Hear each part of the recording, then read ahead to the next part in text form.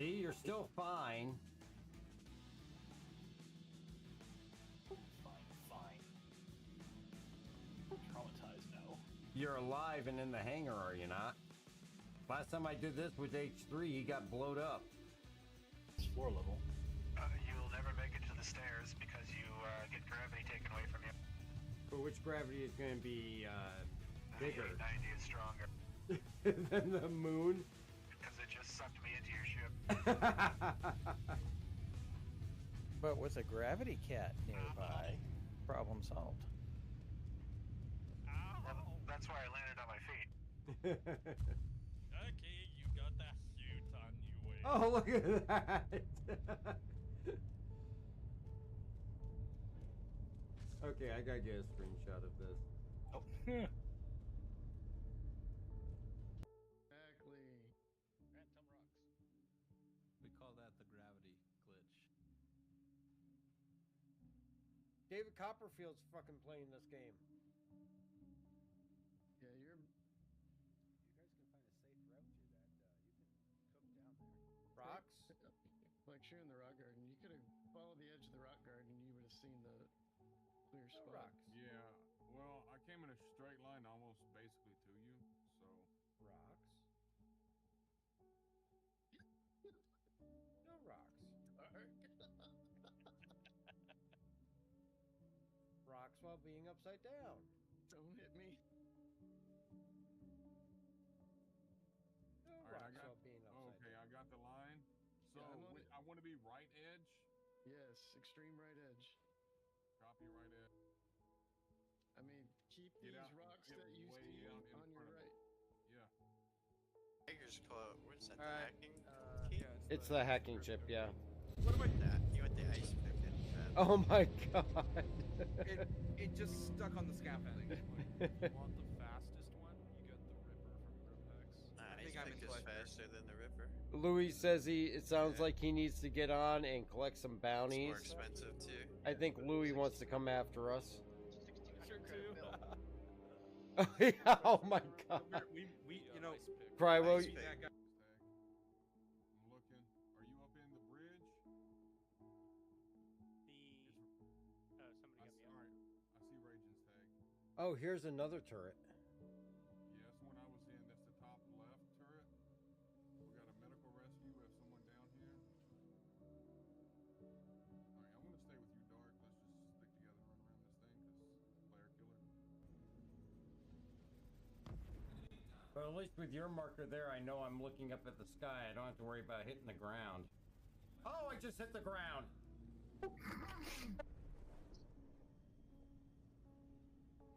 Let me restate that.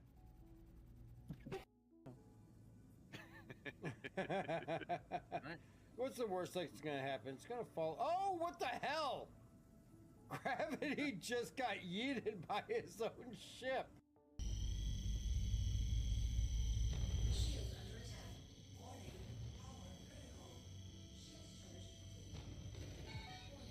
Reaction. Seriously?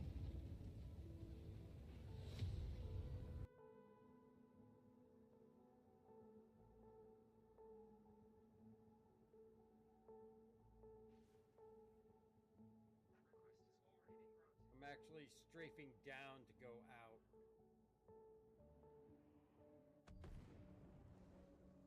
Okay, so apparently there's an overhang above the hangars. Thank you. Please visit again. I didn't account for that. Uh-oh. Uh-oh. That's cutting it a little close. Uh-oh. Uh-oh. No. Uh-oh. Oh. Well, you had a chance to come back in backspace. You can still get on the server, but you're not going to be on the 890 anymore. Oh.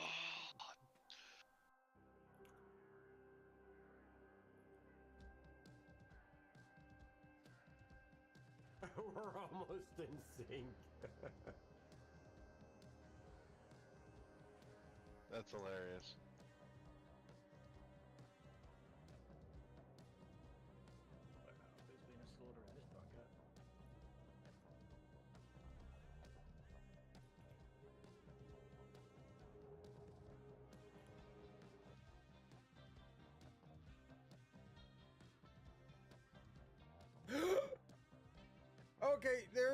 gravity when you walk outside of the deck on the, oh, I'm gonna die. No, don't go outside. It's a little late.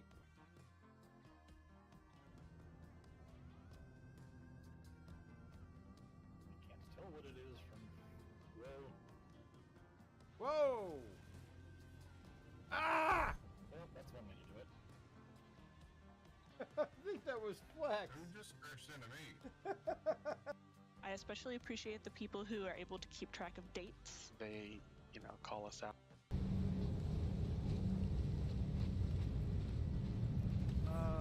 Oh my god! Missile, missile, missile.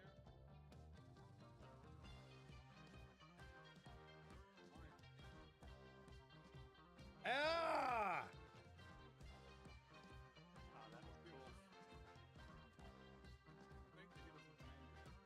Very positive. What are you doing, Danger? Stop nudging my reclaimer. Wait, oh my god! Oh, shit. Oh my god, I did not mean to do that.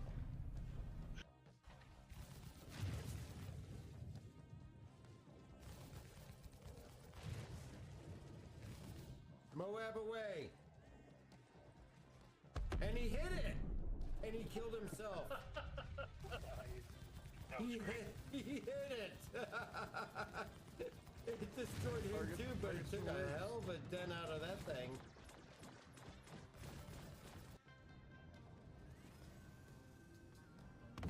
What the hell was that?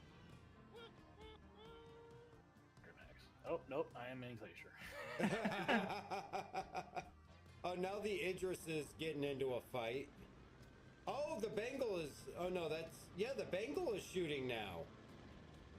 The Bengal Yeah, there's two red. Holy crap! Whoa. That's a lot of gunfire. That's many, many bullets. Holy sh... And it sounds like it's all ballistic.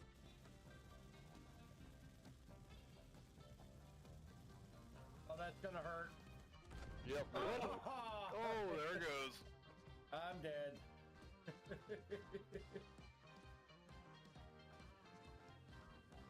Anyone alive? You guys do that if it hit the ground? No, it hit. It hit ground. We were not successful on that try. But 50-50. You could just use the tank. Hey, you hit it perfect though. Whoa, what the hell was that? That dark. What the hell? The engines of the M2.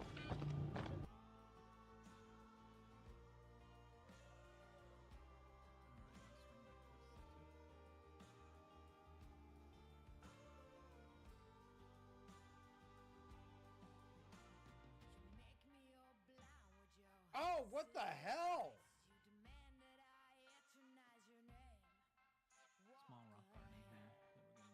This is like covered in the cat, but it's still alive. No, my saber's fine. Look. Oh, it looked like it knocked. It looked like it knocked the engine off the Valk. I think he only destroyed himself and the Gladius. He knocked. Got bumped a little bit, but it didn't get destroyed. Hey, look what I found. What'd you find? I found his body. Oh, did you? You're dragging him? Dude, look at this. Look at the cat's like smothering my mantis, but my mantis is fine. It didn't even take any damage. It didn't even lose any engines.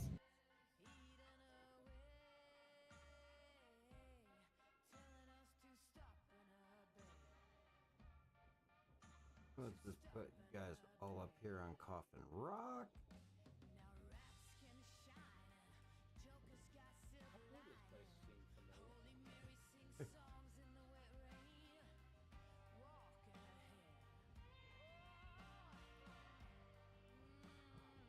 Yeah, see, you guys are in a nice, neat little pile. We'll put H3 on top because he's got the bear head.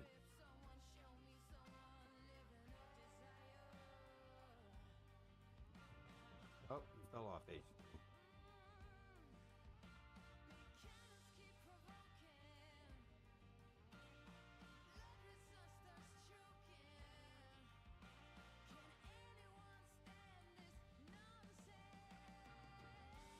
There we go.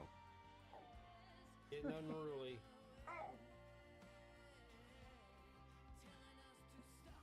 Alright, I'm gonna stage about 20 off of our target point and you want to get there. Bailey, don't hit the quantum. The heck? Bailey hit the quantum.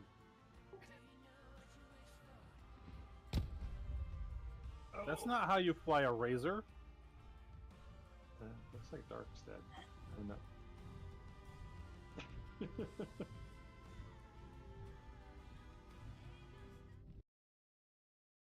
What's going on, everybody, and welcome to the stream. Of course, tonight is Thursday night, and we are going to be going in and checking out the Anvil showroom, as well as doing some practice for the System 7. What's going on, Rondog? Great to see you. Poe, what's going on? We're getting invites out right now as we get started, and we're going to be launching in. But first, we are going to definitely be checking out the Inside Star Citizen from today with the Drake Ironclad. So we now have a name and a description of the ship of what's coming in with DefenseCon. Me personally, I like this thing. It actually is very intriguing, and I think has a lot of great features that we'll see here on the video. But definitely throw your comments in there as far as what you guys think about it and everything. But let's see if we can't head on over to that and check that out. So we're going to go ahead and dim the music there. And let's check this out. This is all about the Drake Ironclad. Let's unmute it first. It's part 2 of our Invictus Launch Week coverage, as we look beyond the event to the new offering being unveiled at this year's Drake DefenseCon, the far superior brand excluded from the usual Invictus festivities because it's too damn cool. I said it, and I'm tired of pretending it's not true. Drake for life. These sentiments were recorded in April before that rap beef stuff, and Disco would like it known that K-Dot is king. Hashtag Westside. Also, that David is the best. Woohoo! Now we resume the program. Let's force John Crew to talk about it now. So in the Star Citizen universe, we have a lot of cargo ships, but they're sort of concentrated around the lower end of cargo hauling, sort of the low hundreds, SU and below, and the very high end where there's multi-thousands. There's a mix of cargo ships which have their cargo on the inside, ones on the outside, like the whole series, and we really wanted to bring something different. BMM was what, 2300 sort of SCU? right in the middle. It's a nice progression of step, like 3,000, and I facilitates both internal and external loading of cargo, which is where the Drake Ironclad comes in.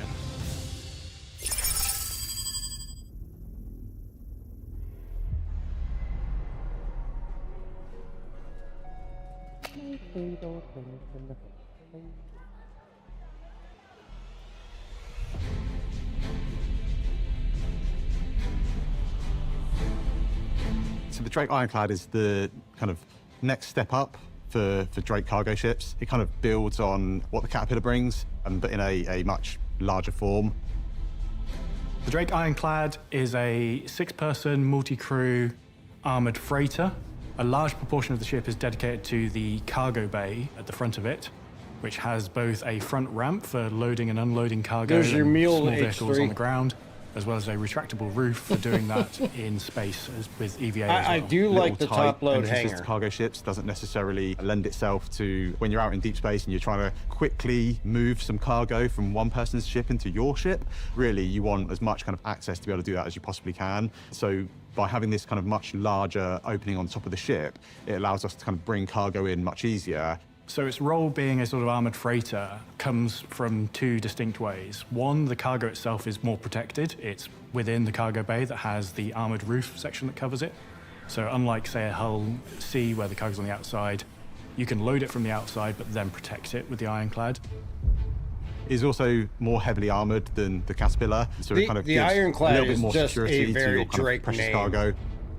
The exterior, very classic Drake brutish styling, a whole lot of engines and a lot of framework and quite thin structural elements support the rest of the ship. Very bare bones styling. It doesn't have lots of nice padding. It's all there and exposed, and it's really just sort of rugged and to the point. So the ironclad is really 3 distinct areas. You have all the accommodation in the rear sort of third of the ship. The front 2/3 is really just this cargo bay with the front entrance and the retractable roof. And then you have the command module, which has seats for the crew, plus a few little jump seats for everyone else. Command module is there to steer the ship when it's attached, and the command module serves as the escape pod as well. The only time you really want to detach it is in an emergency. It's not designed to be your sort of primary ship flying around. It kind of gives you a little bit of a get-out-of-jail-free card if you're transporting stuff that is quite valuable. I'm wondering if that sought command after module is going to in be maybe some of our interchangeable with the less Caterpillar. desirable systems.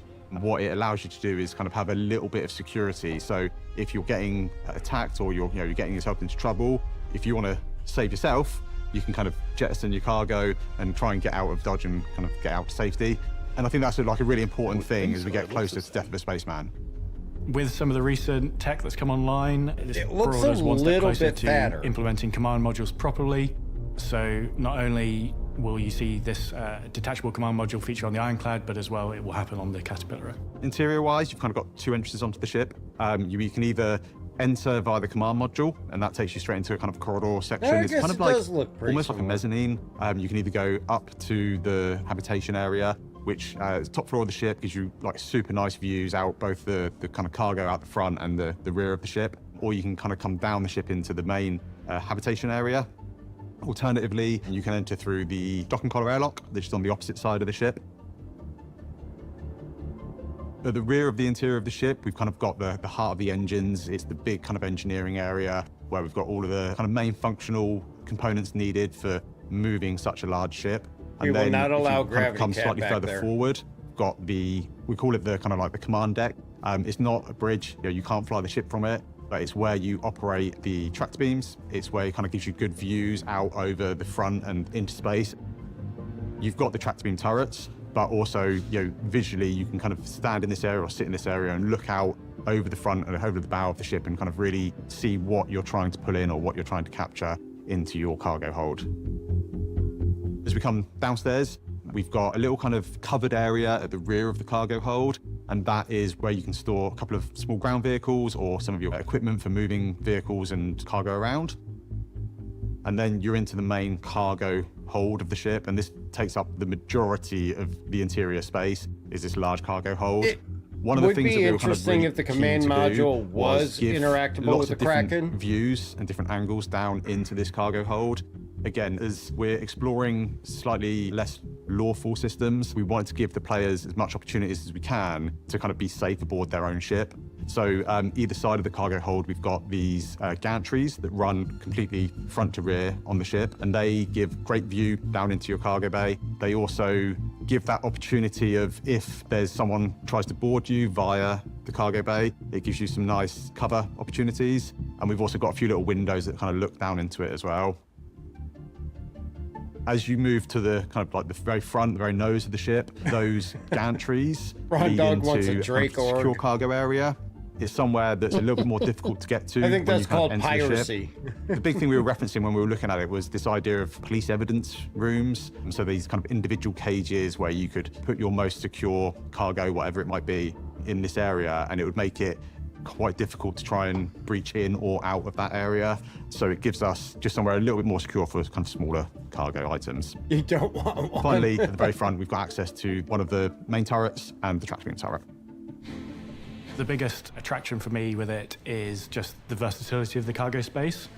From a good citizen law standpoint, it is a cargo ship, but also that retractable roof and the tractor beams on board it give it some less legal opportunities for perhaps taking other people's cargo ships in space and on the ground. No. At the time of Nobody recording, would ever we're take also anybody exploring a else's more cargo. military-themed variant of the Ironclad. Doesn't have Never. a name yet, so we'll just call it the Drake. Ironclad Assault. Compared to the base ship, this has been developed to support ground assault operations. Now It that's has a additional drop turrets ship. covering the upper and lower surfaces to provide more fire support. And the front section of the cargo area has been redesigned to enable our largest vehicles in-game to be deployed from it, such as the tank. In addition, the cargo bay has been reduced in size to facilitate a onboard repair facility. So for those of you who want to have a journey in the cargo profession, traditionally you would start out Yeah, with I something, definitely missed say, the like repair a thing when I watched LA. this earlier. The next step up from there really yeah, is Ron sort of Doug, I into do have the Drake Kraken. Caterpillar territory. So you're doing roughly an 8 to 10 times jump in cargo capacity. From there, the Ironclad sits nicely between those smaller ships and the much larger 10 bulk times carriers over the such as the Hull Caterpillar. C, That's and then ultimately 40 you to get 50,000. things like the Hull DE and Kraken at the end of the cargo career. I'm sorry, 4 to 10,000. Yes. Is that a hint at anything? It's not a hint at anything. But making the Ironclad makes the Kraken easier. So building out the Ironclad does, of course, kind of help us with building out the Kraken. I think increasing that visual library of assets that we can pull from and use in a Drake manufacturer at the right scale is super valuable for when we move on to the larger ships. I won't lie, I kind of want the assault one.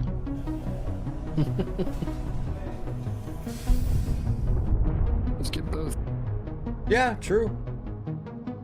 Of course, in non-Drake related Yeah, news, we'll have to see players how in much this year's they look for event these. probably noticed the Yeah, we'll long-awaited find out RSI on Polaris DefenseCon touring Day. around the Stanton system. I want to know how It's much not cargo it quite holds. flight ready yet. Yeah, But they we never thought we'd ask mentioned guys for a the, status well, they update all say the same 8 to see to if we or can't 5, get a closer or look what at was the it, progress 8 to being made 10 while we times do it. the amount of the Caterpillar, so that's 4,000 to 10,000. We really wanted to have some form of the exterior Yeah. of the Polaris at Invictus launch week. Big We window there. wanted to mix up It the is. capital ships on display this year. Being a big kind of military show, it made perfect sense to be able to kind of show it Ron off Dog, in its best light. I will We admit, pushed I like quite it. hard to get the and exterior to a Londar, point where I'll we're happy let you to show it announce the name publicly. that's been adopted for it. This meant we've prioritized doing the exterior over the interior. So the exterior you see is pretty much I like final it. art. All it is missing is really the damage setup, as I'm sure people have tried to do. It is currently invulnerable, or hopefully invulnerable in game. Visually, I think not only have we been trying to get it out so we can show it, but we've also tried to kind of really push the quality of the exteriors of some of our kind of like large capital ships. I will And what happily that take a has fatter meant pillar. is that we needed to focus a few more artists than what we'd normally put on the exterior of a ship, just to make sure we kind of hit that quality bar and we hit it on time. It's pretty close to being Lot Zero, which means that the majority of the main modeling's done. There's still a whole bunch of decal work. God, that is the finer beautiful. details, what we call as POM details, pass needs to be done, and that really kind of helps to elevate the kind of like the close read. I think the distance read and the mid reads are like brilliant, and to be fair, the close read when you get up in personal is looking really, really good. It's just we've still got that kind of like final sprinkle of polish to go on. With the focus on the exterior and pushing that as far as we could in the time we had, the interior is not quite as far along. It is more around the grey box stage, but the people we'd put on the exterior now will be moving on to the interior. Normally on a vehicle is we try to kind of keep the development stages in line throughout the kind of like the life cycle of its development. It means that the interior isn't, you know, it's not at the same level that the exterior is. We've been focusing on the core traversal areas of the ship. The majority of the rooms have now been worked up. I think there's maybe I have two a or feeling three this is gonna be another rooms that are ship still I'm in gonna white get box lost that on still for the need, first you know, month. a decent amount of kind of modelling and work doing to them. But the rest of the rooms now are kind of getting to the point where Look at that we're hangar. pretty close to grey box. So the bridge, Isn't it the main nice? corridors, the hab area, the cargo bay, torpedo rooms, and all the turrets. So these are a bit further along than some of the more secondary rooms like the brig and the medical bay. When you think of the Polaris, like its Yeah, key points size of the 10 torpedoes, those and I are think bigger that's hot been an dogs than area you got, that Londar. has needed quite a lot of iteration on, and we're not quite there yet. Would that be One more of the like a things that bratwurst? we're kind of really trying to make sure feels good from a player's point of For view sure. is the kind of like the loading of the torpedoes and seeing them kind of be from in your cargo hold to being in the kind of like loading mechanism and then being ready to fire. So on the kind of Really like sure lower we can fit a deck bear and at least front in half of there. the vehicle, we've got these It big kind of makes torpedo me question loaders, whether we're and going to that's an have to area have that crew it's to needed quite a lot of load the iteration torpedoes, to and they're make not sure going it to feels right. automatically load. And we are still in that kinda what process. it It's looks not like, kind of isn't it? fully signed off. Yeah. We're not completely happy with that area, but it Marlon, certainly what's kind of makes up? up the heart of the ship.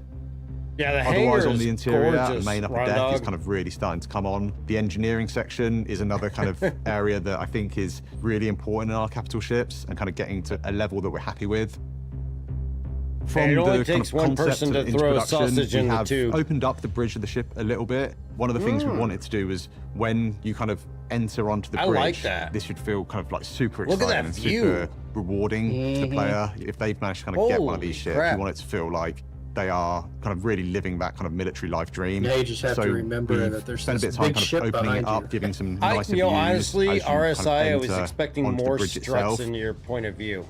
What we really wanted to Yeah, do is this kind looks of pretty make nice. sure that the player views are good, the captain I mean, gets it's got a great fair kind of view out number the of front, struts, but and make look sure at that open navigating view around right that out the area, front. especially as kind of more and more kind of multi-crew gameplay systems come online, we want to make sure that there's enough space on that bridge to have not just the captain and the pilot, but a whole crew there.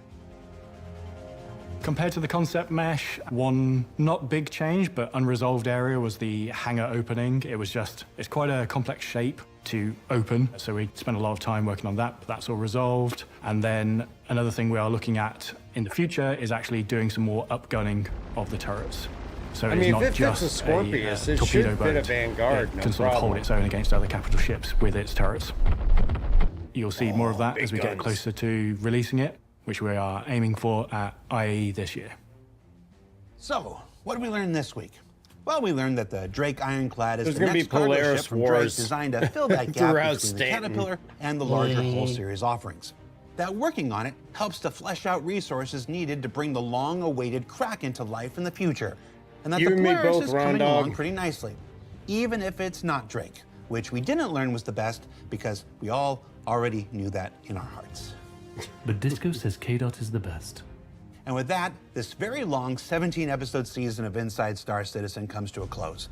We said we'd go straight through until Alpha 323 was out, and we did that, and then some more. And it's time for our team to take a breather, catch up on some admin work, and begin working on the next great season And of of course, ISC if that'll anybody's start up been paying again on attention June to 20th. Spectrum, So for Inside Star 323.2 Citizen, I'm Jared is Huckabee. very close Thanks to for going taking the time to into let us share an the process of accelerated game development with you each Evocati week. and We'll see you when we get back. Open Wave. So excited to get to check that out. And of course, throughout all the Star Citizens, we've seen the adventures of our little Zeus friend here. And this is a recap of all of them. Welcome. It's not easy being orange. Admiral knows all about that. I think that little guy's got his ass handed to him more times than I do. Except the lovely top hat.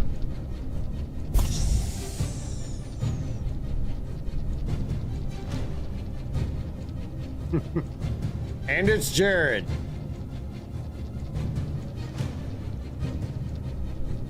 I don't know if that really earns respect for him or things like that really kind of make people wonder what he's doing. Yeah, I saw that earlier when I was watching. I was cracking up when that came on. I had a feeling they were gonna. It was a little bit predictable that they were gonna have it be Jared under there. Well, you put out the challenge for people to, or it was put out. He didn't do it, but it was put out the challenge to make the best Jared. So.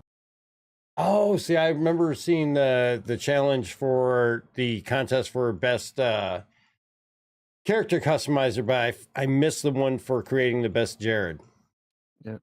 So, but yeah, the Ironclad, I totally missed the assault version when I watched it while I was at work, because obviously I was working at the same time I was listening to it. But that assault one looks freaking amazing.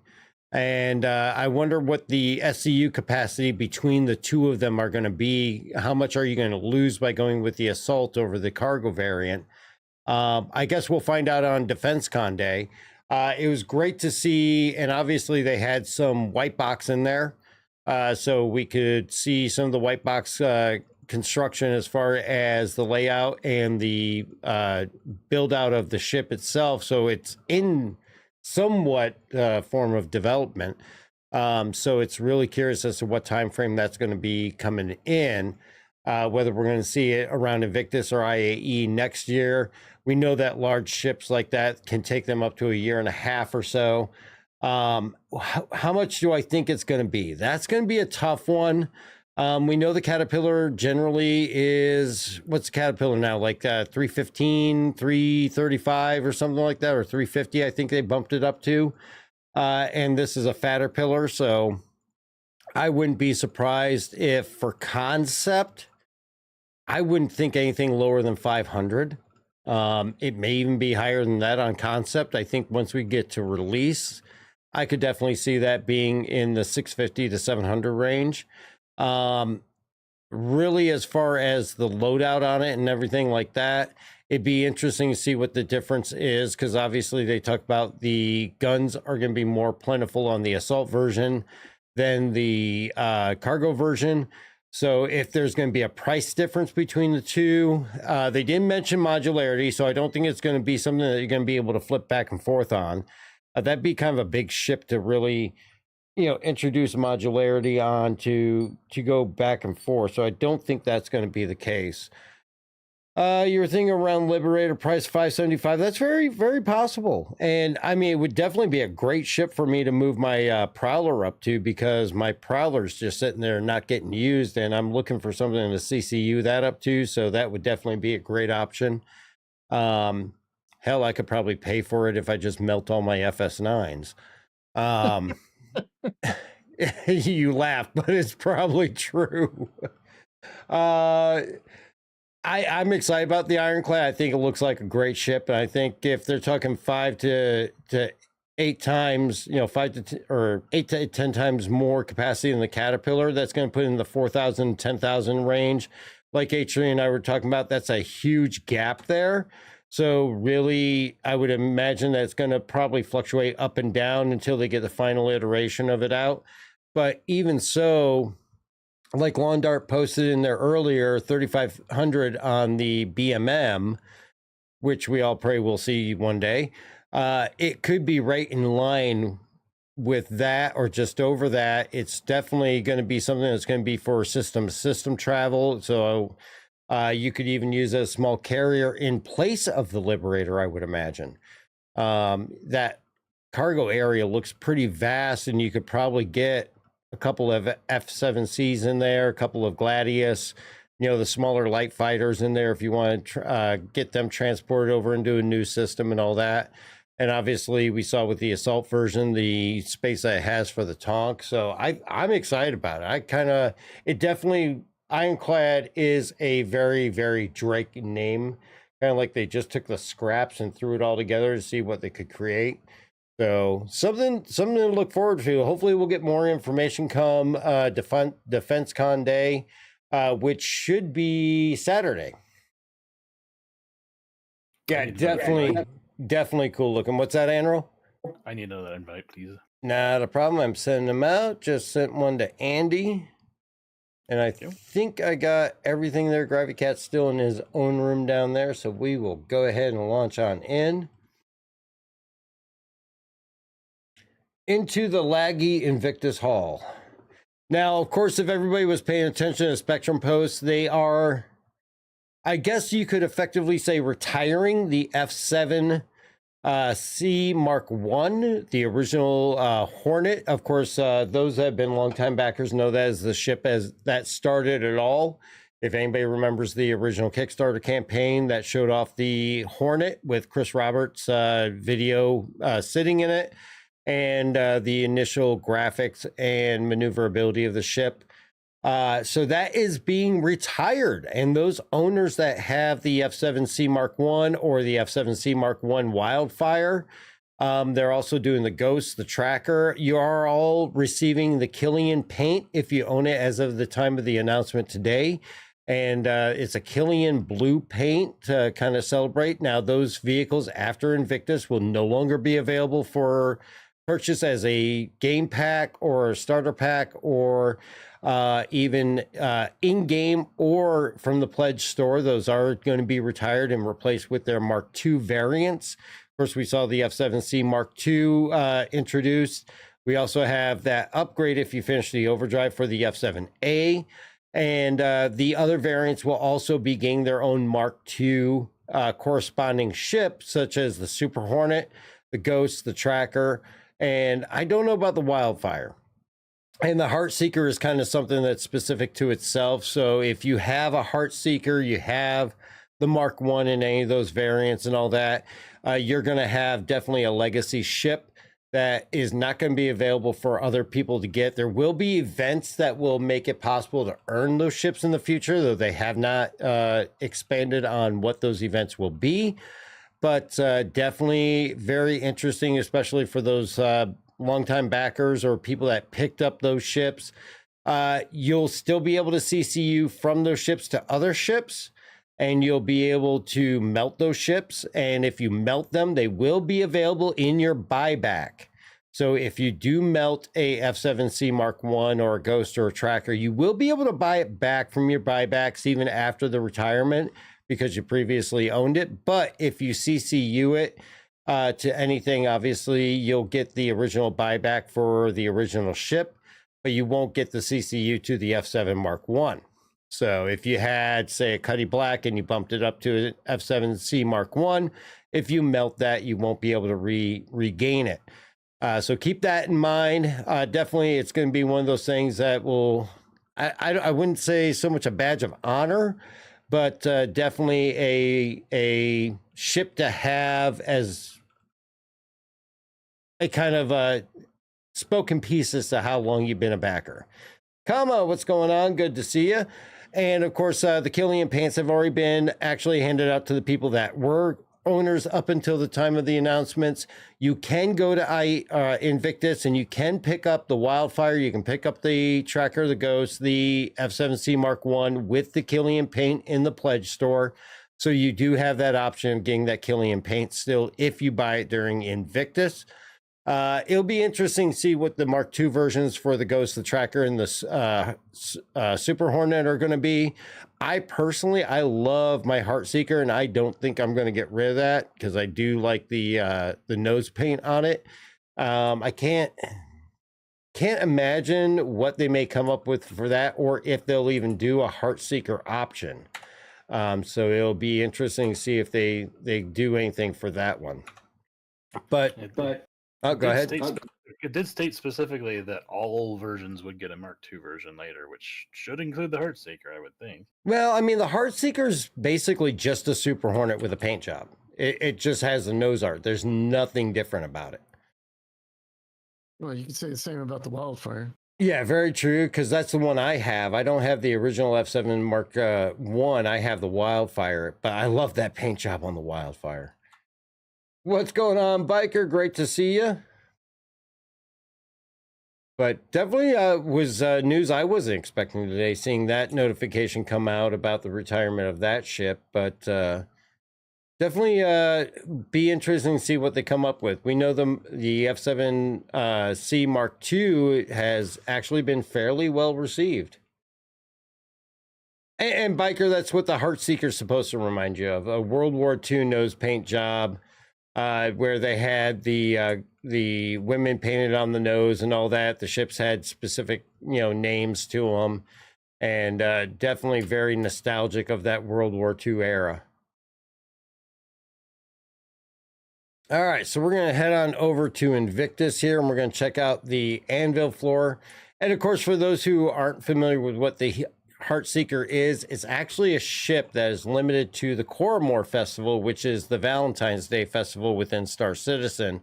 You cannot buy the Heartseeker any other time other than Coromore. So maybe if they do come out with a variant for it, maybe we'll see it this February.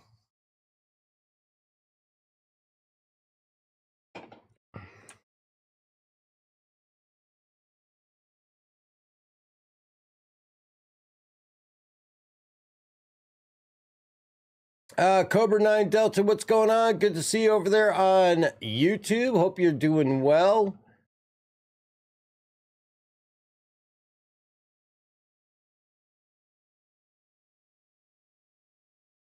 You're hoping for a cockpit on the Polaris more like the Perseus with closer to a 360-degree glass.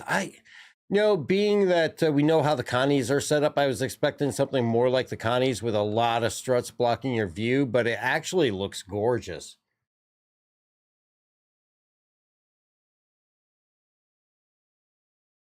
But I will admit, I do plan on at least picking up one of the ironclads. I think right now I'd really have to go with the assault version.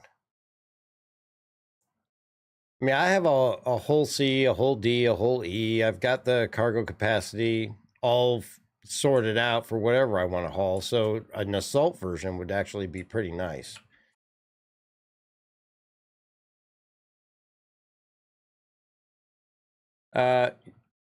You gonna put some clothes on, H3? It's my short dress. Is that your ArcCorp sundress? Yeah, there you go. Okay, walk through the doors. When does the Ironclad go on sale? Drake Day. Yes, it will be. I would imagine to put the concept on sale during DefenseCon. And there's our Carrack. Let's take a look at the map here. Because this is all Anvil, so we're not going to see anything other than Anvil. So we got the Arrow, this Pisces, Hawk, Gladiator, Carrack, Terrapin. Then we got all our Hornets back here. They got the F7A back there. And the F8 Lightning. Let's see. Oh, I don't know who that is. Oh, that's Anvil. Oh, no, that's Andy. I don't know who that is. Anvil. Tags are dancing around on me. Oh, here comes the lag. Yay. Let's check out the holo viewers. Oh, there's Gravity Cat's hat.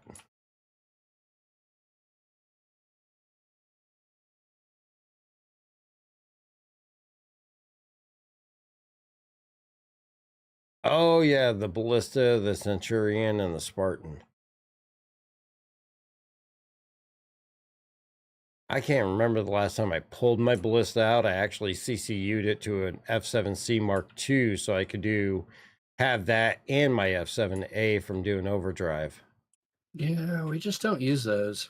There's very, very limited, really not any use for them. The Centurion, I would definitely say I have a little more use for. But I figured, might as well just take the Ballista because it's been over a year since I touched it and upgrade that to the F7C Mark II so I could go ahead and use my F7A upgrade. I do like the Mark II. Well, use a Spartan when you just cram everybody in an Ursa. Yeah. Well, I guess that's, if you have more than 4 people, this gives more comfortable seating.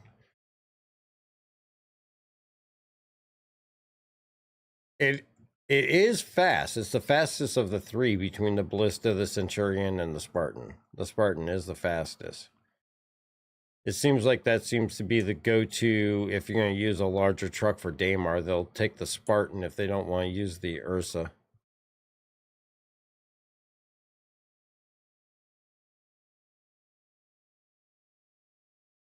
That's the Crucible.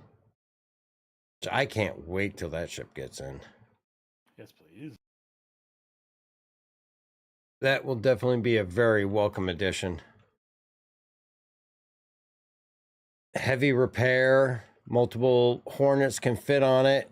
It's definitely going to come in very, very handy.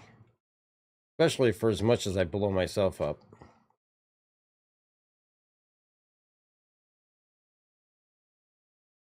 Legionnaire. This is going to be an interesting ship when it comes in, because this is the one that is going to allow for boarding parties to go into other ships through the nose here. It's going to extend out a dock, and then your co-pilot is going to have hacking capabilities. If you can get in close enough to the ship, you'll be able to hack into its systems to shut it down and basically be able to launch a boarding party from this onto another ship to take it over. And from when they originally talked about this, there's going to be missions to support that. And I believe this is one that they mentioned that they are working on. Though we haven't heard a whole lot about hacking in a while. And this is the Liberator, which is the carrier ship, which is going to be able to take your smaller vehicles through jump points into other systems. With a 2-deck system. I want it so very much. This only has a crew of 2 on it. But you're going to be able to load up multiple ground vehicles onto the lower deck. You can fit something as, I believe they showed a Vanguard on the upper deck. And you're just going to be able to take this right on through jump points to get those the vehicles that don't have jump drives, like light fighters and small fighters, and get them into another system and launch them right off of here. And then correct me if I'm wrong, but it may have some repair capability. Am I remembering that correctly? So. No, I don't think so. Or refuel? No. It's stated that you can manually repair and refuel while the ship is on, but it doesn't have facilities for that. Ah, okay. It's been a while since we've heard anything about it. Comma. So this thing is kind of like the Navy's hovercraft landing vehicle, somewhat, except it's also set up for more long range. So you're going to be able to go to Stanton and Pyro, and it's going to have the fuel capacity to carry them across Pyro and things like that. So this is going to get your smaller ships that have, you know, less fuel capacity and things like that into the areas that you need them to go to by taking them through jump points and things like that.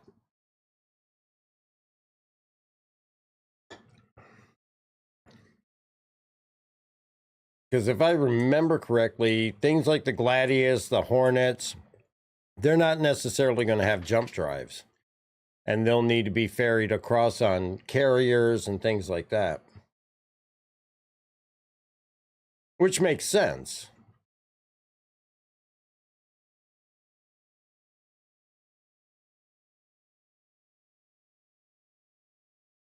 All right. And of course, we got the C8R, which now has the regeneration capabilities, so you can set your spawn on it. Of course, you do have that 20-kilometer range on it. And the nice thing is, from what they showed in the video, we haven't had a chance to test it yet, but your teammates can heal you from this panel now if you're unable to interact with the panel on the bed, which is definitely extremely helpful for those times when maybe somebody's interact isn't working right. What's going on, Raging? And of course, our standard Pisces.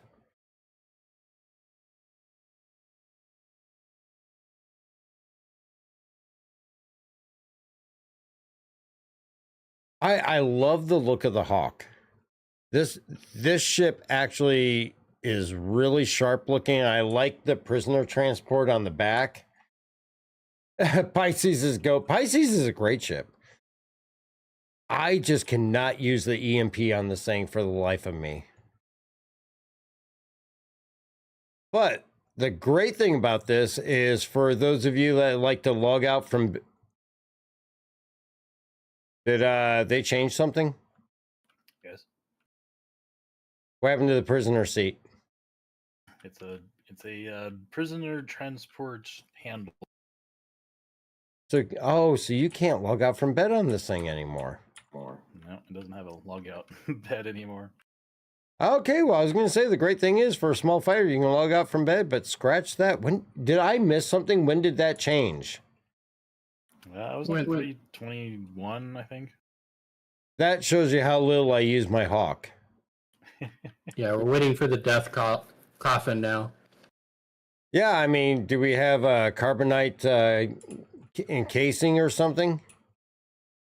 It's like a stasis pod thing. Looks like a weird mosquito proboscis or something.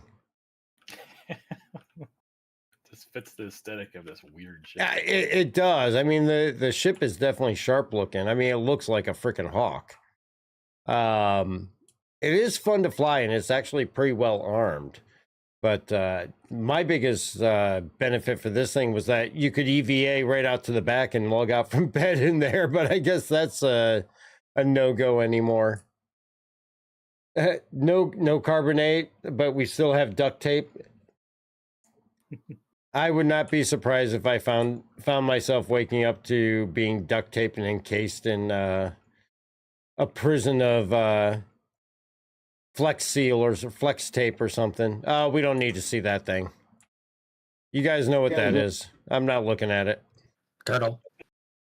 We don't need to talk about that one. We're going to leave the masochism. We're going to leave the masochism chair where it is. Oh, that's the opening. Where's the... Yeah, this way to the other hall. I try to ignore that ship. I don't think there is another hall in this one. They had the Hornets in the side hall. And the Valk and the F8, F7. Oh, yeah, I've already been there. Okay. I will say the Valk is probably one of my favorite Anvil ships.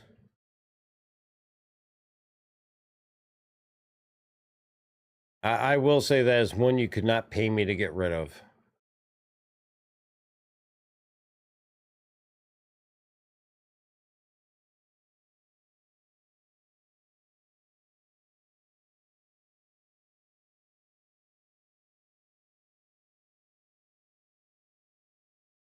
Run Dog, you're on the same page. Can't get rid of the Valk. Yeah, I mean, I don't know what it is. I mean, it's not a pretty ship, but it's probably the best drop ship that they could ever design.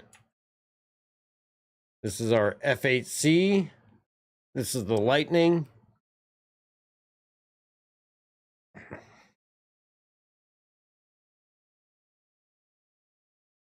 Yeah, it's funny to think this time last year we were just dying to fly this thing, and now it's actually in game. And vastly unexpectedly. That was a nice surprise that they threw that in. Here is our Hurricane. What? Why do the proportions on these guns look way off? Because they're bigger now. Those are size 4s, aren't they? Not anymore. It matches the gimbal, so. Yeah. And I mean, wasn't it, well, there was a lot of issues when I first got in, because at one point the RSI website said this thing had size 7 turrets. Mm. But no, what I mean is, like, it just seems like one gun is longer than the other one. That's perspective. Yeah. I'm also at 116 field of view. You just have to hold its good hand. I think it's trying to be a crab personally, but And of course, our glorious Valkyrie.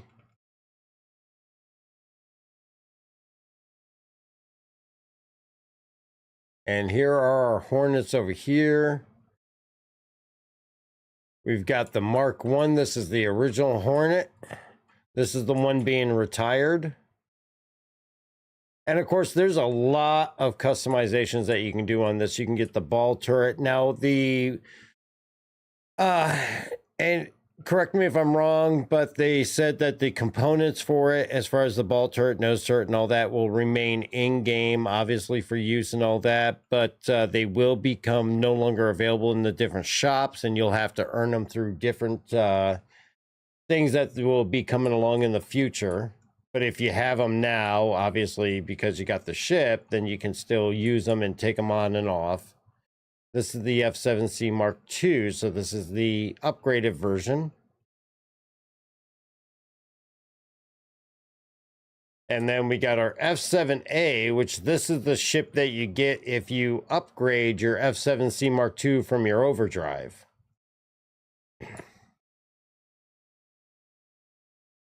Which I haven't been inside this one yet.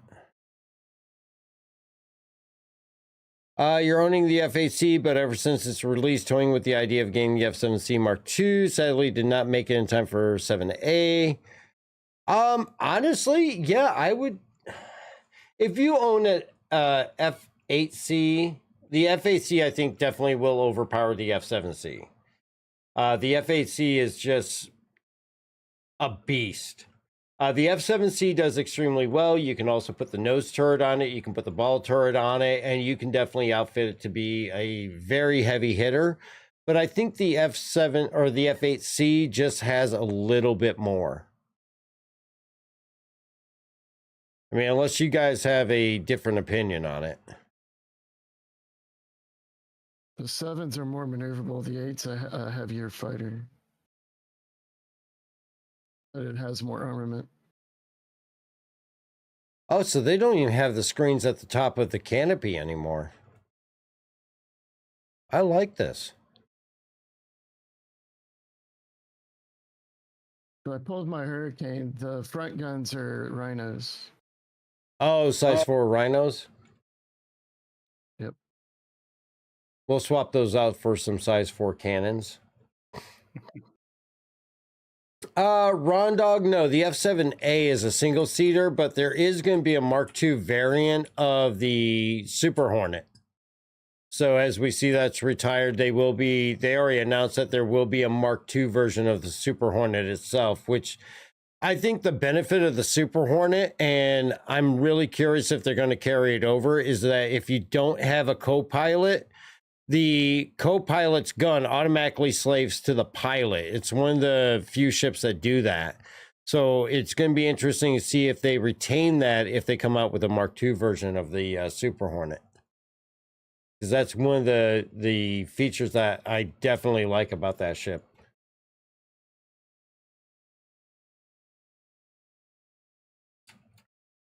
Where with things like the Gladiator and things, if you don't have a co-pilot in there, you're not going to have a gunner.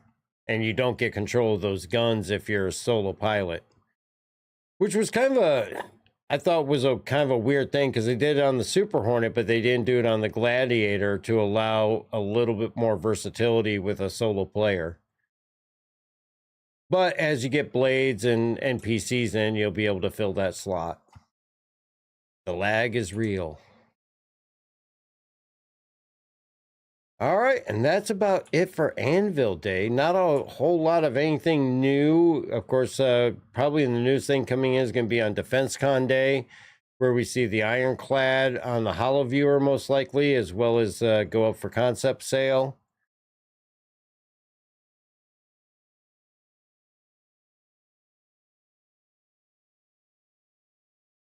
So I would say let's go ahead and head on out of the showroom, and we'll start making our way over to Hurston. And we will get on with this practice. Of course, you guys can all catch us on Saturday, roughly 3 p.m. Eastern time. There will be some setup time needed before we can actually go to the stream. So it may be closer to 4 p.m. Eastern time before we actually go live. And it's going to be the Lorville Loop, which is the final System 7 race. We are in contention to be able to earn 3rd place in the leaderboard.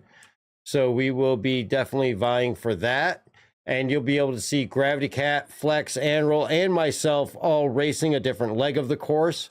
I'm going to be starting the race off with the STV, followed by Anvil in the Ursa. And then we're going to see Gravity Cat in his neutered RC, meeting all the rocks that are no longer between the legs of the RC, and then moving on to Flex, who will finish off the race in the Dragonfly, and hopefully we will see some of the excitement that we saw last year with hopefully a few less explosions, but should be a good race to check out. And of course, this is going to complete the season. So after that, we are looking into other racing leagues and considering actually getting in on some other races that are put on by other racing leagues. So stay tuned for more information on that.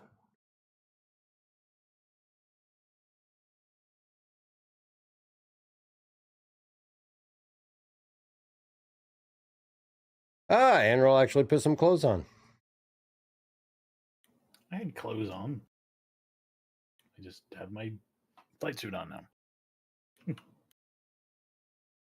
So I don't suffocate. That would be a good thing. Well, you're in the Ursa, so you can't suffocate this time. This is true. Thank you, Raging. Appreciate that.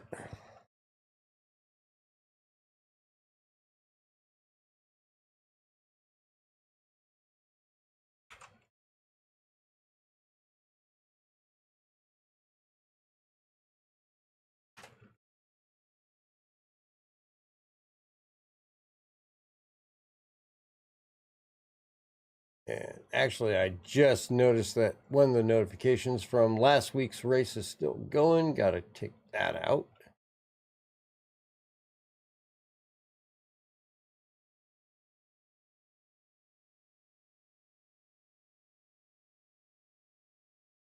There we go.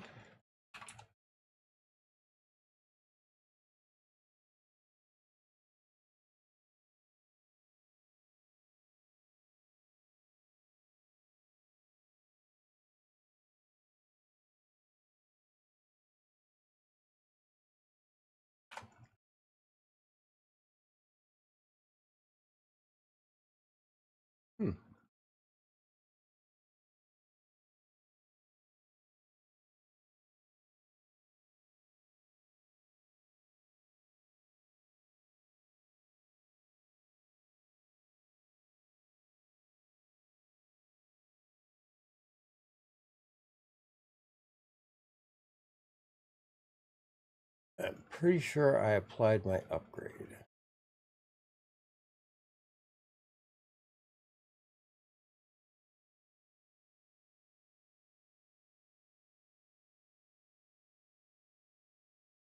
Yep, shows I applied my upgrade.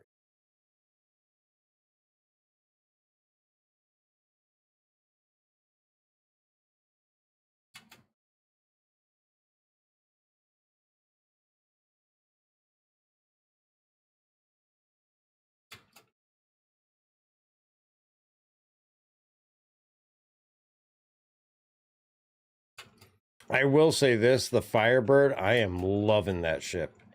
That thing's got more speed than it knows what to do with.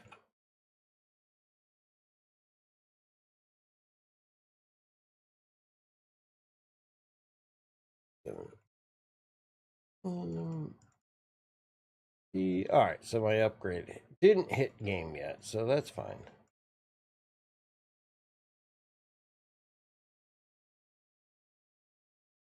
Oh, F7A, there it is. All right, so let's grab that. We'll fly that out to Hurston because I'd like to check that one out. Now, is the Killian paint compatible with that one? No, I tried. Oh, you already tried? Yeah. Oh, no, that's the Mark 1. That's not... Yeah, F7A Hornet Mark 1 is the one. Why do I got Mark 2 on my brain. Yeah, you can put the Killian on the Mark 1s. It doesn't show up on the A or the C.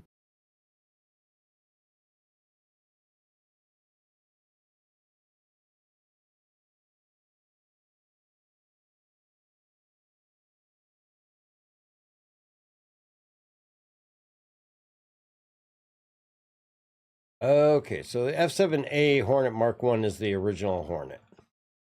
No, the F7C Hornet Mark 1 is. Correct. I'm confusing myself.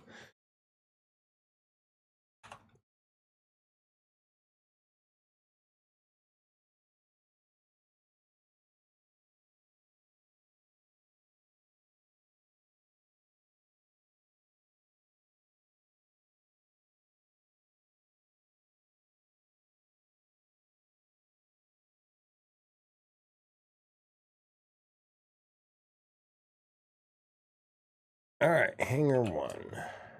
So you flying the A or the C? I'm flying the A.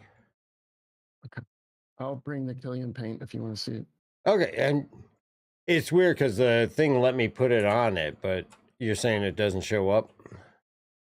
Not for the F7A. Hangar 1.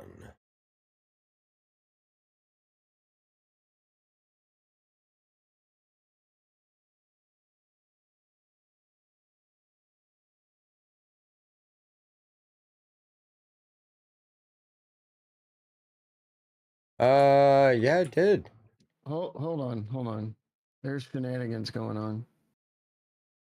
So in my ASOP, there's an F7A Mark 1. Yeah, that was the upgrade from Overdrive, right? No. The upgrade from Overdrive is an F7A Hornet Mark II. Ah, okay. Which I also have in my ASOP, which cannot take the Killian paint. Okay, so I got the Mark 1, so my upgrade hasn't applied to in-game yet. Oh, that must be there because of subscriber? I don't know. Because I have one too. And I definitely don't have the Veterans Day thing. Unless it's just an Anvil Day thing. It could be. Yeah, we'll take it anyways. So you have the Killian paint on then, right? On the F7A Mark 1, yes. It's actually really nice. Like a deep dark blue. It's not like real bright. The only real difference between the Mark 1 and the Mark 2 F7As is that the front turret is size 2s instead of size 3s. Otherwise, they're functionally identical.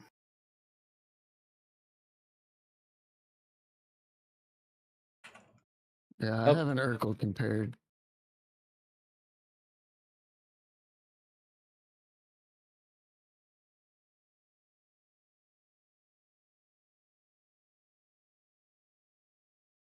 God, all the C2s out. Oh shit, oh shit, oh shit! Inverted! My shit's inverted. Let's not do that. Let's not do that. What the hell? Why is it rolling with pitch?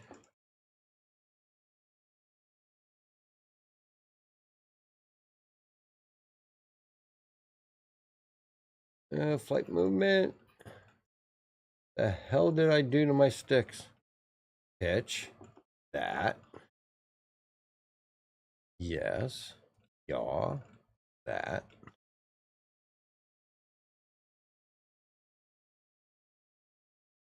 Twist. My roll was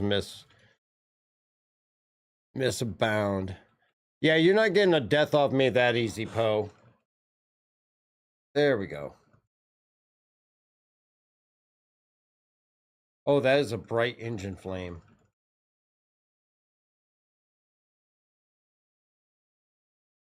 Ooh, I like the green interior. It's even got little strut lights up there, but they're not as blinding as what's on the Terrapin.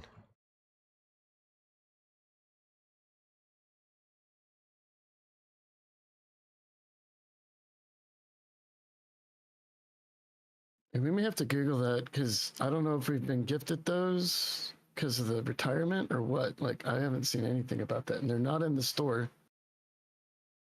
Yeah, because the only thing I had was the Wildfire, and I got the paint for the Wildfire, and then I had the F7C Mark II and the Heartseeker.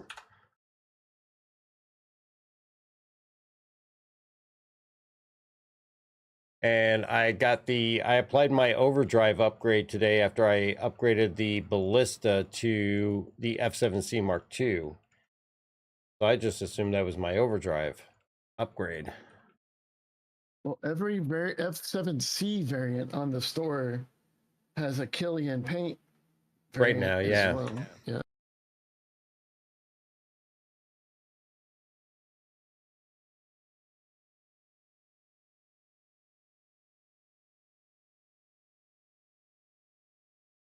This thing is nimble.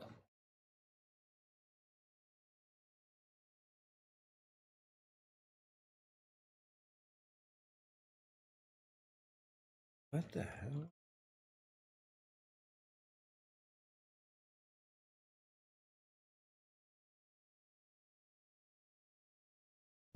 Oh shit, that's an incorrect control scheme. Very, very true. Now I have no yaw. Why do I have no yaw?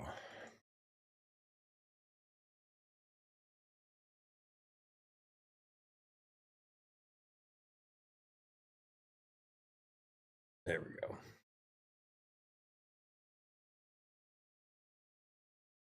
Now I have yaw, I got roll, and I got pitch.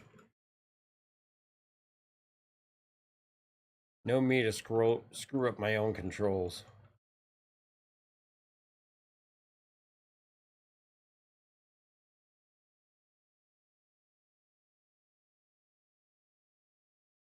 Biker Scout F7A Mark II is amazing. That and the F8C are your main flyers at the moment. I like the F8C.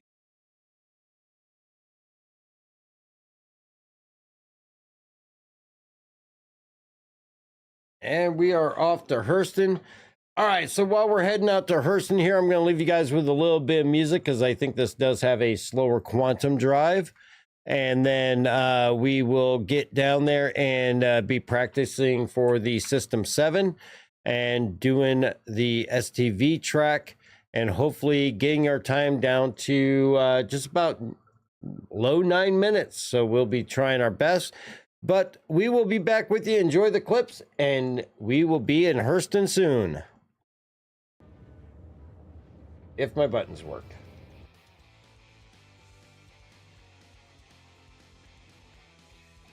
Missile, missile, missile.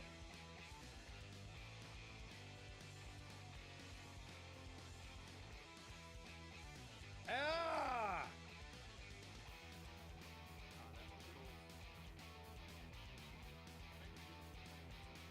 Very pop. Oh, that's good. If there's ever a ship you do want to try out, you can try. What's going on? Doors open. Something like that. Clear the bay. Oh, you missed. And Oh, we're my dead. All my gear. That is not my fault. It wasn't my fault. Oh shit, I hope J-Scale's not on it. Nope, just the other STV's on there. I'm gonna try and get it out of there. Got a crime stat. I do. No. Yep. Nothing. Or is it the red? Or is it the red Steve that's on my red? No, I got it tier 2. Because he keeps ramming people's ships. I got it tier 2.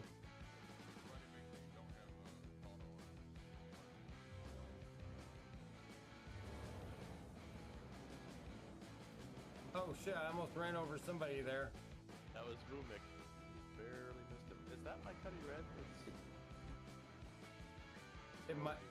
It might be.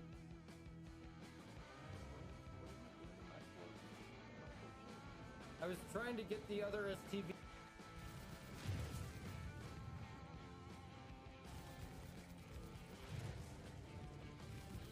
Moab away. And he hit it. And he killed himself. he hit it. It destroyed him too, but it took a hell of a dent out of that thing.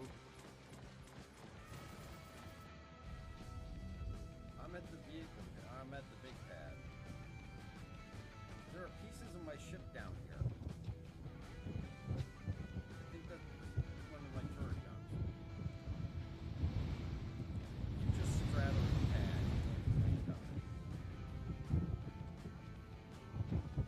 Whoa, that's landing. Oh, I'm dead. I'll wake up on my ship though.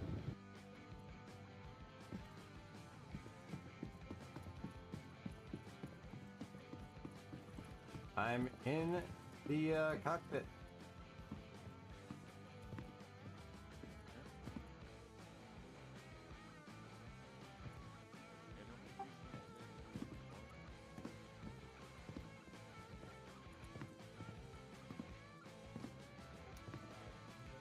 Got it!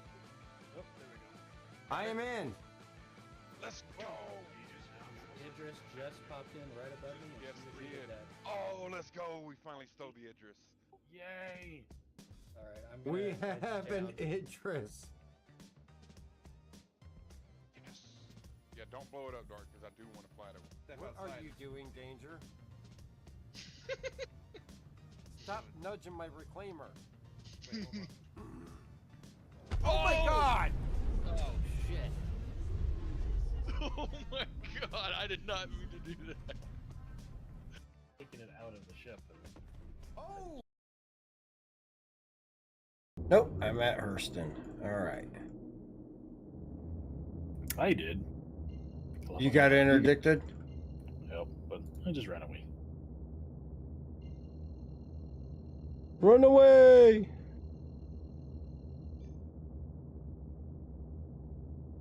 Going down to Lorville.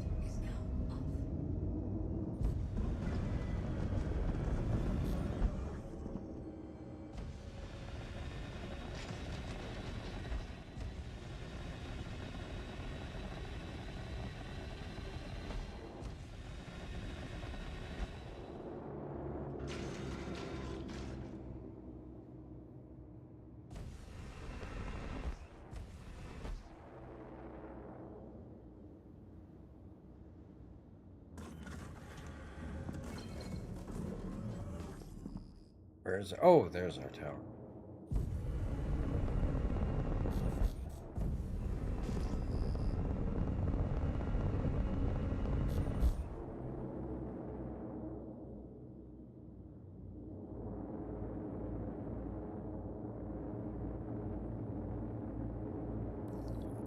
Thank you for contacting EDL Land Assist.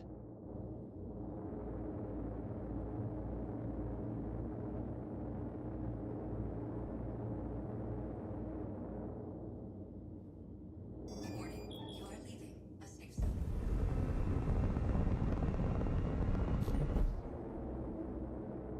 There we go. There's our hangar. That request has already been granted.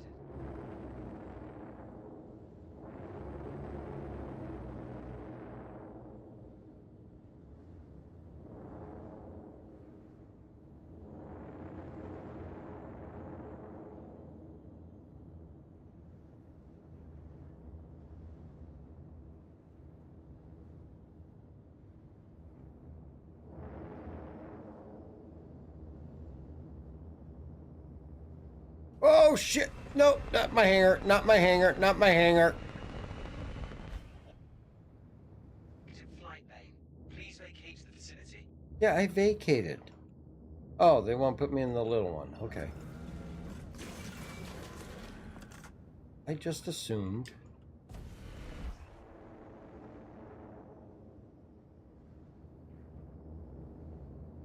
That was a retaliator in there. We will not impede on him.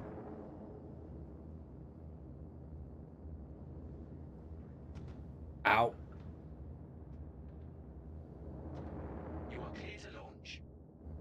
I'm alive.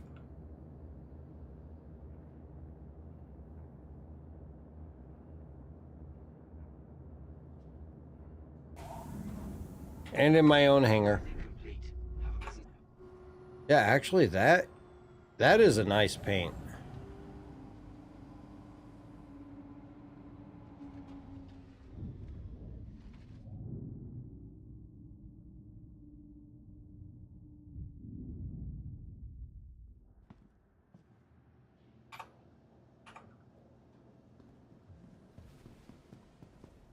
I'm sure that thing needs a few repairs now.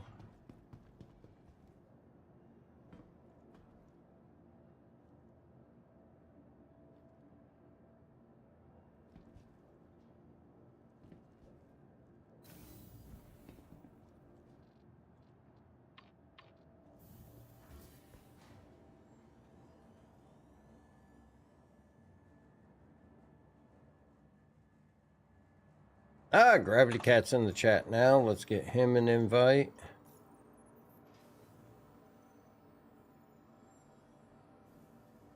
There we go. You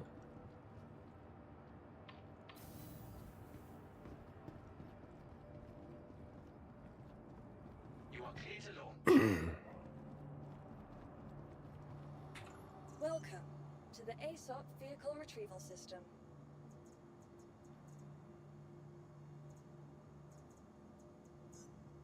Vehicle selected. Stand by. Your vehicle has Hangar been delivered to the 6. following visitors. Thank you, and please visit again.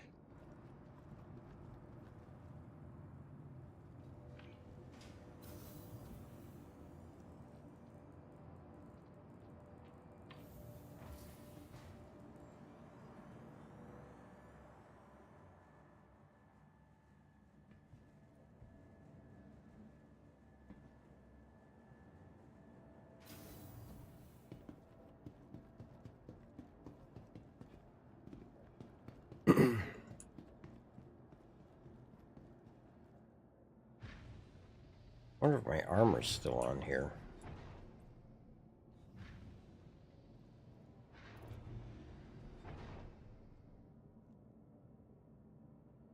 Nope. Set our spawn.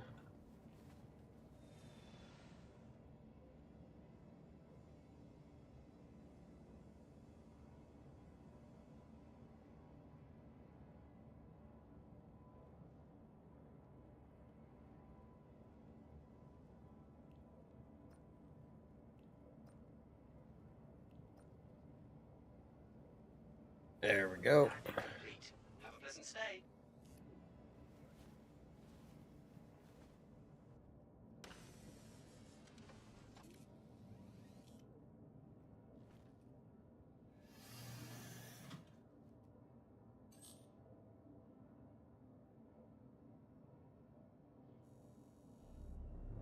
You are clear to launch. You are clear to You already at the gate, H3? Yep. All right.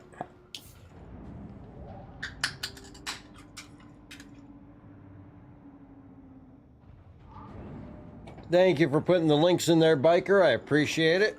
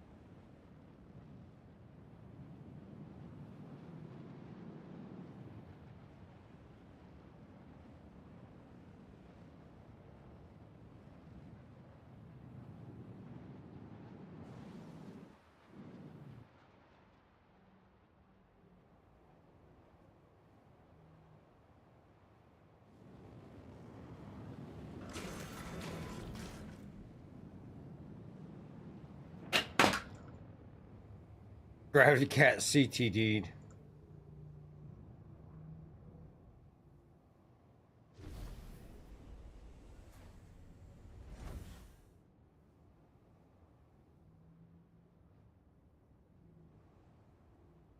Park this kind of out of the way.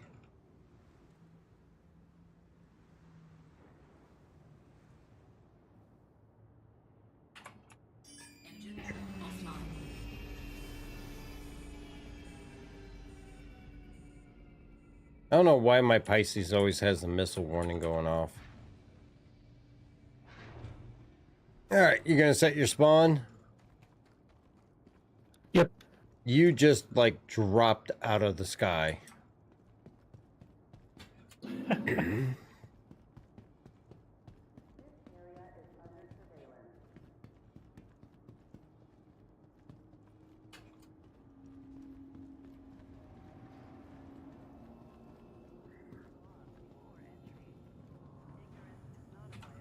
Welcome to the ASOP vehicle retrieval system. Your Do insurance a claim claim. has been sent. Your vehicle has been moved to our storage facility. Vehicle select. Your vehicle has been delivered to the following visitors.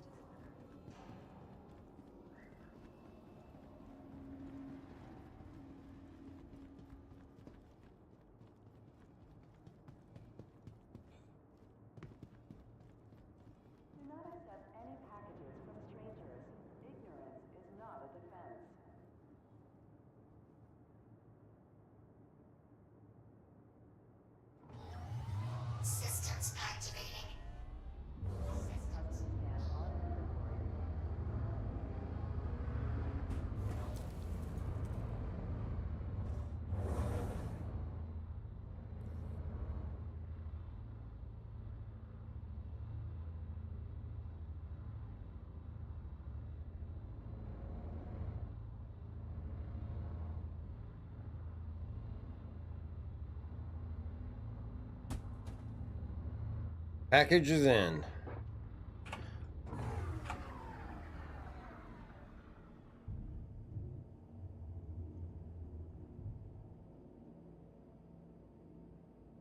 I have a feeling we're in process of moving to nighttime. Probably.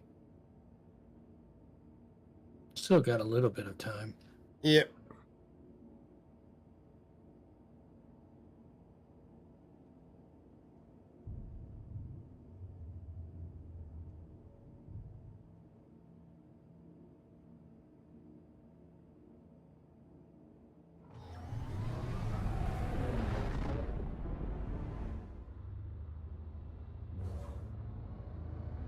I am out.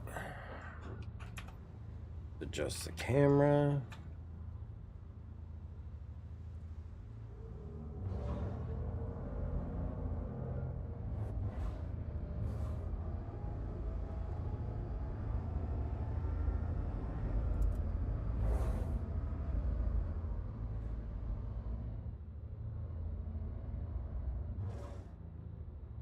All right, let's take this through section 1 and 2.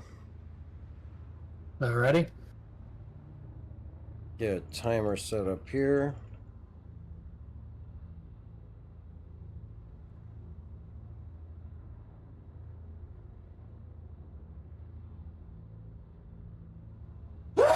Excuse me.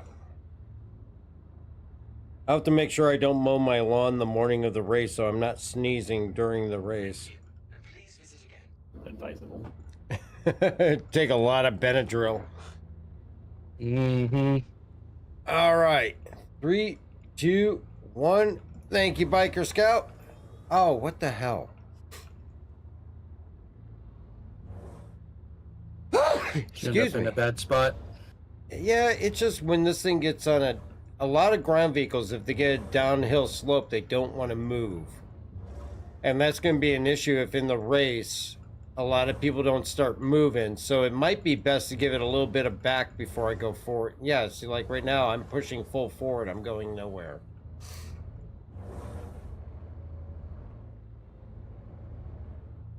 At least we can prepare for it if we know about it.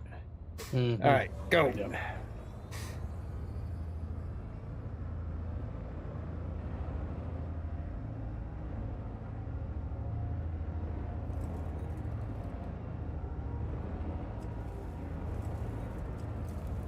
A little wily.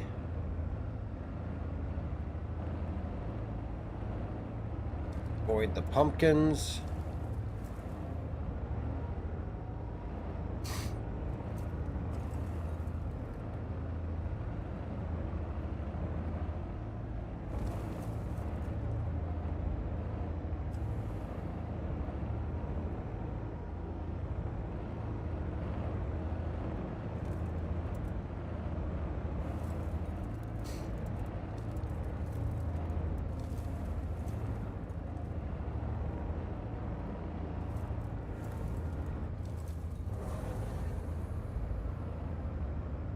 A tree! God damn it. Got a little bit loose on the back end and that just pushed me right into it.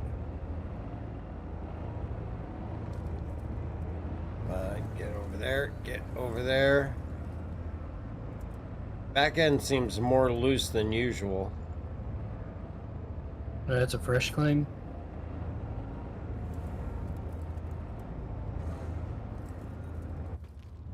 Yeah, missed that one. I come through here, over here, and then through our split.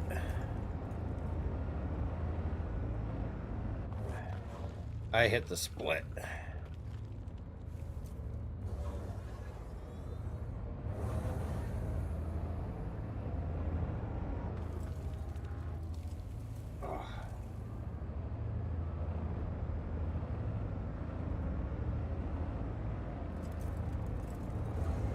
Oh, that's the, okay, yeah, that's the second split there. One mangrove. Yeah.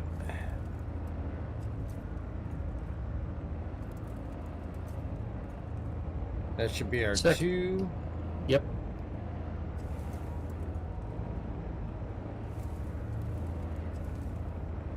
I was a little bit far right on that one because I went inside the mangrove.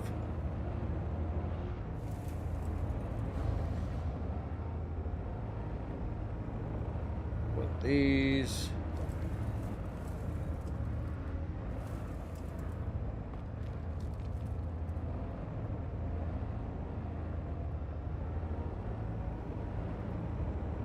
Should be able to line up on the split here soon if I can avoid that tree. Oh, little trees, god damn it. Yep, don't turn in until you see the rock. Yep, see the rock. Going for the split.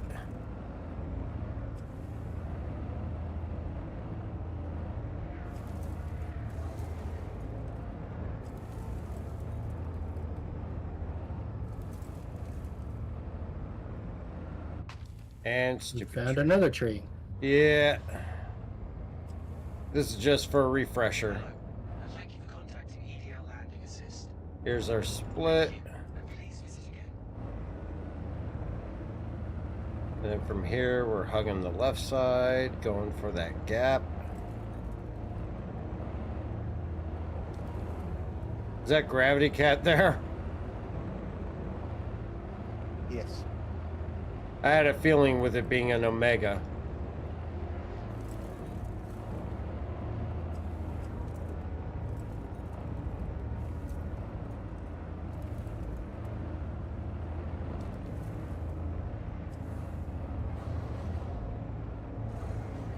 Went outside of that rock.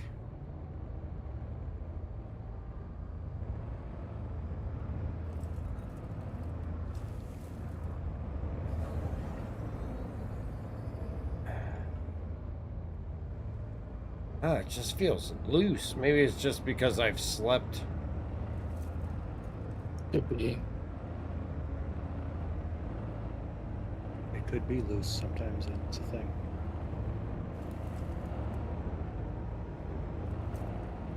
There's our barrels. Left of those, go for the split. Stay to the right of the rocks.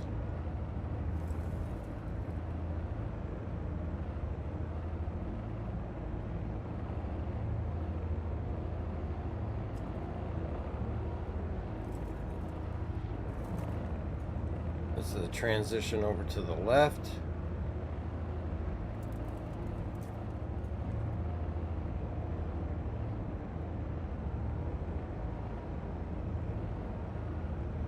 This is where we're cutting in to the left, isn't it?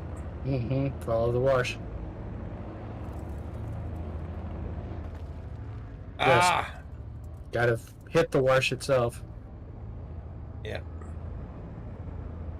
This is where we're hugging the right side of this, isn't it? No, you're going the wrong way. Ah, damn. That place you drove out from is the place where you need to drive into.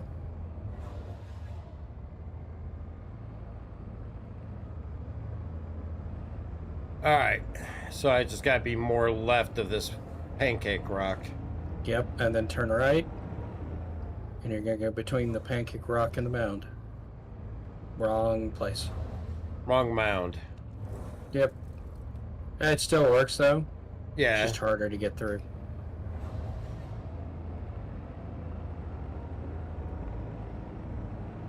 And this is where I hug the right side of the dips.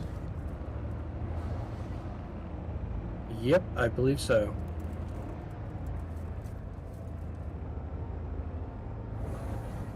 Yep. We've seen that mound before. Way more times than I want to count.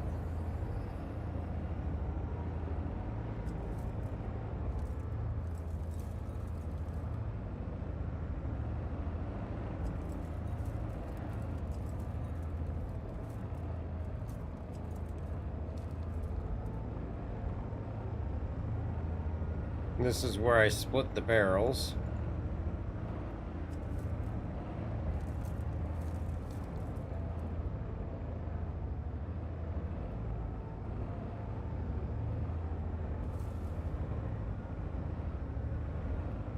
That brings us out to the rock line to follow. Yeah, I think we need to change that path a little bit.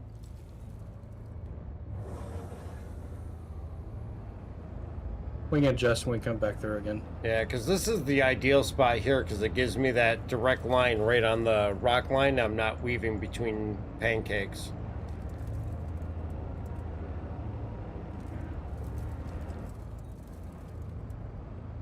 That dip just kills speed.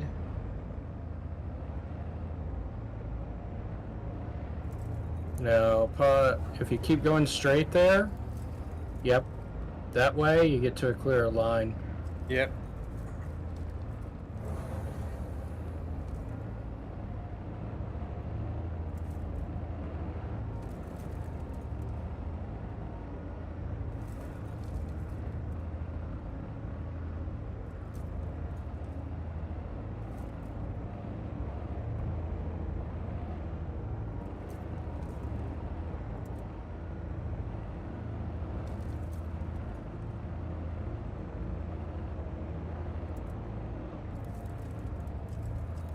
Ride this ridge.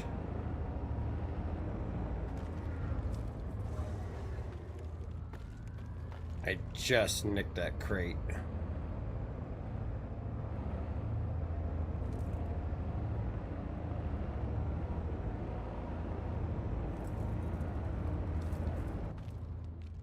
Yeah, I think this is definitely going to be... I'm supposed to be on the outside of all this, I think.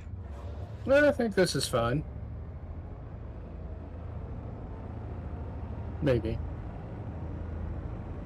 I mean, it still kind of lines us up on this dip here, which this I usually will go down in or ride the ridge of it. Surprisingly, it keeps its speed fairly decently doing that.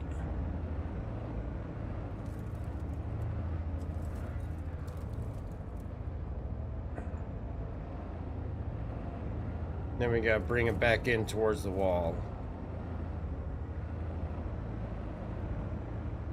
Oh, rock. Damn it. Saw that too late.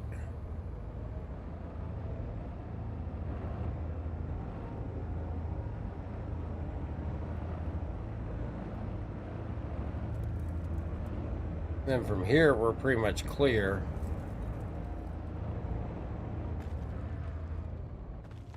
I said pretty much. Yeah, I was keeping my mouth shut.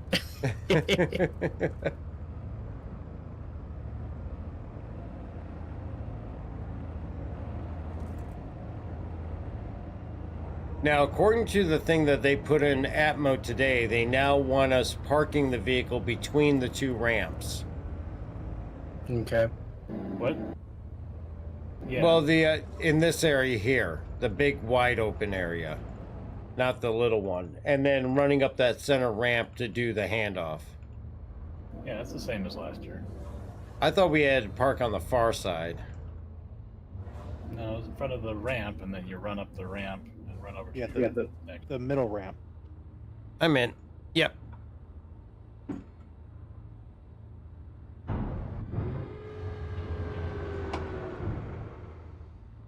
Not bad for sleeping on it for 24 hours. Of course, I'll be running this Saturday morning before the race just to make sure that I've got it fresh in my mind.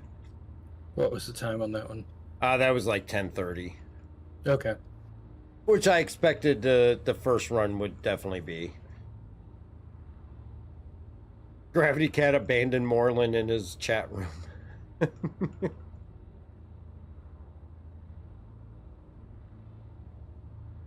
And I now know after last night to wait until H3 clearly says we're landed to back out because I got yeeted about 500 yards backing out of his cutter too early. Oops. Gravity Cat having an issue with shaders reloading. Did you try deleting the shaders folder?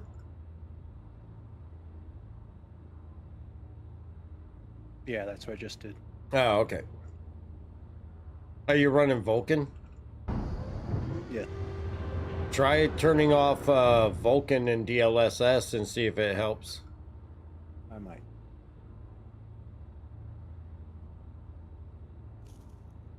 Yeah, it's like they put these rocks here just in this formation to give me a landing spot. We're down. Oh, you're down? Okay. Don't forget to let Vulcan shaders build before you go into the game. Yeah, I did last time. It didn't seem to help. I ran into a building Oh, because there was no building there to see. Oh, that was the problem Flex was having. I'm out.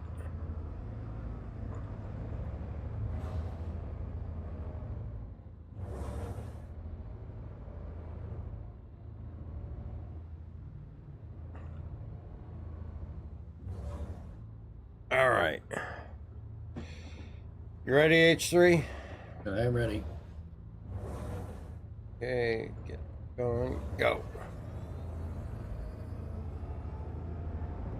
We might want to take a look at some different angles for starting position, because there's a couple of spots I can take off from, but if things are going to be crowded, I may end up having to take off from an area that I'm not familiar with. Yeah, I've already got you one alt route. I figure on Friday we'll work through that. All right. Like if I'm far left, I can manage that. It's going to be if I'm far right that I'm going to have a problem because of that dip right before the trees.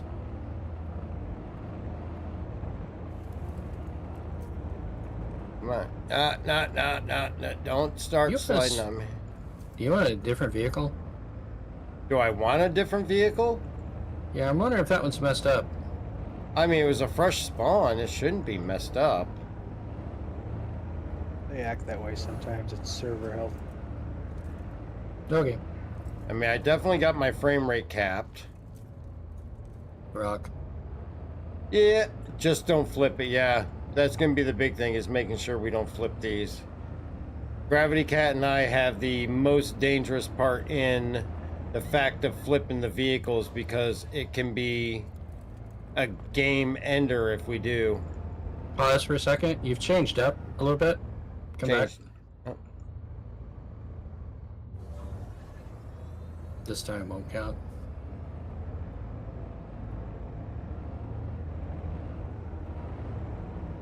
I believe normally you've been going through where the green plant is, between the pancake and the rock on the left there.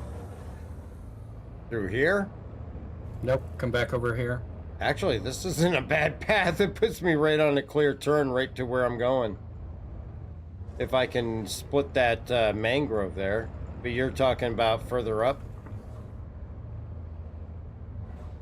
Let me see if my light's visible. Yeah, you've been going through right there. Right there? Okay. Yeah, go through. Avoiding the rock. Yep. Yeah, go. Actually, the mangrove actually may even be better because there is no rock. Okay, let's try that next time when we get over here. And then we've got this here.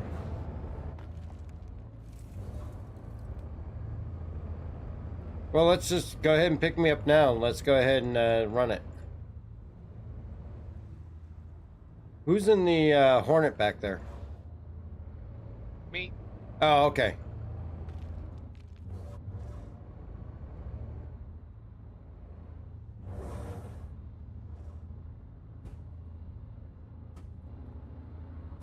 I'm somewhat in. I may flip it inside your cutter. Yeah, that's fine. Wouldn't be the first time I killed us all.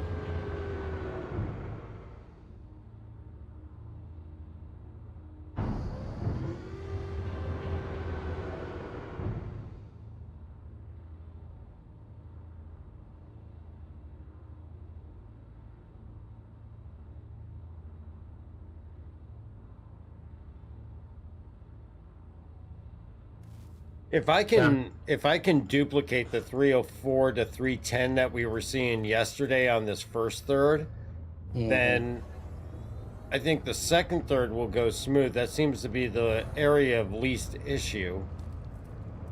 Then it's just a matter of really nailing down that last portion. All right, you ready? Good to go. I gotta wait for my forward momentum to start. Contacting EDL landing assist. Please proceed to assigned landing bay. I'm gonna have to be really careful about that start thing. It's just the same as the issue they had with the Lynx, was starting us on the upslope of that crater. You can't get momentum to get your vehicle moving very fast. Mm-hmm.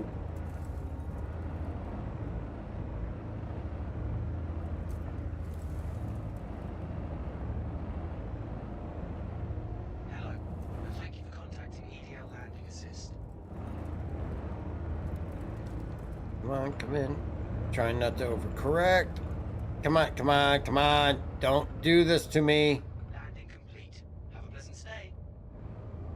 Piece of shit. Like, barely any input, and that thing is just going wild.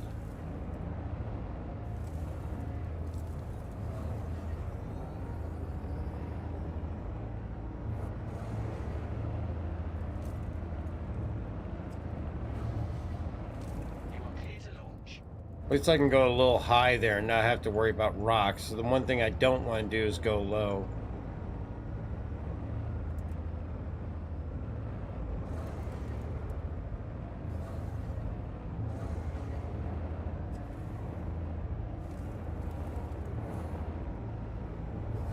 That's my split right there, isn't it?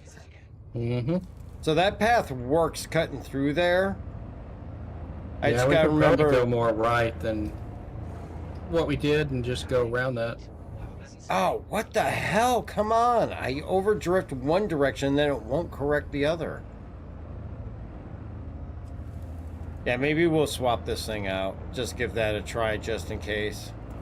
Yep. This thing's got like a mind of its own. Alright, going on panel.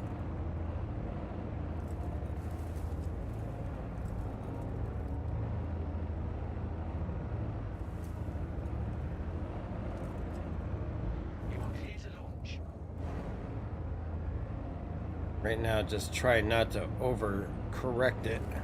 I find if I stick to the left here, I get a little bit less loss of speed going over that hump there. Mm-hmm. And keeps you away from those rocks. Yep. Thank you. And please visit again. Should be able to cut here. It's almost like some inputs aren't registering and other ones are. Hello. Thank you for contacting EDL Landing Assist. Going for my split. Oh, this is going to be surprising, even with the mistakes that were made. We are at 3 minutes 12 here at the opening. It's not bad. Let's go and turn this one in since we're here. I'm kind of curious. I want to keep running it now that we actually got decent time on that. Okay.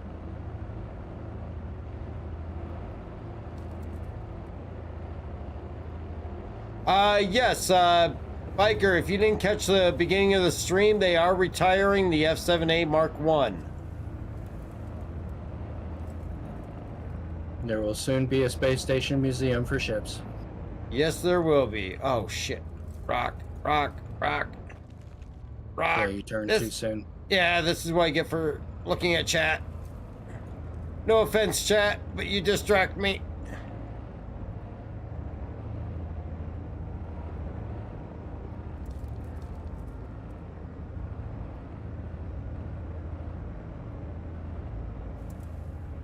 It should be out here. There's my barrels over there.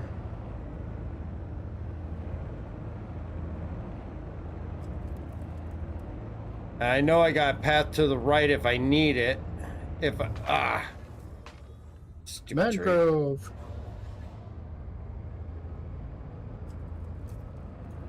Biker Scout, what's going to happen if you have one? You keep it. You keep it, and if you melt it, it will go into your mangroves. It will go into your buybacks. But if you CCU from, say, a Cuddy Black to the F7A Mark 1, or I'm sorry, the F7C Mark 1, and you melt that, then you'll be able to get a buyback on the Cuddy Black, but you will not get the upgrade back. Everybody that currently owns one will get the Killian blue paint for any of the variants of the F7C Mark 1.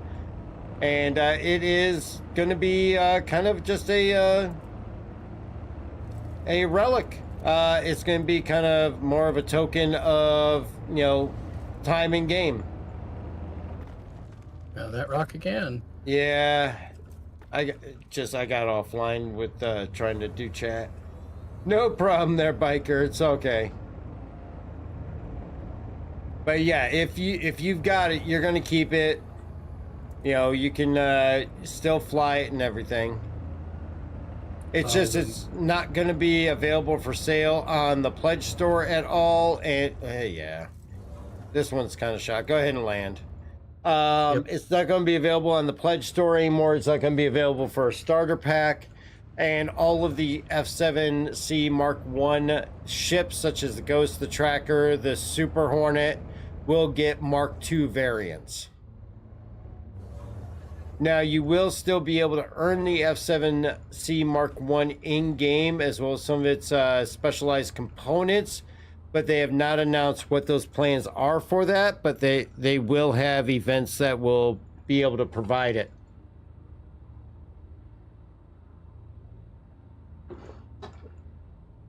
Yeah, if you check out the Spectrum post as that was released in the Discord, you can find those Spectrum posts on the SC News and Tracking channel, and it'll explain everything that's happening with it. Hello, and thank you for contacting EDL Landing Assist.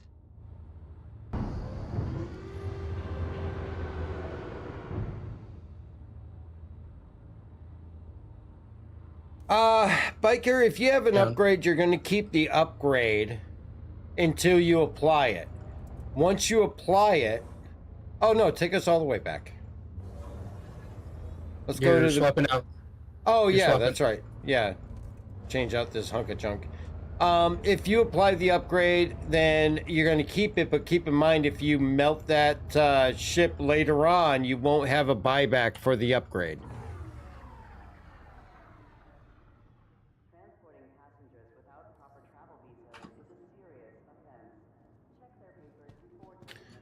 But if you have an upgrade you haven't used, you'll keep it. That's going to stay in your hangar and available for use whenever you're ready to use it. They're not going to take that away.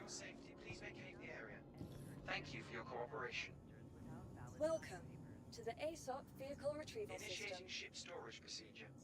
For your safety, please vacate Your the area. insurance claim, your vehicle has been moved to our storage facility.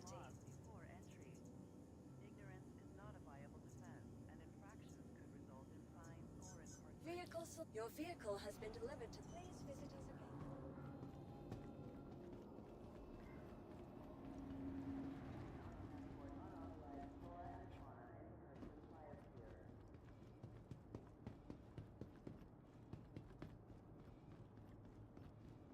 I am really hoping this thing is not running all wily like this right off the bat race day.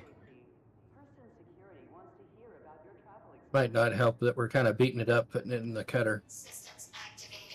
I'm actually not doing too bad loading it in.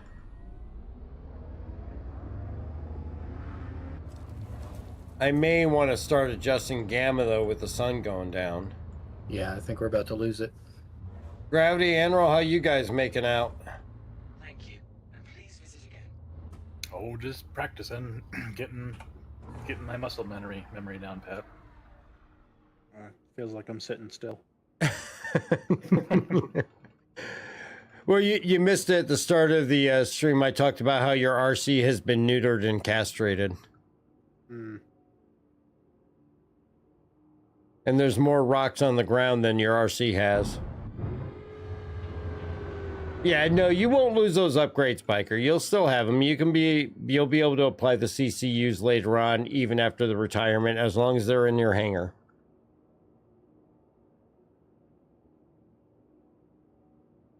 The key thing is remember is after you use a CCU, if you melt that ship, you don't get a buyback on that CCU. We down? Not yet. Oh, okay. I heard the door.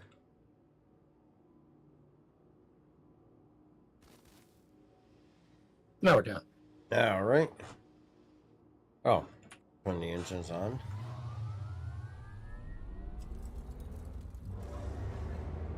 Let's go to the line. I'm going to adjust my gamma.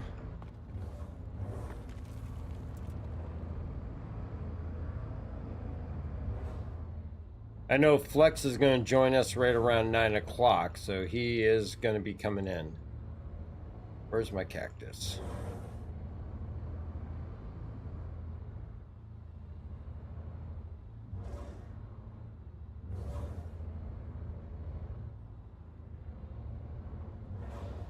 That'll be good. All right, gamma. Let's go 80. The only thing is, once you adjust gamma, headlights are such a bad idea. All right. You ready? I'm good to go. Ah, damn it. It just worked, too. Come on.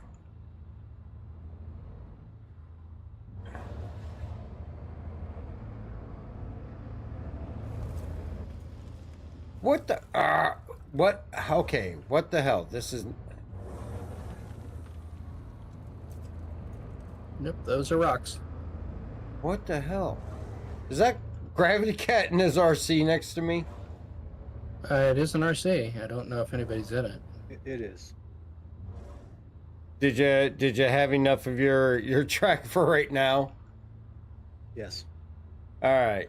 Let's see. All right, here we go. Ah, damn it. Come on. This is going to be a big problem come race day because people are going to be trying to jump the call. And they're going to have like a 5-second dead period. We're going. We got to go this way. I got to keep track. Oh, shit. Angle. Okay, we'll run with that. That'll add 2 seconds on. We can calculate that out.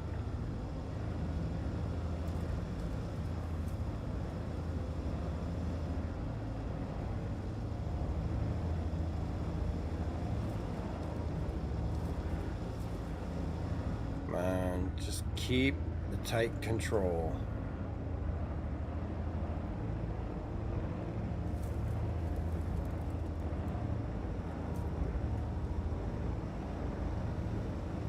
I would say this one's behaving a bit better.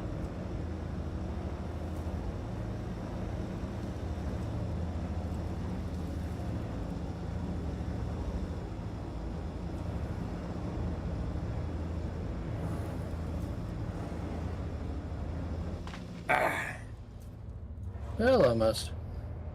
Yeah. I'm still a little bit cautious on the trying not to oversteer, so it's just getting accustomed to a new vehicle. Aim for the... No, you can aim for the hole over here between the mangroves. But this works still. Yeah, and that, I mean, come race day, I'm going to have to adjust on the fly. Yep.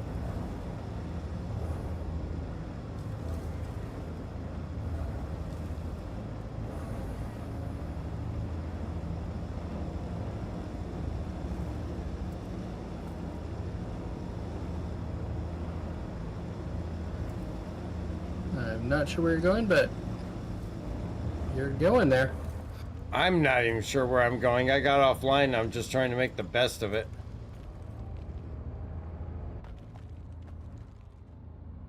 Oh, come on. I thought I had a line on panel, but then I hit the rocks. I'm way too early for panel.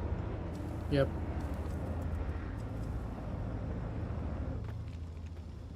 Oh, yeah. All right, pick me up. This is shit. I think I washed out the gamma too much. Let me try bringing that back a little bit. 70. 70. Why are you sideways? Am I sideways? You were rolling over. You're fine now, but you were like 90 degrees on starboard. And we blew up. Did that just happen? That did. That did happen. We're gonna switch to the Nomad, I think. Poe, you get a death. All right, while we're respawning, we're gonna. I was not expecting that because we went, what, 4 hours last night without one single issue? Yeah. I think server's being weird. I think it is. Are you getting the same issue with the back end being all drifty? Well, you're in an RC, it's drifty either way. Yeah, I can't tell you. I haven't really been up to full speed yet. You are clear to launch. My God, you sneeze on that thing when it's at full speed, it's going to be pulling a 720. It does like to. My hat is off to you because I would not have the patience for that. That would cause me to rage quit, like what you see on some of those YouTube videos of people slamming keyboards and destroying their monitors and stuff. Are we sticking with this server or moving Well, how are things going for you, Anvil? It's the Ursa. It's always kind of crappy. All right, do you guys want to back out and go over to EU server to see if we got any better conditions? Because that's where we're going to race on. Sure. Yeah, Yes, increase the ping. That'll help. Gravity Cat's optimism just always blows me away. Well, that's what we're going to be on We're Saturday. going to get a we're gonna if we win jerseys this year, we're going to get Gravity Cat one that just says Mr. Optimistic. I'm actually Never stuck. disappointed. No, you're not. That's for sure. I'm stuck on a black screen, still waiting to load back in, and very possibly H3 may make it to the Pisces bed before me. So what we're going to do is we're going to kick you guys over to some clips and some music while we try to get reloaded back in and over to an EU server, and then we will continue on with the practice. Have you spawned in yet, H3?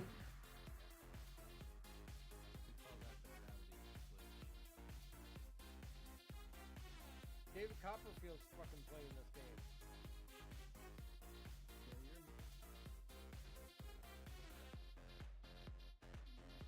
Rock?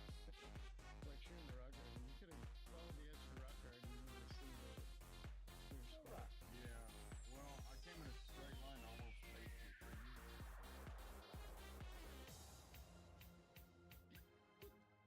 No rocks.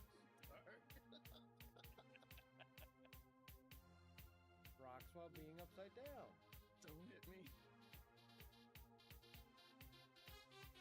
No rocks while being upside Okay, I got the line. So I want to be right edge. Yes, extreme right edge. Right edge. I mean, keep Get these out. rocks Get that used way to be out. on your right.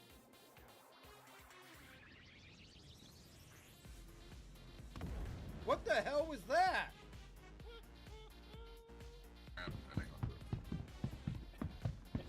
You could just use the tank. Hey, you hit it perfect though. Whoa, what the hell was that? That dark. What the hell? The engines of the M4.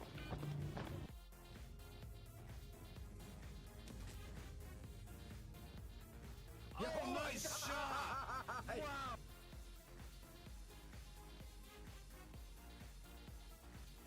Oh, that's gonna hurt.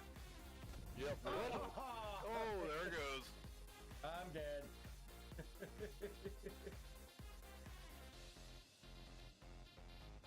Anyone alive? You guys do that if it hit the ground. Nah, it hit. It hit ground.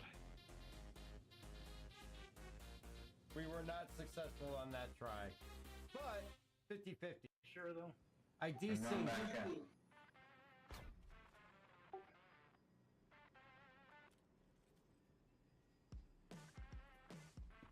H3, the elevator should go back up for you. Alrighty.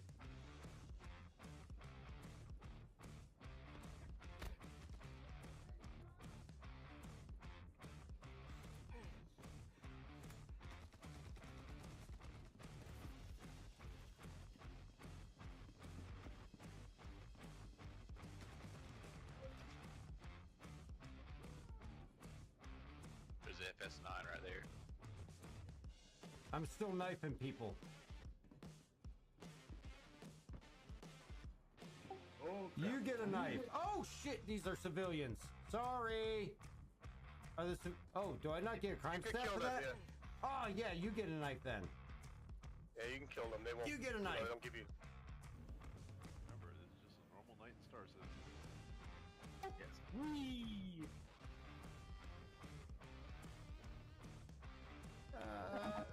Pirouette team. Oh my god, my head just went through the cockpit door. Somebody fall out.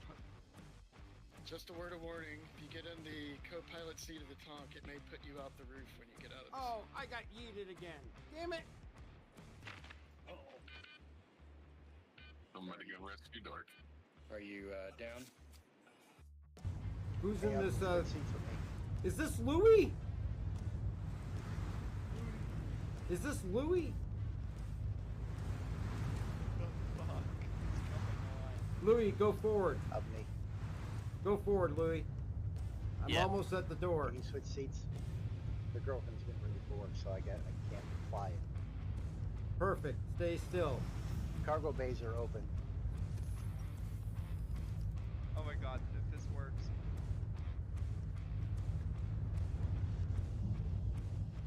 I'm in. Get us out of here, Louis. Oh my god. Yeah, if you can get the interact on the door, then it automatically puts you inside the ship. Louis, you look like you've had better days. Oh, jeez. Just make. Aim to the left of that tower in front of Aim to the left of it? Yep, there's a shuttle down there. The airspace should be safe now. Volunteers, be aware. More to the right. Stay out of the middle. Don't even bother going in there. H3's telling me to go left, you're telling me to go right. Which is it? Stay all the way to the right. I've done it twice now, so. All right, so as we're trying to load back in here, I was definitely frozen on the death screen, so gonna try to join back in on these guys. No, we're switching servers. Yeah, but I gotta go in and get back. Oh wait, actually, if you guys all meet me at menu, hopefully we should be able... Yeah, I can't choose a different region, so I gotta go back in. See you when you get back. I'll meet you guys back at menu. So it's loading me. When the join available or join unavailable comes up and all the regions are grayed out like that, your only option is to load back in, try to back out, and then go back into the game, and that should free it up. It's not Star Citizen unless you have troubleshooting 101 every night. I should just start a troubleshooting counter instead of the 30K counter, since 30Ks don't exist anymore. Except we've seen one. Yeah.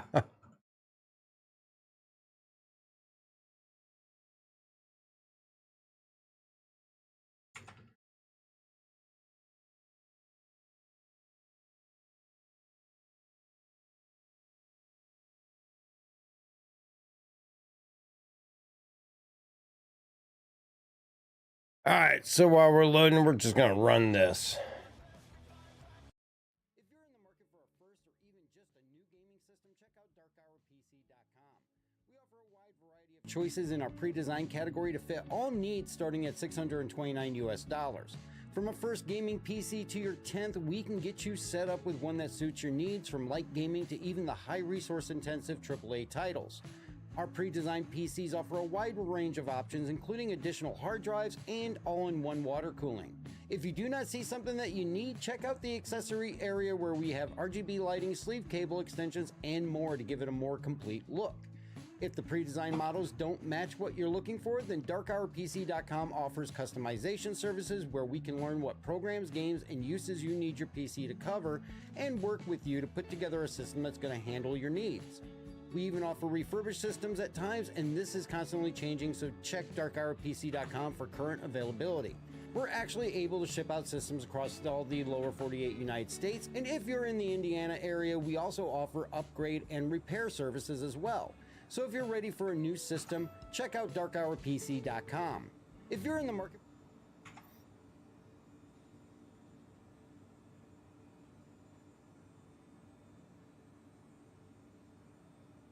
All right, so we are back, and I got in and moving back to the menus.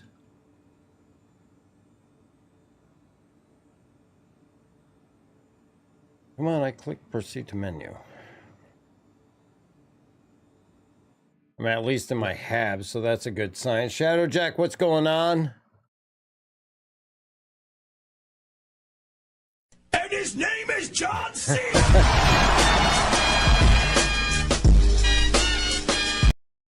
Shadow Jack is enjoying the sound alerts being active again. All right, I am back at menus now.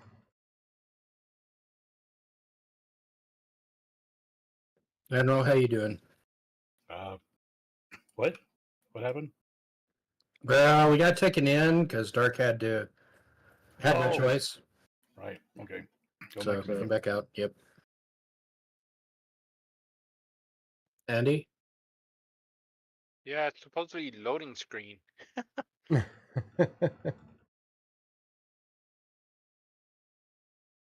What we will have to work out on race day, and depending on whether you guys feel comfortable with your systems running it or not, is I was just thinking to have Anvil, Gravity Cat, and Flex just all streaming to Discord at the same time, and then I can just flip views from there based on who's driving at the time.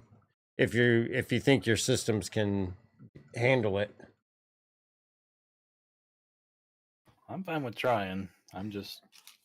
I think it's a little less resource intensive than VDO, and it's something I can just adjust on the fly here. Right. I mean, you can always run the practice with streaming to the Discord and see how it goes. It's whether or not Flex system can handle it or not. I'm most concerned about. He's the most likely to explode. Did Flex tell you what happened the other day? What? Origin contacted him to see if he wanted to send in his system for a periodic preventative maintenance. Oh, God. Might as well just throw water in it. I cracked him. I was like, they actually called you, and he said that, yeah, they even he even asked him if they looked at the history of his system, and they're like, no, this is just because you're a customer, we offer you to mail it into us for us to service it for you, and then we'll mail it back. It's like these are the same people that didn't put thermal paste on your chip and also leak coolant all throughout your system. And what, 4 to 5 different times they had to mail it back and forth.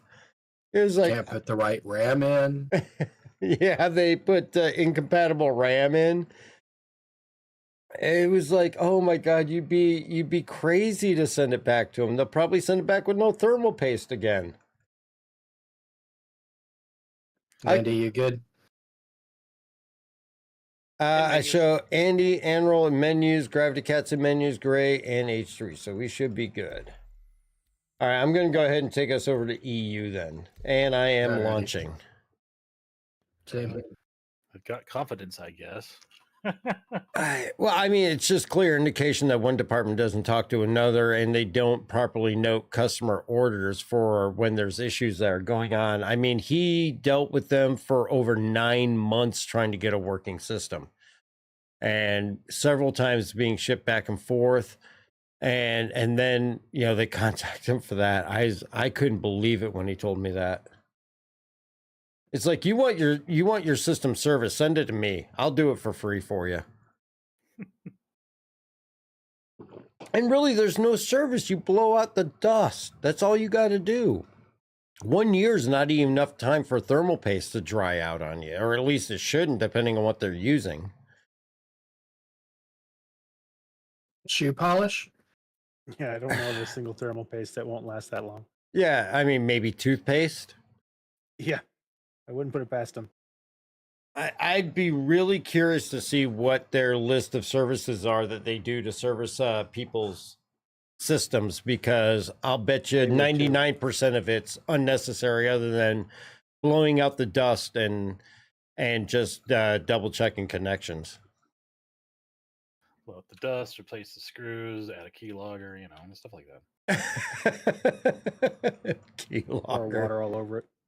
Well, I mean, they did that when they shipped it to him because they sent it filled on a custom loop, and you know the reservoir leaked. Put it in a trash bag and ship it back, standard mail. Oh God. I would never wish the experience he had on anybody. It's pretty much one of the worst you could have. Remarkably terrible. No, there can be worse because obviously, what was that company that went out of business? The one that Gamers Nexus did. I mean, they've been out of business now, and Yeah. Started with an A, didn't it? yeah, it started with an A. Radio Shack? No, I'm sorry. I buy something from Radio Shack before I bought from some of those. I buy from Radio Shack before I buy from Origin. Not with the experience he had.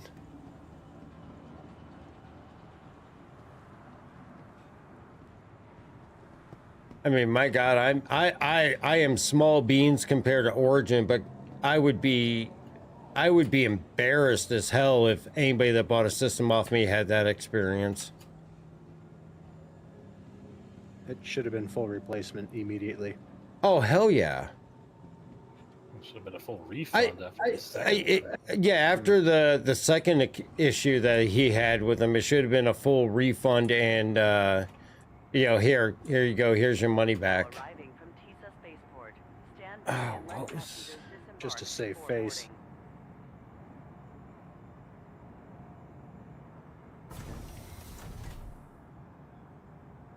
So I saw Flex asked in Atmos chat about the jerseys and trophies, and apparently they're on the way.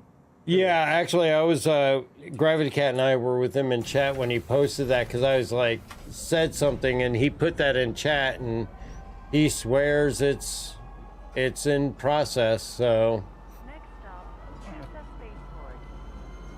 When I see it, Oh, Artesian Builds. That's who it was.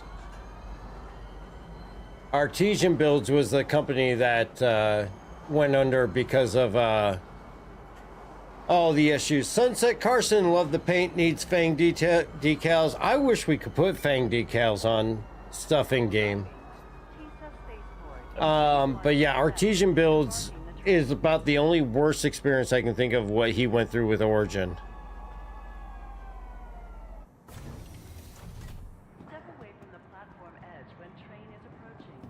And actually, if you follow Gamers Nexus, a number of the Artesian Build people help form Starforge. Which Starforge has a good name for themselves, too. Shadow Jack, is this the trophy that you were supposed to get last year? No, we're talking about Flex's pre-built gaming PC stuff. What Anvil's talking about is, yes, the trophy and the jerseys that we were supposed to get. We got the digital after over 9 months. We finally got the digital prizes handed out to Anvil and Gravity Cat. And then we are still waiting on the trophy and the jerseys for everybody. Which now we're a year after last year's event and going into the final event of this year. And if we place third, I'm going to be interested to see what happens with that. The down place service. Yeah, the downfall is that when I last talked to some people, there were other events that hadn't received their prizes yet either. And we know that there's also people from last year's System 7 that are waiting for their prizes to be handed out to them as well. Herbie, from what I've heard, has not received any of his prizes from last year either. So we're not the only ones. Yet I did get my prize for the gray cat, like...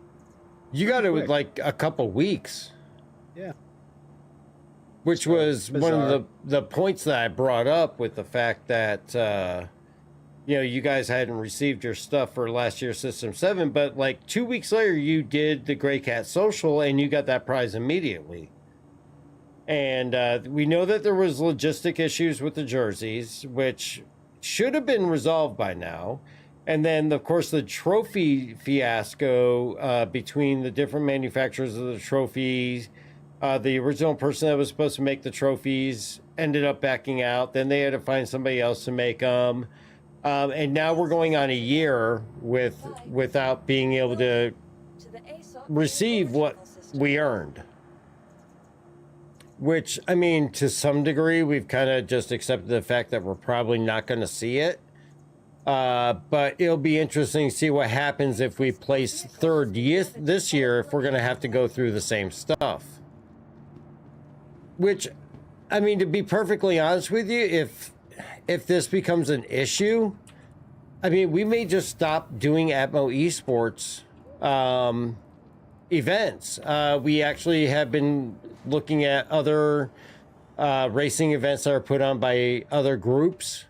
And there's actually surprisingly a number of different groups that actually put on events and a lot of variety of different types of races and everything.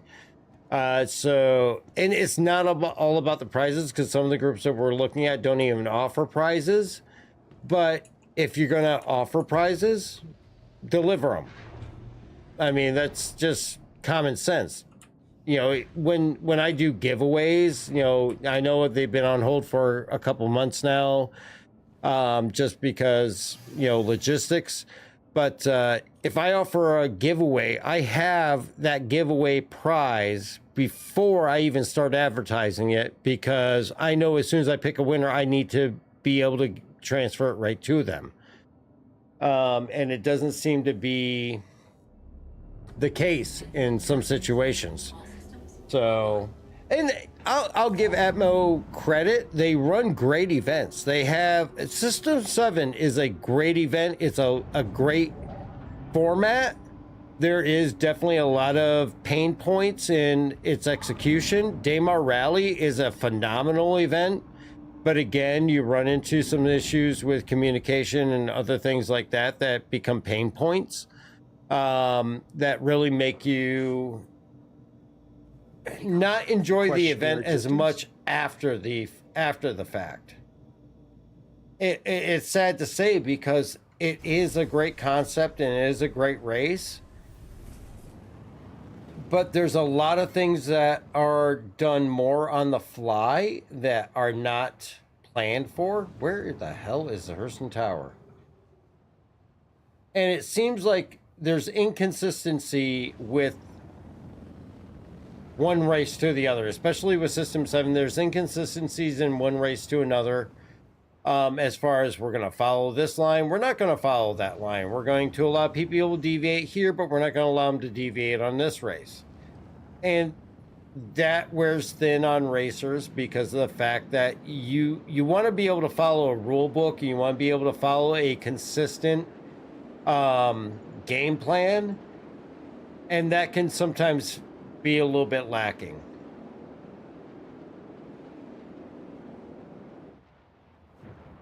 All right, go ahead and start without me. I'll be there. All I had right. an accident. No problem. I'm just coming up on the gate now. I take it that's your headlight over by the starting point? No, I'm over by the gate, or I was over by the gate. It's mine.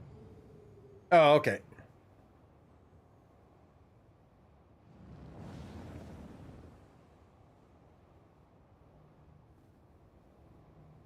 By the way, the max is still a brick. Oh, Jesus. I don't know if the server's any better with that That's landing. what I just did. In fact, you can probably see my remnants out there. Yeah, my ship is dead. That's the ground dart. Yeah, mine would not stop going into the ground. Yeah, that's what just happened with mine, and now my ship is soft deathed. I mean, if the medical bed still works, then we'll just leave it here. But if the medical bed doesn't work, then I'll have to go pull it again. Just pull an Ursa. Oh yeah, Or I the could. Nursa. Yeah, I could just pull the Nursa.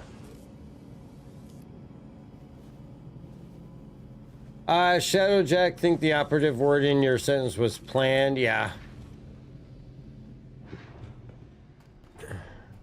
Oh, I'm in armistice. I can't throw a grenade in it. Is this your Hornet here?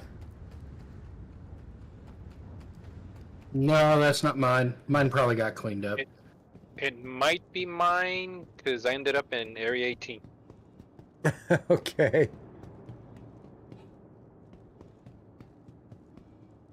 Well, I guess the Max is not the right choice.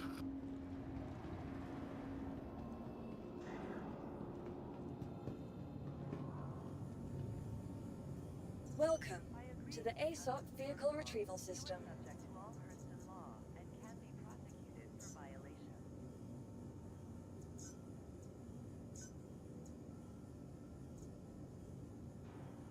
Please visit us again. Well, I consider this. I consider this good practice, despite because of a bit terrible handling. It's like this is probably how it's going to be on race day. So. Yeah, probably. Shadowjack, what's the question would be is what you hear about the Ironclad. We watched the Inside Star Citizen at the beginning of the stream, and it went over what the Drake Ironclad is. It is a new cargo ship by Drake that will also have an assault variant. Check out the Inside Star Citizen for all the information on it, but it's going to be the new concept that's going to be offered on Drake Day in DefenseCon. Yeah, it has a large moonroof. Yes, a very large moonroof. All right, got an Ursa.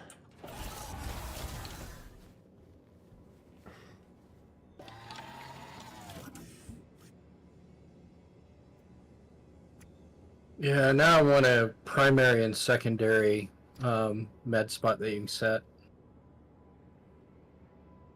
Okay, why do I have no cursor on the screen?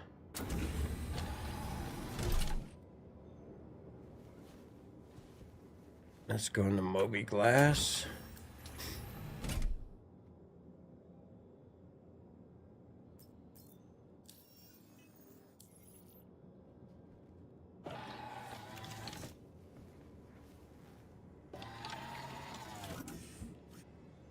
There we go. Going in Moby Glass, fix that.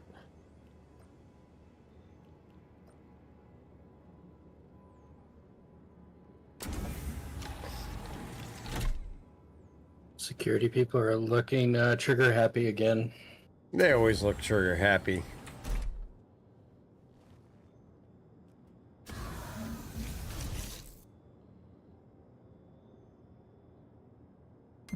Welcome to Robert.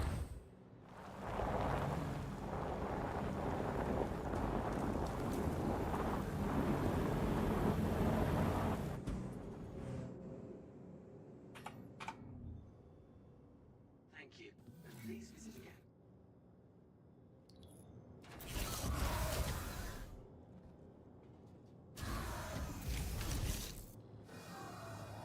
All right, Nursa's parked at the ramp.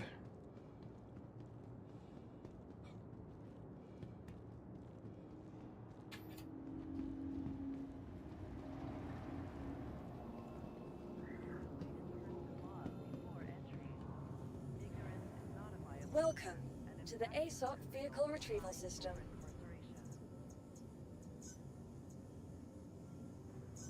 Your insurance claim has been sent.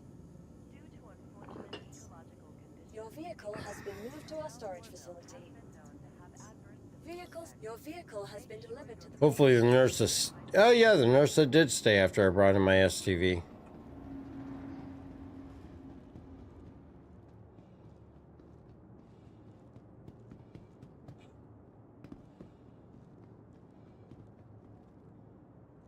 I still can't wait for the rework on the PTV.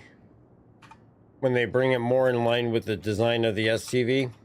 Mm-hmm. And we also know that the UTV is coming in too. Now we gotta go full gamma.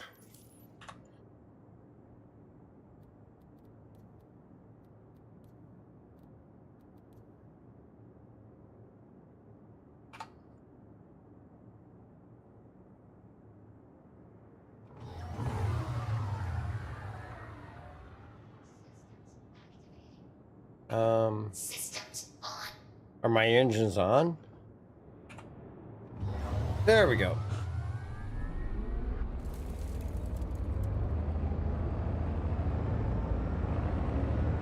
I'm gonna head for the starting line while you're coming back in. Thank you. Oh, there goes Gravity Cat.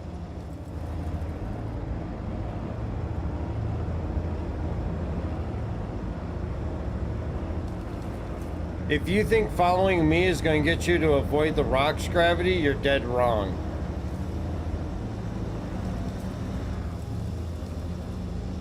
It will only help you find the rocks.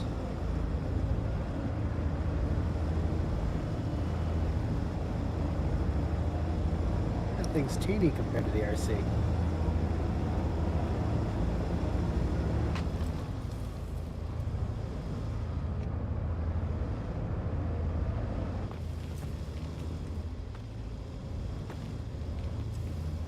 How am I supposed to keep up with that RC in an STV? Oh wait, yeah, I'm faster. Well, not by hitting trees and rocks.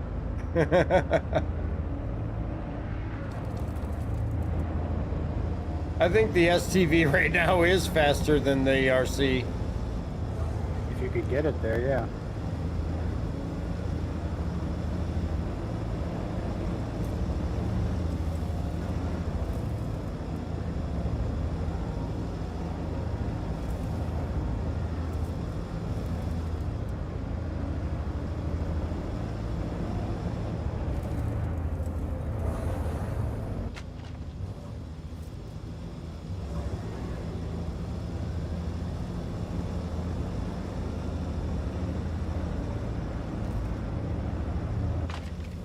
God dang it.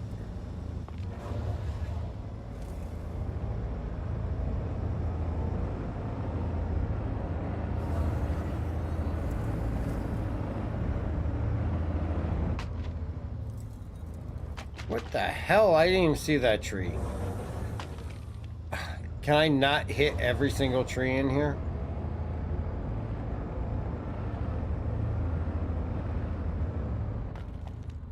Granted, you hit every tree and rock. Yeah, I do. That is for sure. By the time you get there, you're going to have one wheel left. And it's the one you're holding.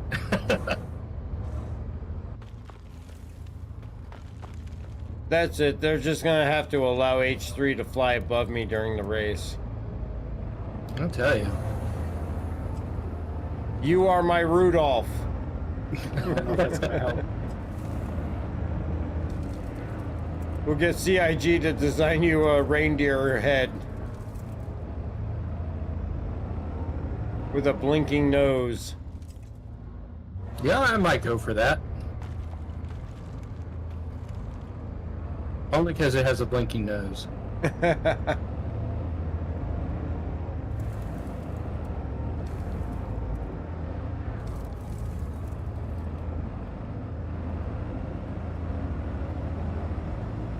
I see I've definitely spoiled you with racing you over there.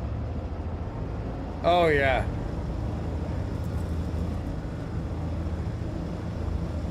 But Gravity Cat's good motivation because either he's trying to light my way or he's trying to kill me. Just trying to follow you.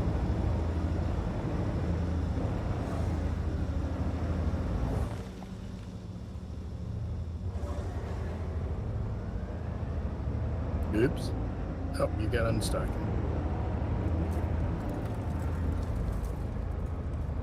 It doesn't feel as wily as the last server, so that's a bonus. Little adjustments are just that, little adjustments, and it seems more responsive. Yeah.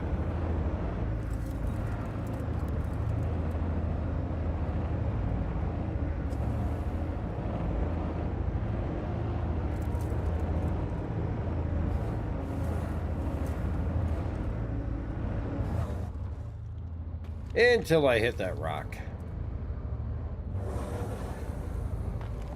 Try turning your headlights on. It helps to illuminate the rocks sometimes.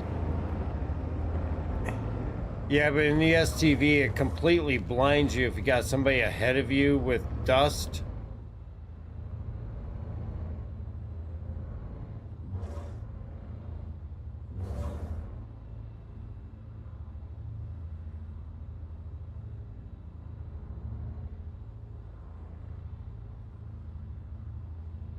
All right.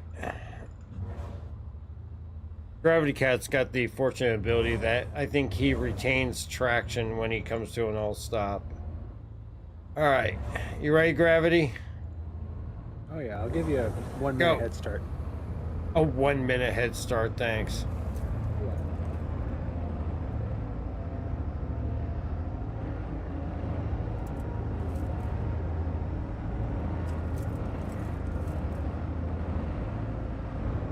But then again, he is also technically in a faster vehicle. Ah, that was that one rock I always try to avoid.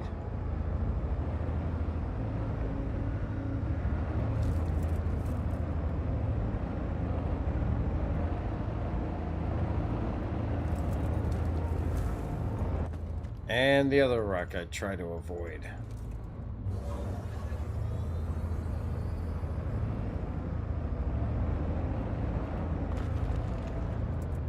The hell?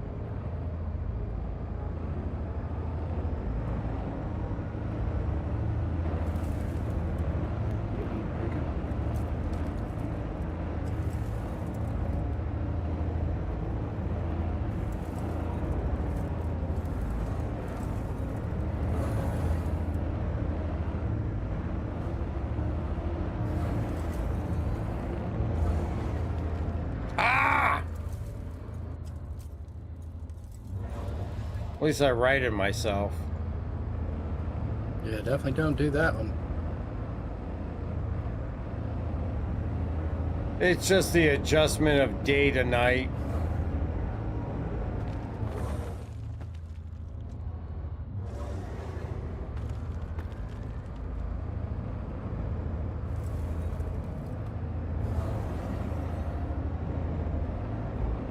Be prepared for all.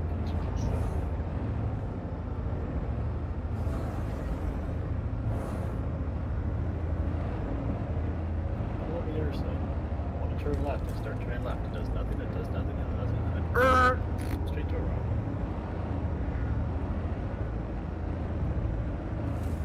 It's progressive steering. Turning's overrated. Yeah.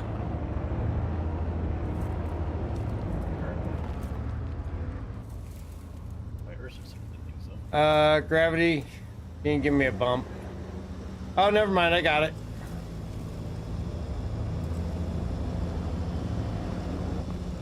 Oh, so you run me over. I didn't do nothing.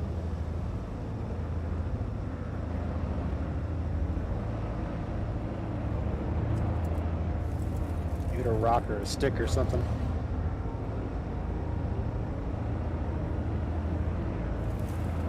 Pull an STV because this is just terribly overpowering.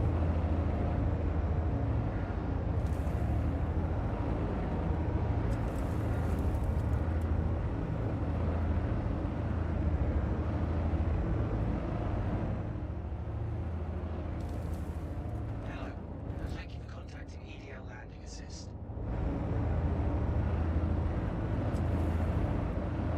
Ship parts all over the place. What happened out here? You don't want to know.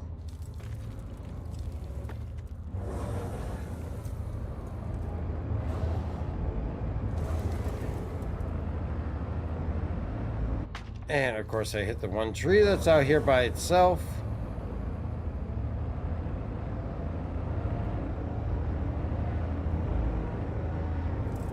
This is definitely a shitty ass run.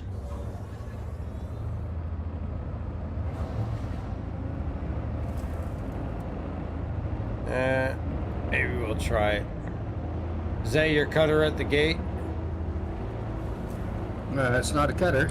Oh, you got the Nomad, okay. Yep. We might actually be able to fit both vehicles in there.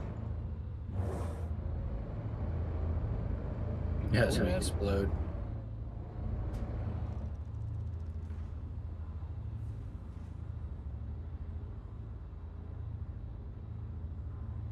It's on the left side. You can tell how often I drive this. Yeah. Where did they put the button? Very back left corner. Oh, it's not a button. No, it's not. Okay, maybe we won't fit both vehicles on here.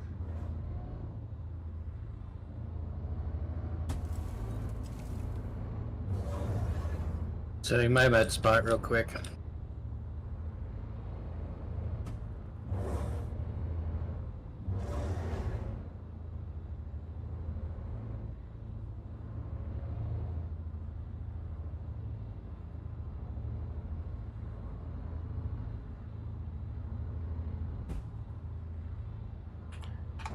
All right, I am on while we're flying away. I'm going to leave you with this view and stop the timer because that was a crappy time.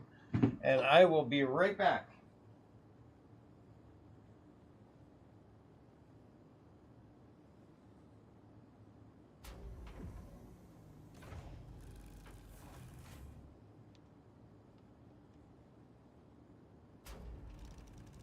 H3, have you been setting like waypoints for him to reference off of? Yeah. Okay.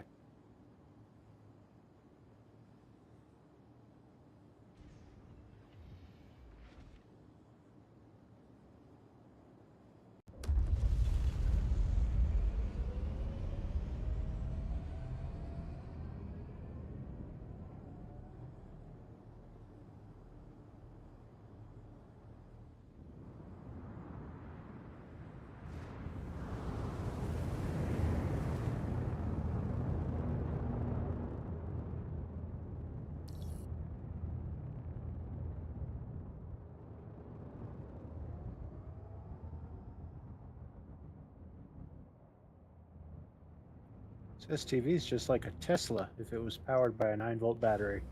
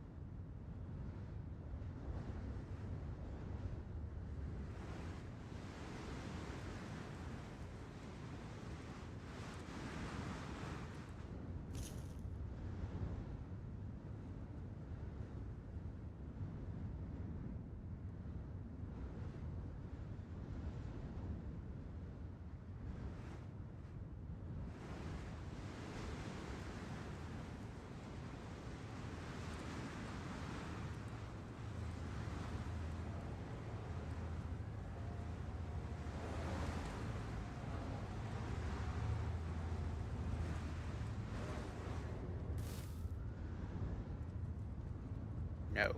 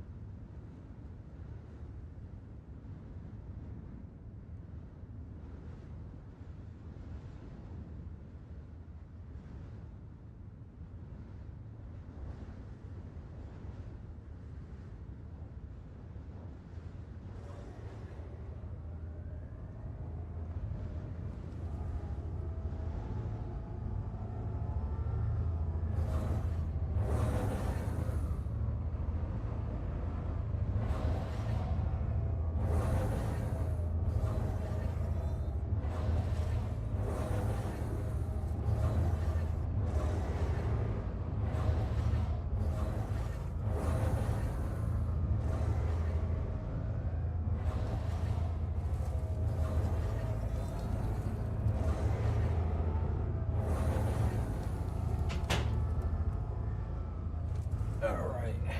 Looks like we're back at the beginning. We are. All right. Maybe try a little bit, not as far back next time. Let's see if the vehicle behaves a little bit better. Oh, was it bouncing around? Yep.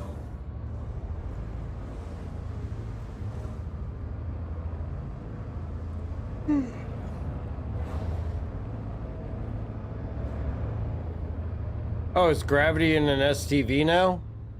Yep.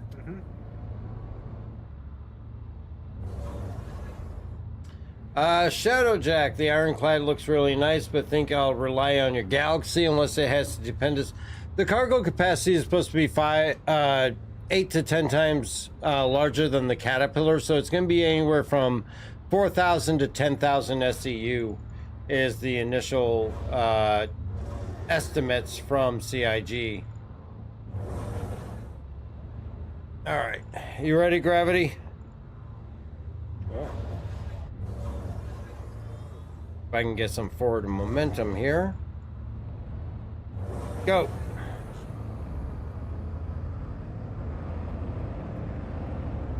We'll try this with lights.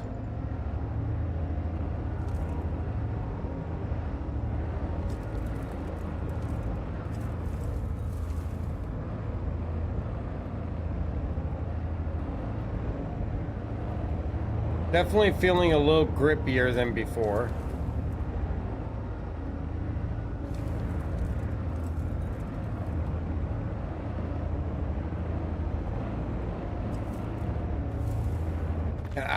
I was trying to avoid that.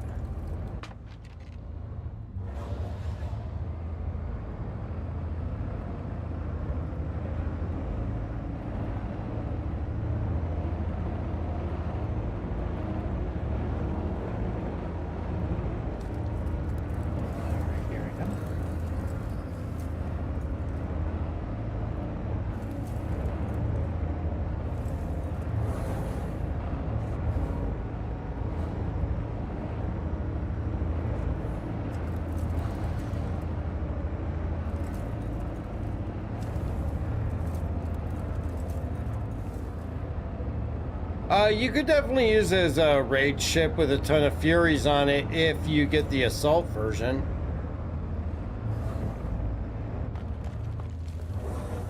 That was the wrong way. Here's our split.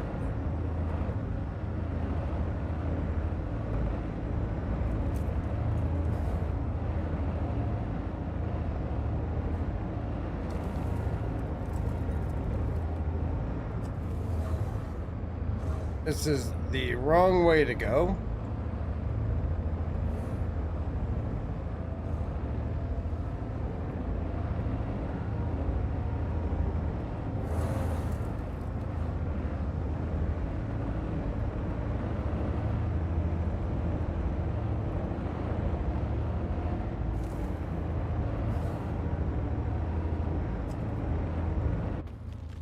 Ah, stupid frickin' rock out of nowhere.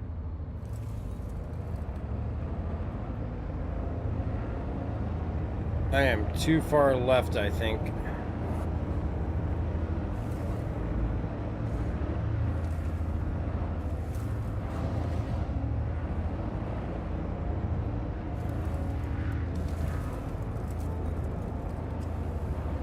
Yeah, I am definitely way too far left.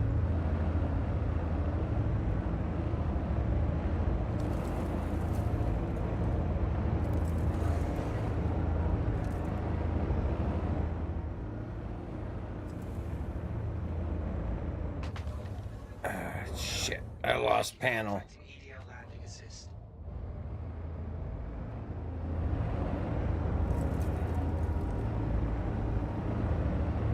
Oh yeah, I went way the wrong way, but now I'm lined up on here.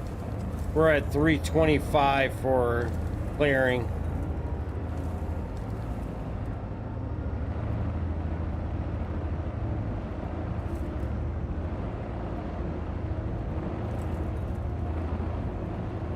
Who brought out a Spartan?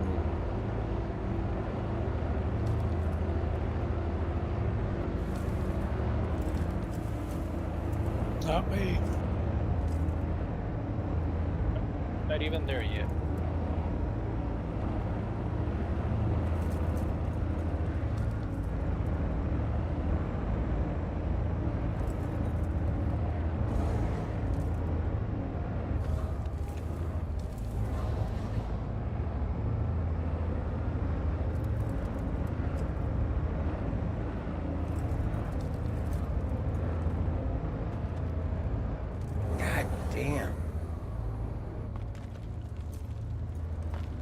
Got offline.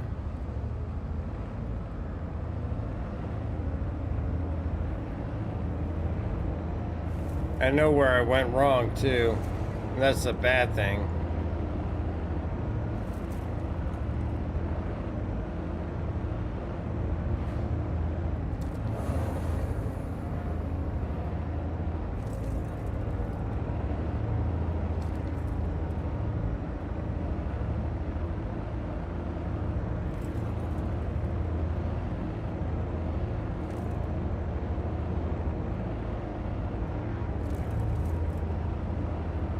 Transition to the left mangroves.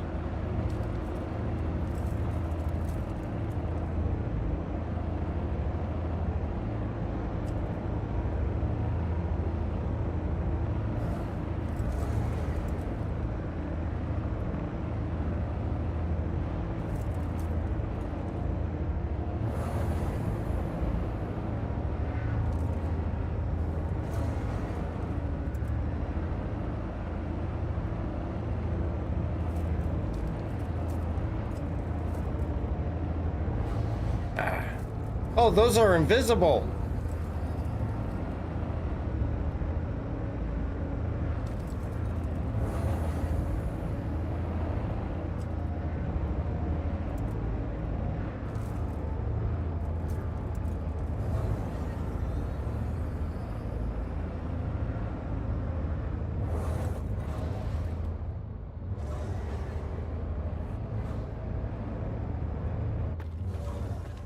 Oh, this is a bad spot to be. This is a bad run. This is real bad.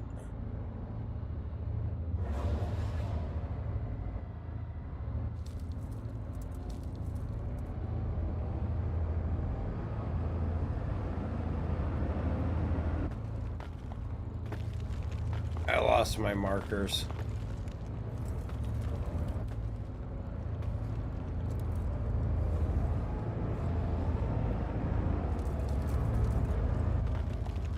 Oh, what the hell? Yeah, I'm not sure where you're headed.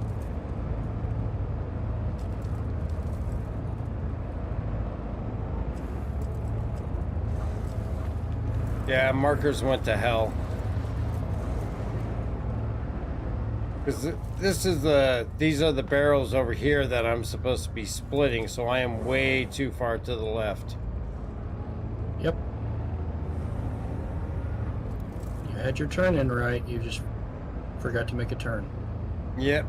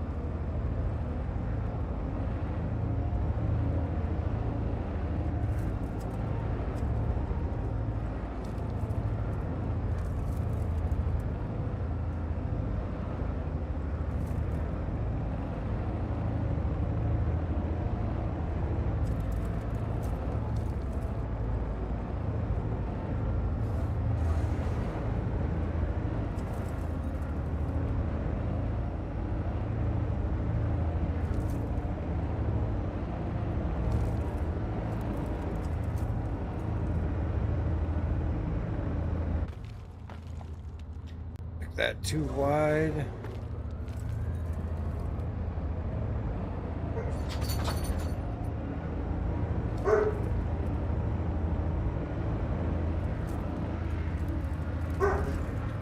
Oh, what the hell?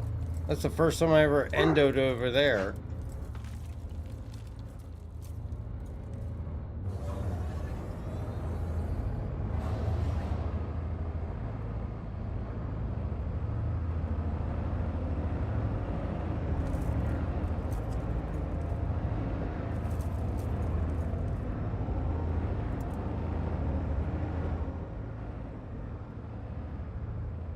Yeah, this is not the way we want to go. Oh, that's not real. What is with the inconsistencies? What is real and what isn't?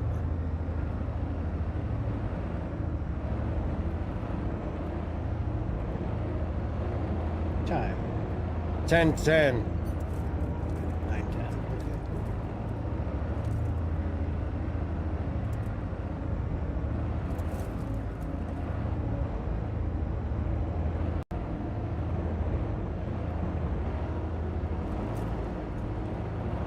I'm at 10:30.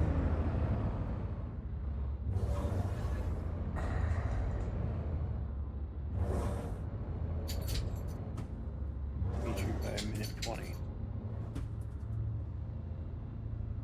All right, I am in and ready for transport. You need to go out, Huck. Come on. Let's go. Out. Come on. Come on.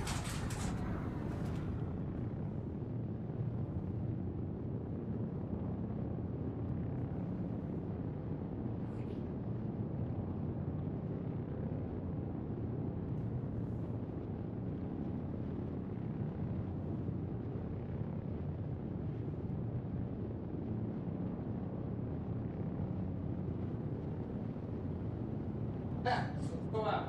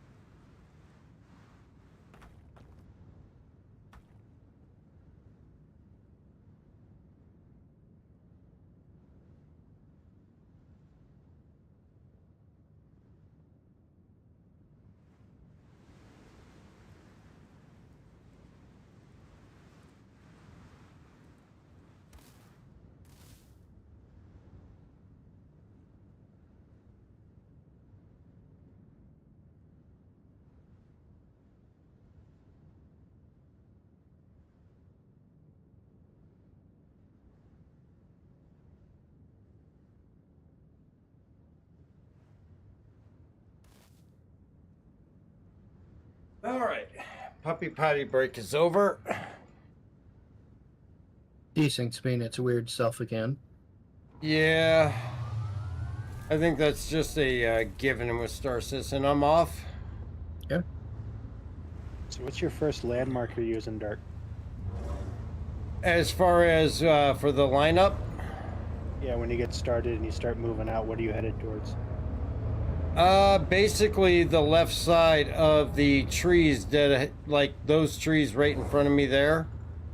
But really, I have to line up. I don't have to, but I'm lining up on this cactus here to get through this gap between all these rocks. All right, we're going to try this without the headlights now. All right, you guys ready? I don't know where Gravity Cat is, though. Don't worry about me. Do your thing. Yeah, go. If you want to go pick them up, go pick them up, because I could definitely use the traffic. Unless you want to run your line, Gravity. I don't have a line. I'm just sniffing my way through. Okay. No, I mean your RC stuff. Oh no, I'm taking a break for that because I've been running it all day. Okay. Yeah, go pick them up.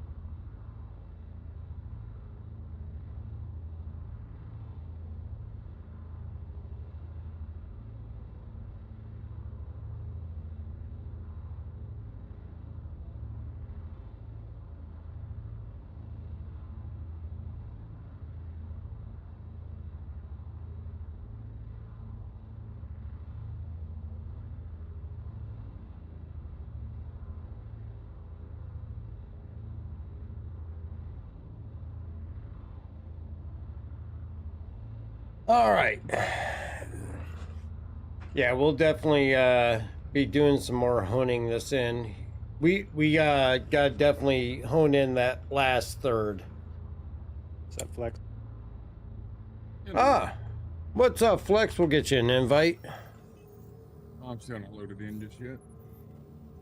I'll let you know when I'm in. All right.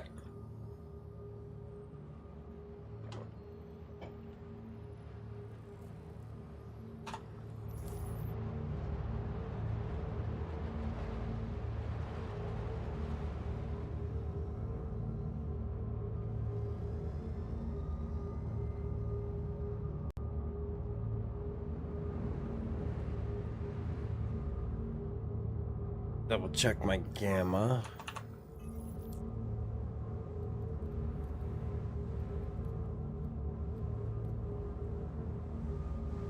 Let's see if I can't bring my brightness up a little bit and see if that helps.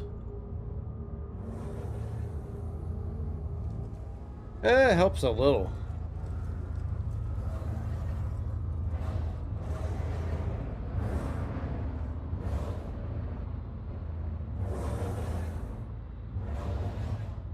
All right, you ready? Go.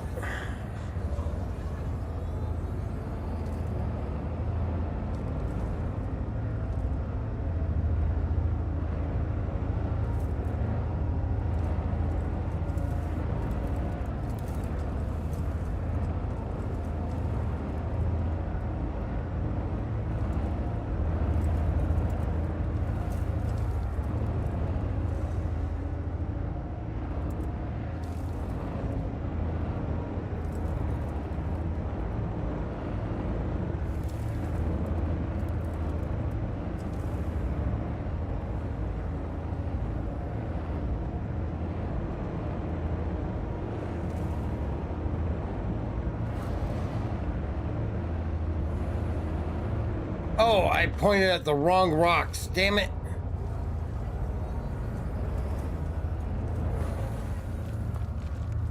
Ah.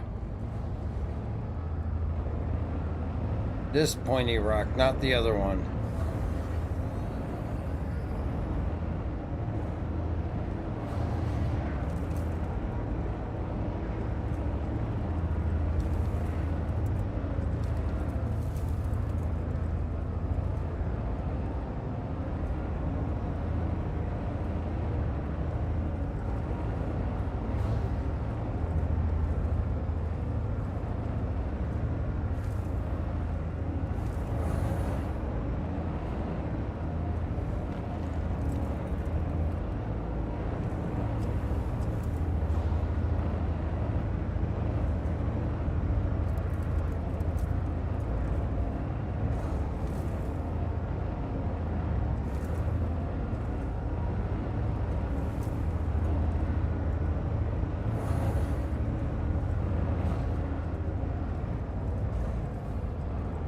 I do not know where you're going there, Dark. Yeah, I missed this turn, I think. No, you were fine. You just didn't go enough mangroves. Oh, that's right. I missed the... I was supposed to go to the big rock.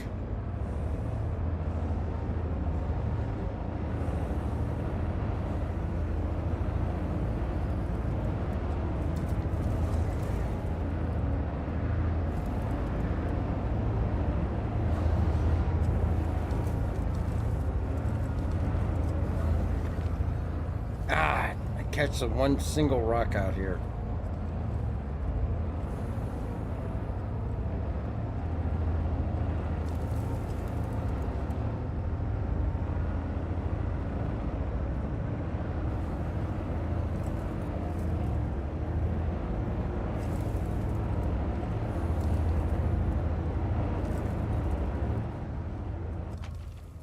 God damn it. I'm watching Gravity Cat, not the trees. Oh, look at me. It's the rocks. Damn it.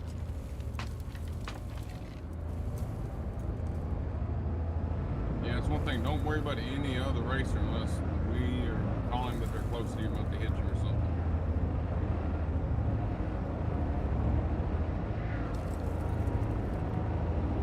That's a shitty time. All right, let's go back, run it again.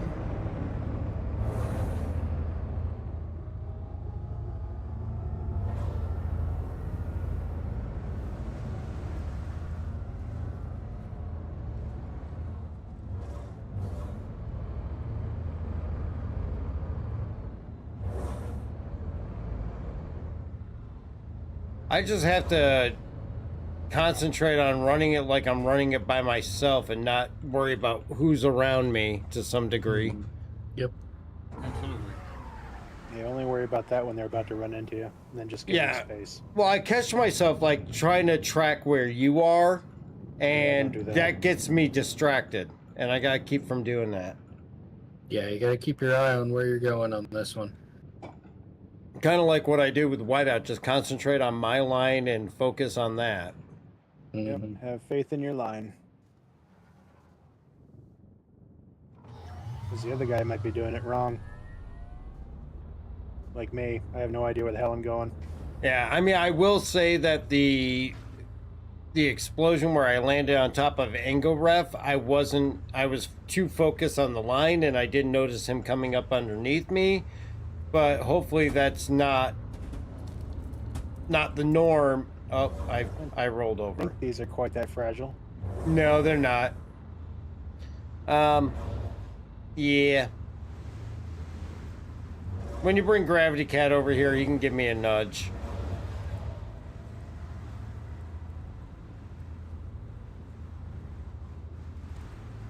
Or just swing your tailgate around and bump me. Go to port. Oh, right over the top of me.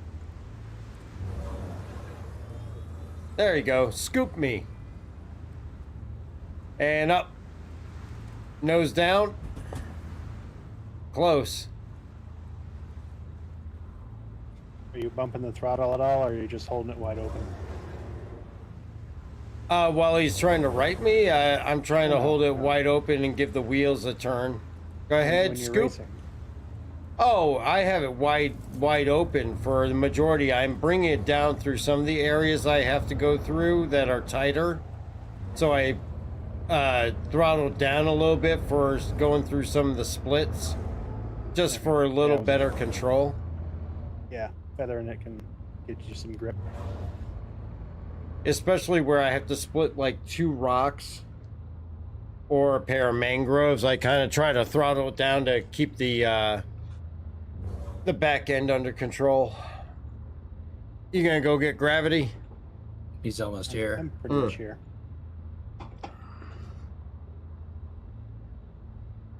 I was going to, but then I turned around. It's like 700 meters. I'm like, okay.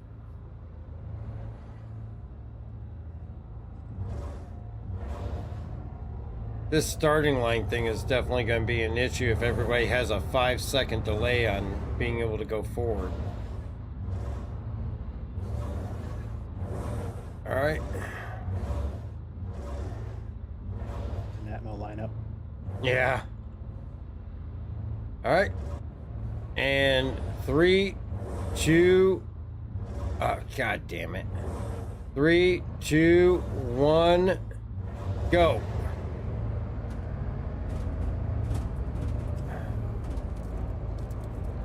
You gotta be such a bully.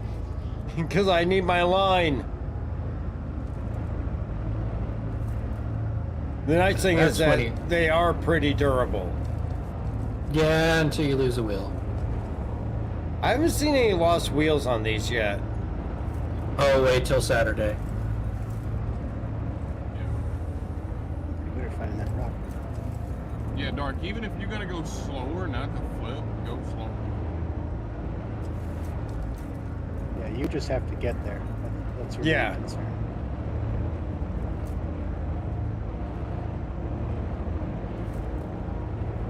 These things are really twitchy when it comes to wanting to roll over. I'm glad your run is fairly short because of that. I will say a number of times it is good about righting itself, but you can't count on that.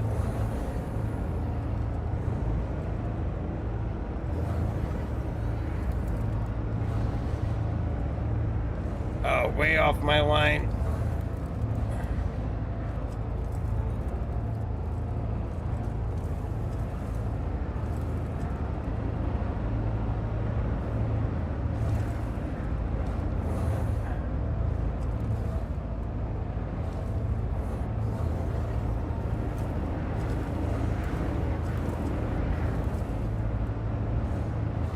Ah, shit.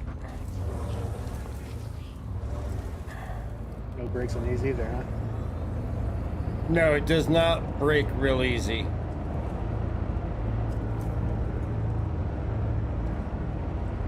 Okay, one mangrove.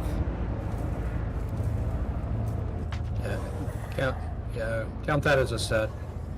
That's a number. You don't have to lick it. Oh, what the hell? I didn't even see that rock.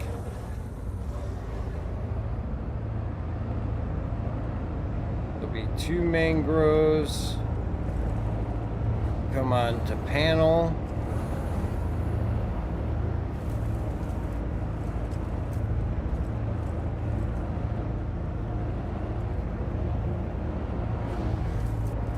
Come on, turn.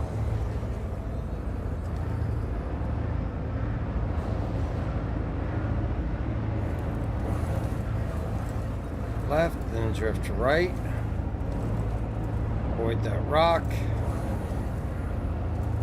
Going to our big rock.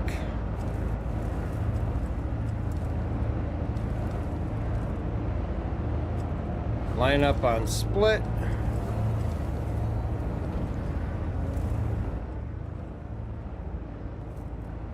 Oh, there's a bright ass light at the gate. Blinding me. Yep, you did not line up in your split. Yeah, I got bright ass light over there. You're gonna have a bunch of them.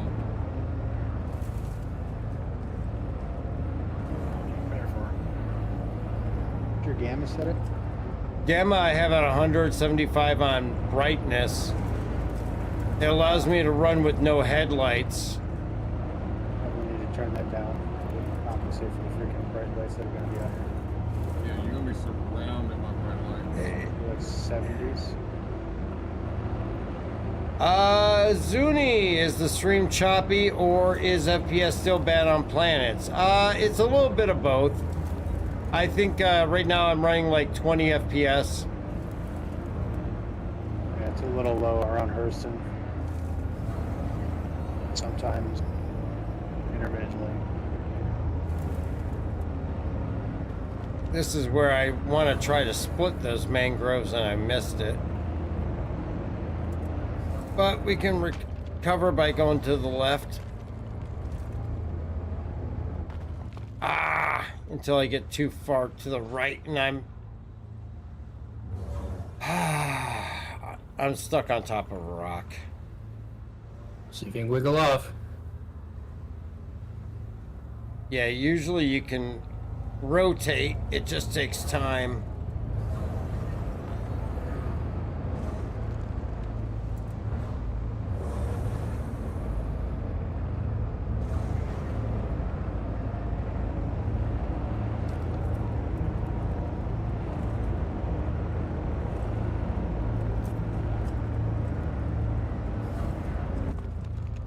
Barrel. Yeah.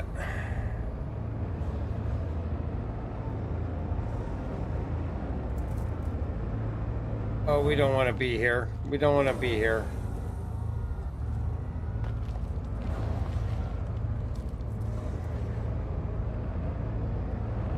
God, it's surprising how much you can get messed up just getting off your...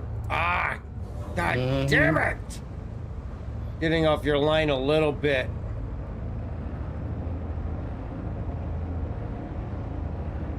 Well, luckily we have the mangroves to follow.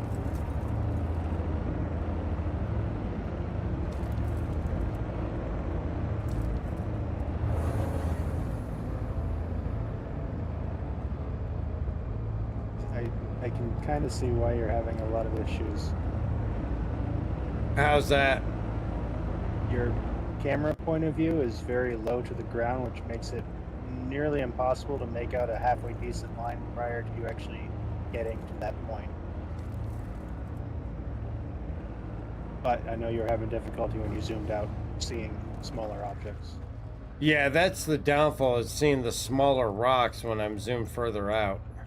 You're so close, you really don't have much time to act on obstacles that are coming up on you. Right. Alright, can I get a bump? You see my stream No, I don't. while I run into you? Yeah, I would There at you least go. go 3/4 of the way back with your camera and up. I mean, at that point, it becomes difficult seeing the small rocks I have to split in some of those mangroves, though. Yeah, it just comes with trying to know the line, though. But Come pick us up, H3. If you do have a really good handle on your line, you can avoid the smaller stuff because you know it's there. Go ahead and continue on, just to get your path. I'm gonna go get a bigger ship.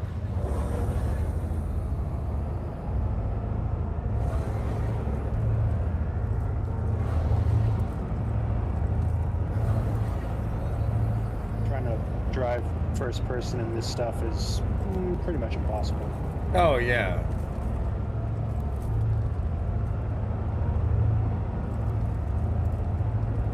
Yeah, my camera is above my Arsa. For the front bumper, where I only see the front half of my Arsa. It's right on the very bottom edge of my screen. The hell?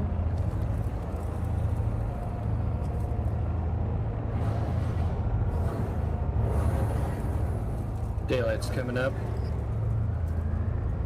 So.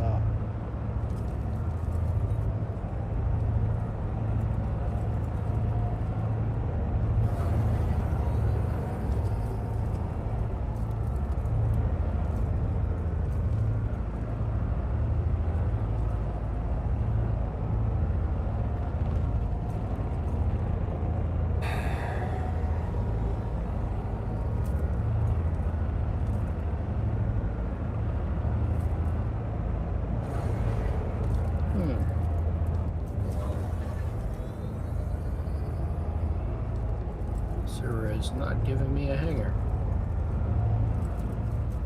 Yeah, I don't like this camera angle.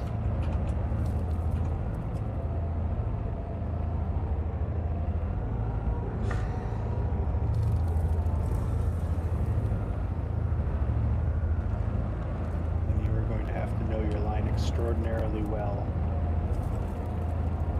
can you leave it like that, but zoom back a little? It would raise you up just a little so you can see a little bit more up front. Yeah, again, I miss a lot of the smaller stuff. My whole front area is nothing but buried pancake rocks.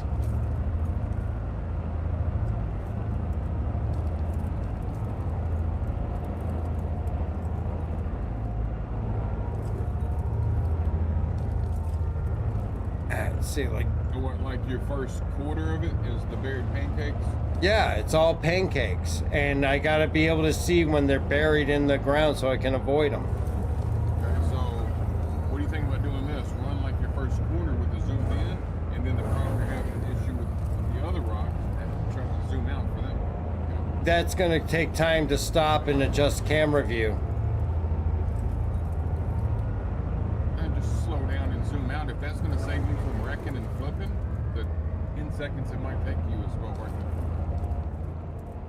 Because it keeps you, you know, keeps everybody in the race. Keeps you from dying and flipping and all that.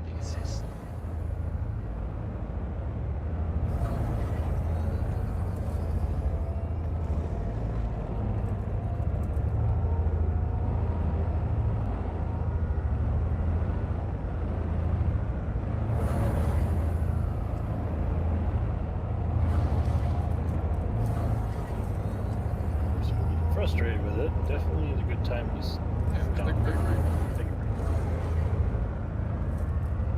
No, have a nervous breakdown. Be like the rest of us. And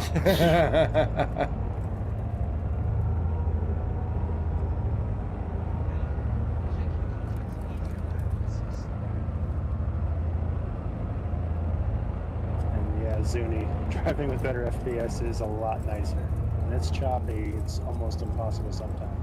Oh yeah. Right. You can lag 1 second, next thing you know, you're on top of the rock without even knowing why.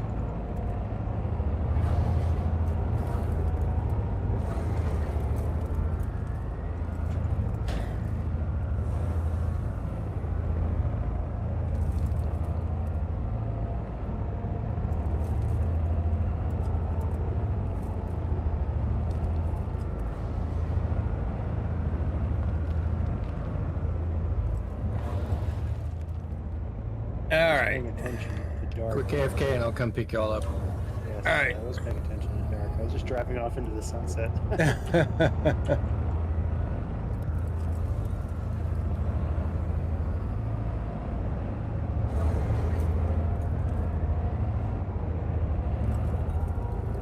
I'll bring him back down there. It's gonna move on there south real quick. What the? Hello, and thank you for contacting EDL Landing Assist.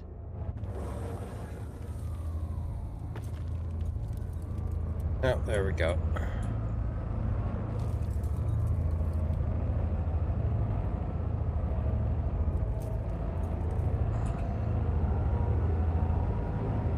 Don't try to pull in that dark area and pull the source out.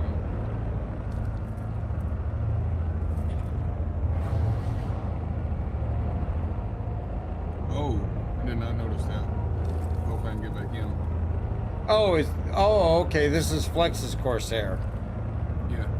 Oh, I thought it was H3 landing to pick us up. My bad. Oh, nope. I was coming to get you, but good luck getting in there. No, I'll wait for H3. What the hell? Sorry. Oh no, you're fine. Alexa, you okay? Yeah. Drive up me, Dark. What's that? Drive up me. Drive up you? Yeah, to get on the ramp. Oh God.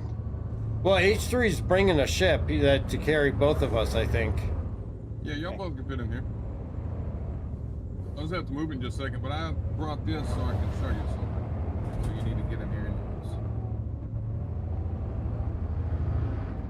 Yeah, your ramp's not on the ground, so. yeah, I'm gonna go fix it. Yep, we can wait for H3. All right, give me 1 second. We are going to leave you guys with some clips and some music, and we'll be right back.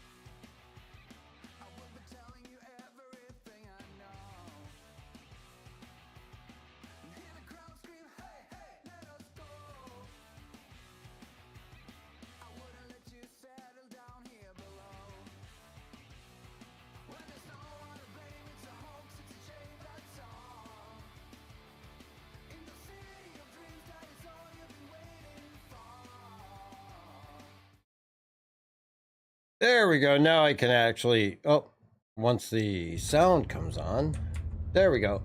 Now I can actually ask the question. Zuni, you always wanted to try driving and racing, but it's impossible for you with the current PC rig. What is it that you're running right now, Zuni? Gravity Cat looks like he's already back here. You're good to get out. Are you sure? Oh my god, it's doing this again. There we go. No, we're on the ground now. I was like, we are in the air and almost 90 degrees. That's how I want to run every race. There you go.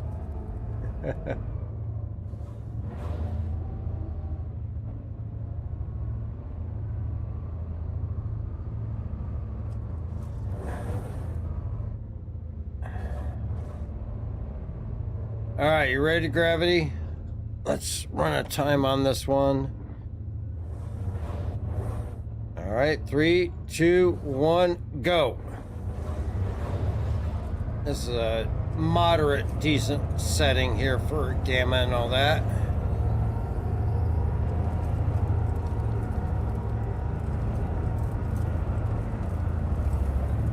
I'm above you, H3. A good ways Okay. up. Yeah, I'll probably stay around this level. Gotta split the pumpkins because one of those have a rock. Gonna miss the horn in the center here. Come back right. Go around these pancakes. Make beeline for that. Take the second grouping.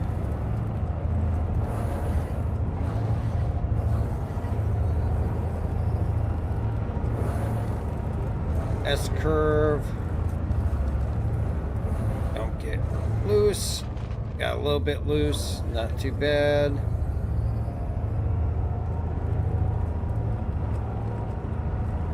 Stay high. This is actually a good graphic settings for that kind of transition between day and night, though. Go right. Don't hit the tree. Why is the Nomad in the trees? The C2, I'm C1, yeah. Because I'm paying more attention to you than where I'm going. That's my split. I missed the split.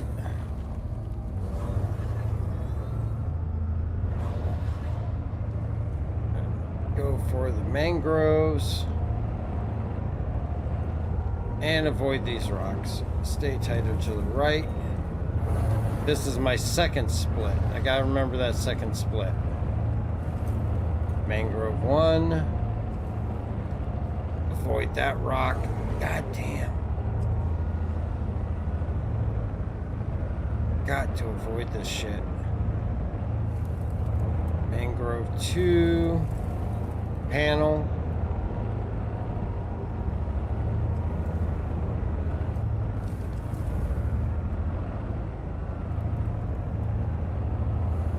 Those rocks, avoid the trees, avoid the rocks. So dark on that section, instead of going towards them trees, just before that go right. He got off his line. Yeah, I got that off was the not his line. line. I'm way off. Pick me up. Pick us up.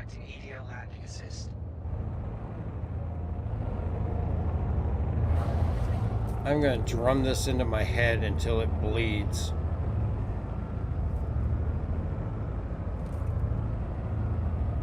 You still have blood? Send me a party line. Yep, gotcha. Lag. I don't know if I... Oh, shit. Where'd your ship go?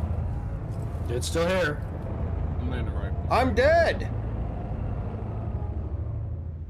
Weird. I phased through your ship and I died. Yeah, it blew off. I watched it happen. On my screen, your ship done like a 720 setting in place. Is H3's ship still alive? Yeah, I'm fine. I got a little damage, but it's a little more sturdier than the Cuddy. Yeah, Ghost of Spirits Pass. Very true, Poe. I guess I gotta give you a second death on that one. Let's see, you got 6900 XT, which should be fine, but my CPU is a Ryzen 3600, which struggles in thinking of upgrading to the 5800 X3D. 5800 X3D is a great chip. Definitely a decent one to go with. Let's make sure we put on some gear here. Flex, you may want to unload the cargo from this ship just to be safe. There's no cargo on this ship. Okay. There shouldn't be any cargo. What do you no, any gear you might have on your person, you might want to take off and yeah. locally. I'm gonna take the gear I'm wearing off. Let's go dark. Yeah, 5800 X3D is a great chip for SC for sure. Actually, you could even, if you want to go, you could actually even do like, I have a system on darkhourpc.com that runs the RX 7600 XT with the 7600X. Actually does fairly well with Star Citizen as well. But we also have systems over there that have the 5800 X3D paired with various graphics cards. But definitely 5800 X3D would be a good pairing.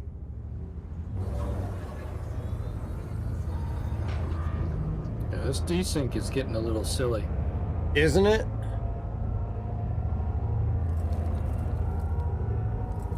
I mean, this is what we're going to run into with the EU server on race day. Yeah, I was setting down flat, not moving on mine.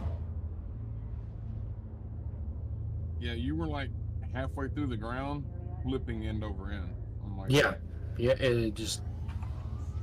The desync is horrible. Yet I'm completely steady on my screen. At least I'm not floating up right now on Dark Stream. Yeah, no, on my screen, you're fine. I don't know what the hell I hit coming off the ramp that threw me up like... Oh, it's a little light on the corner. Thank you. Please visit again. I am running over my own body. I'm in. Crime Okay. Go to jail. I don't know if you can get a crime stat for running over your own self. Make sure you power your ship off and do that at the same time. Oh, your STV. You don't need a pickup, do you, Gravity? Nope, I'm at the start line. Yeah, he's already... Flex picked him up. Okay, that must be the one we left. All right, receiving invite now, Dark. Yeah, sorry about that. Yep.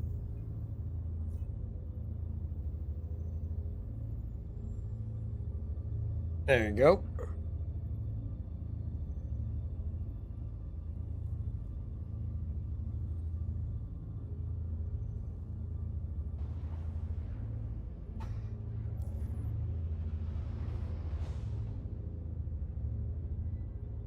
Can you take us through your line, Dark?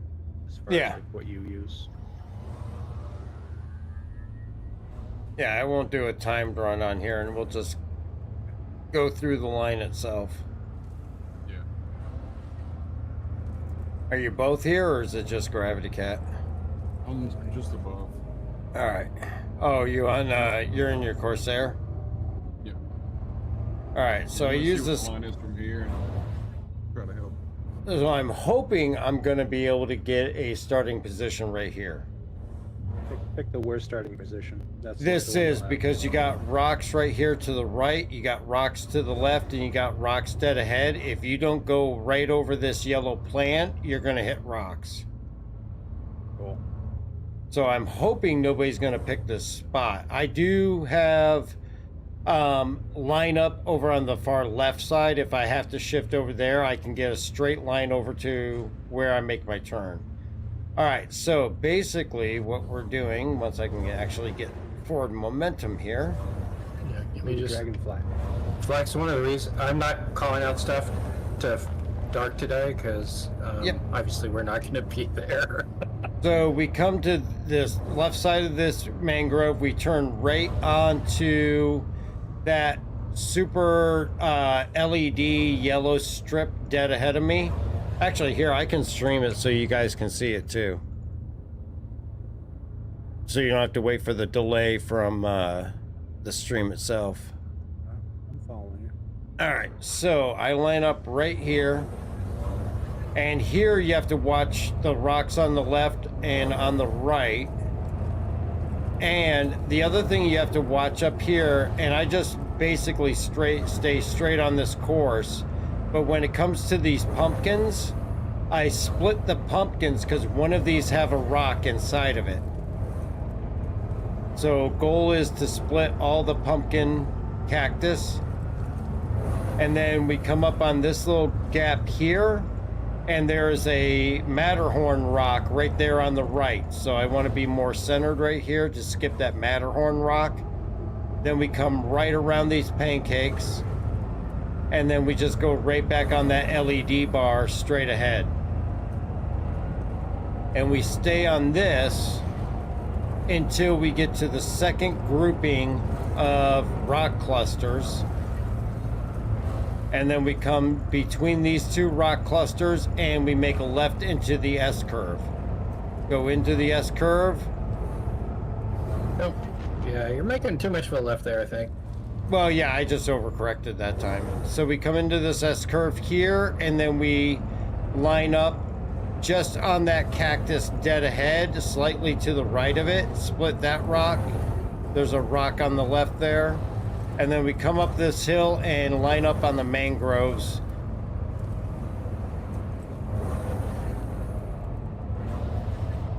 And then at this point, we cut right.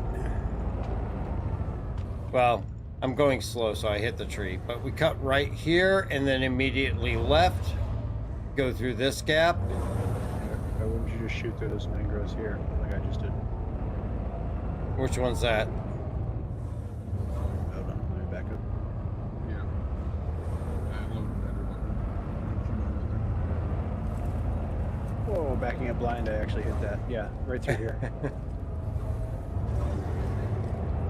Yeah, that thing's cutting around on that other side. Oh. Yeah. Yeah, he was splitting the rock over there and the line changed. Yep, so yeah, you could split that. That would be a good change. And then we come up through here. Oh, I hit gravity. No. Then we come up here. And then this rock set here, we split these rocks here. And we go for the mangroves dead ahead.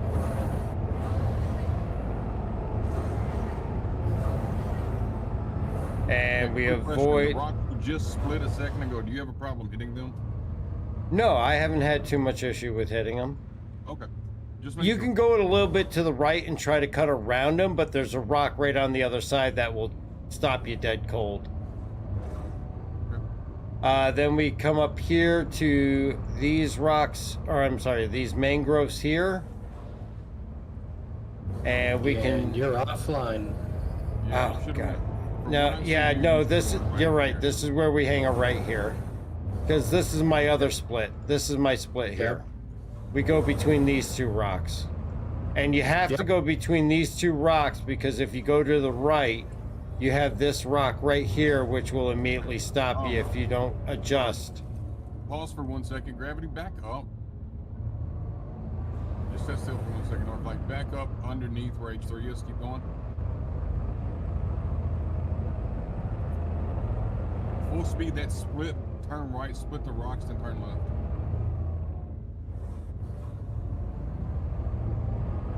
These rocks right in front of me? Yep. Turn right, split that. Go up. Do you have any problem with anything there? It looks like there's less little rocks.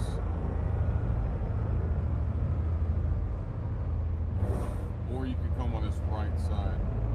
But I don't know, is that all? I can't tell if it's rocks or not that you're driving through right there.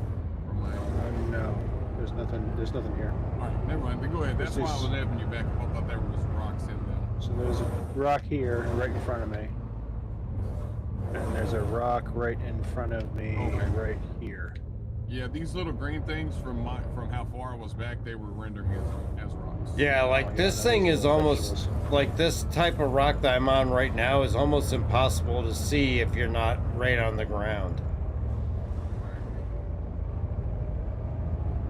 All right.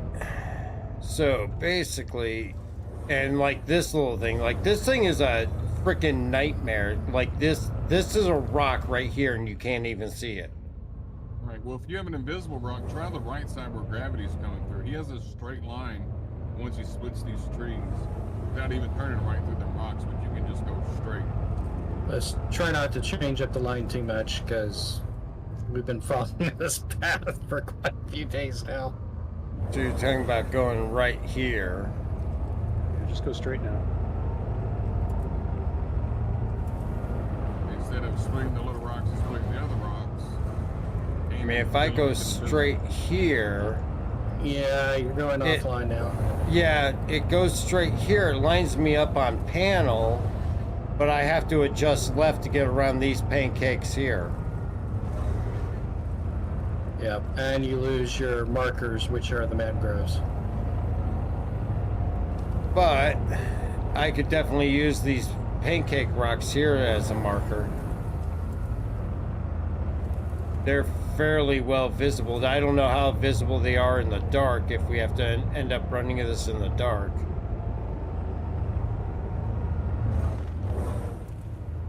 All right, so that's a possible change there, and that would probably shave off maybe a second. As long as you don't get lost. Right, yeah. Come back to your rock split and show me where you originally go through here.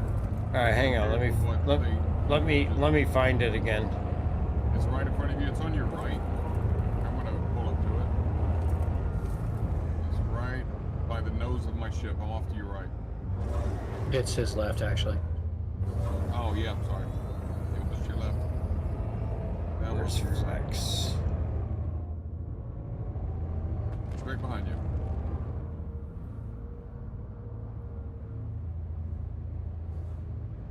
Yeah, our line is the mangroves there. Yeah. So basically from this rock split, I line up on the mangroves. And count. And then one mangrove.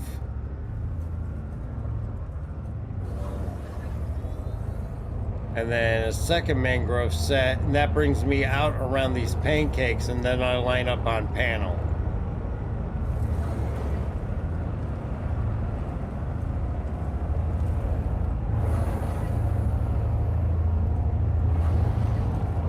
Panel, you have to, here at panel, you have to be careful because on the left you got this little Matterhorn rock right behind these cactus, so you got to stay to the right of these three cactuses.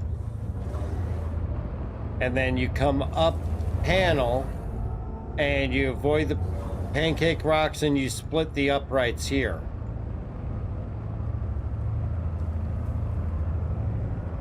And then from the uprights, you follow the mangrove. Oh shit, who put an STV there? I think that was us. Oh, okay. Then you follow in line. You follow the mangrove here. And what you're looking for is the giant Matterhorn rock, which is this one right here in front of me. This big ass rock right here in front of me. Just as you pass that, I turn for my split right on the sign at the gate. And basically that split should bring me right through this area here. Right through the split on the far side, which I'm a little bit right of right now. But basically the goal is to come through these sets here and split these mangroves right here to come out into the clearing. And then here you just hang a left and follow the mangrove line. And clear for a while. Yeah, here you're aiming for that gap dead center ahead of you.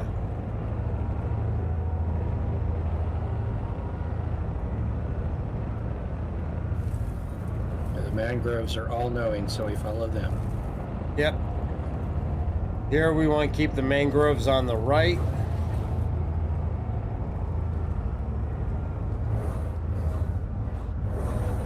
There's a few small rocks here and there that we have to avoid, but we keep the mangroves to the right of us until we come up on this set, which we got to make more of a right. And we come around this way to follow this mangrove line, avoiding the rocks like that. That side, you got to stay a little bit. I swear they put more rocks in here. You're going to the wrong mangroves. Oh, it's those ones over there, isn't it? Yep, you're right. So let's revise that. God, stupid rocks. On this section, if you see mangroves close to the left of the mangroves you're looking at, you're going the wrong way. Yeah. So yeah, we're going across here to these mangroves, not the far right ones. And then we can cut the middle of this a little bit to save some time. But after this one, then we head for the left of Barrel.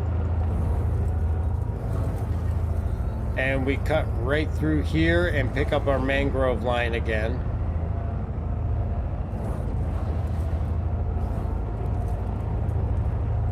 And then we just stay on this path, avoiding the pancake rocks on the left. And we stay here until the mangroves actually pop in on a line on our left. So we go to the right of the mound, we come back this way, and we go down this gap between the mangroves on the left and the right.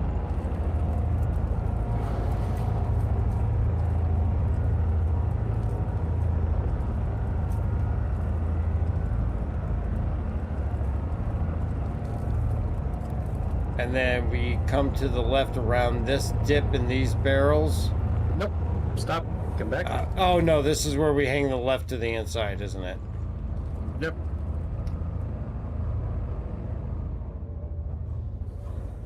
See this small mangroves? Right where I'm pointing? Let's see. I can't see where you're pointing. Boy, lights are worthless. There we go.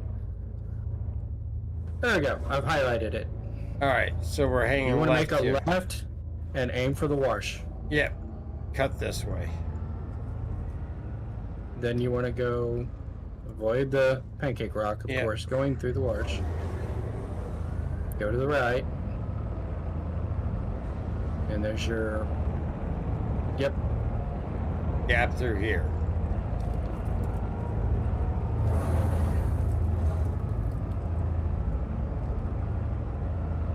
And then through here, we say here.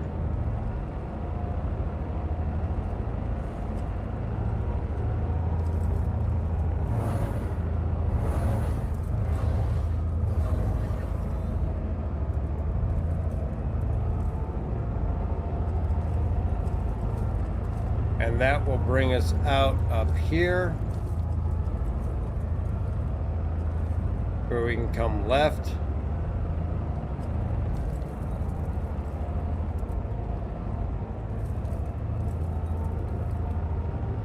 And then we should have our barrel split, I believe, right up here.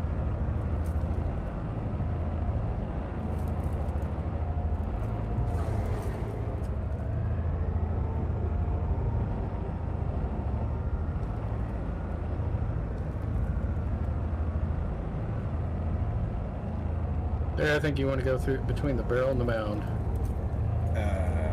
What's it? The barrel and the mound? I've always aimed for the tower.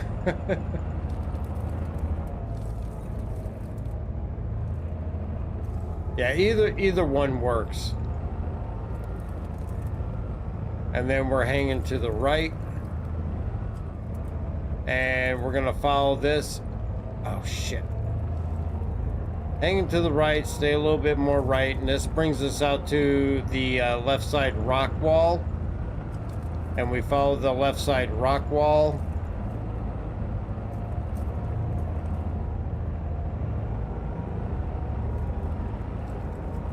This thing does not like to steer slowly. As long as you can get through this area.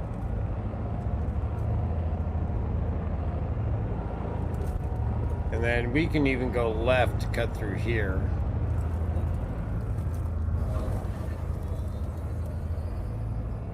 But overall, get over to this area here, stay right of the dips.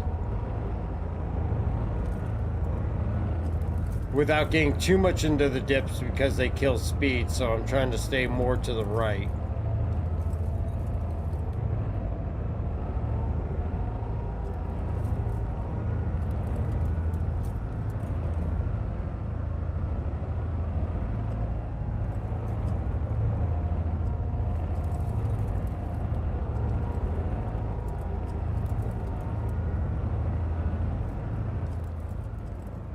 And basically at this point we're trying to just work our way over to that corner of the building where we got the path through there. Man, this thing does not like to steer going slow.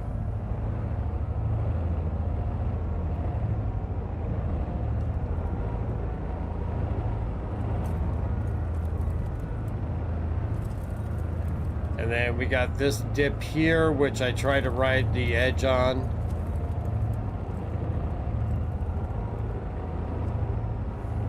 Just because riding the edge gives me a little bit more speed consistency.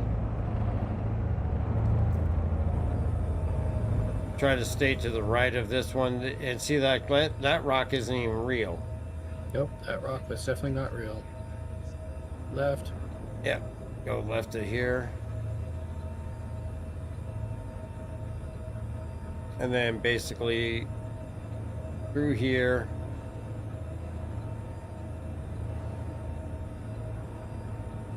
And this gives us a clear path, or nearly clear path, all the way to the gate.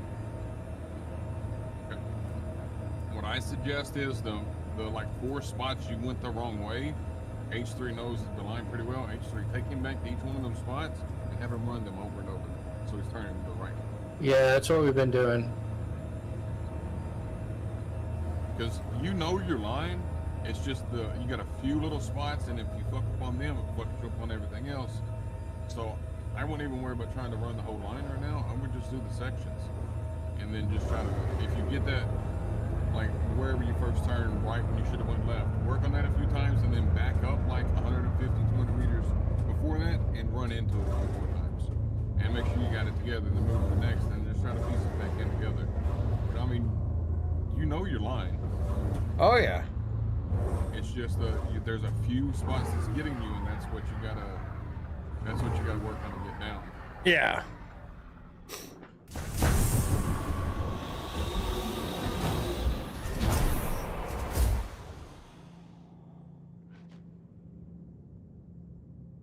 Hopefully Gravity Cat doesn't get sucked out the back. Oh, did I get a Gravity at the same time? Yeah, you got Gravity on board. Sorry, Gravity. That was intentional.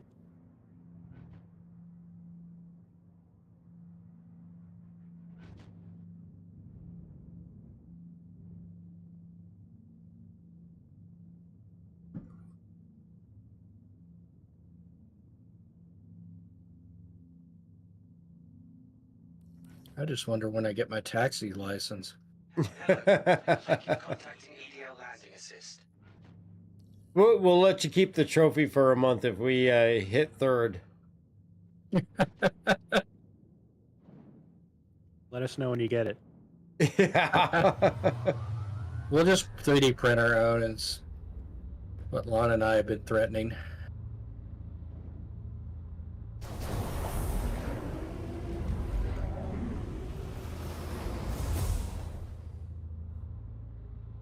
And I know I can do that first section in 3 minutes and 4 seconds because I've done that. I've done 310, I've done 304, 309. Theoretically, we are down. If we are tilting, then we are... Hold on, don't move. There we go. We're down now. We're good.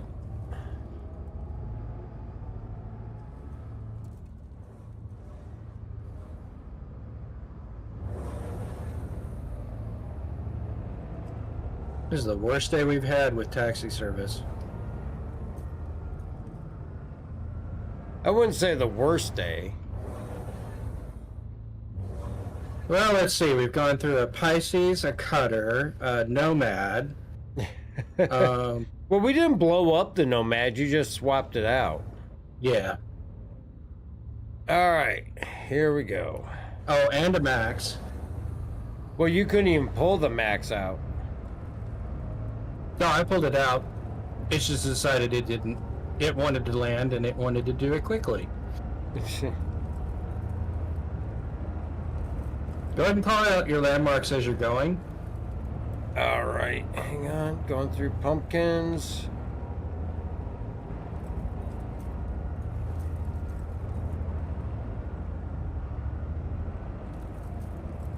Coming up on Small Matterhorn. Pancakes. On Cactus now. Good point to scratch an itch. Coming up on the second grouping, going into S-curve here shortly. If I can avoid those rocks and stop being wily.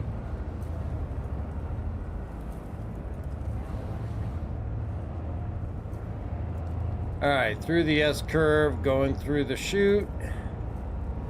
Coming up on mangroves.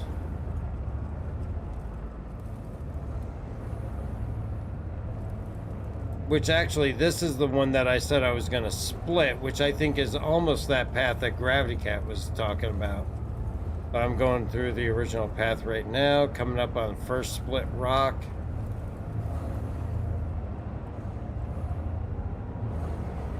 Through that.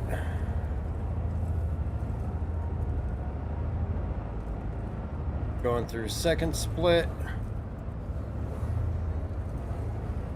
Past first mangrove.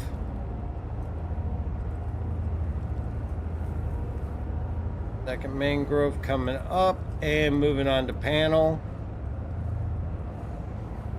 What's going on, AZ Bear? Great to see you. We are on panel. Avoiding the pumpkins. Coming up towards the uprights.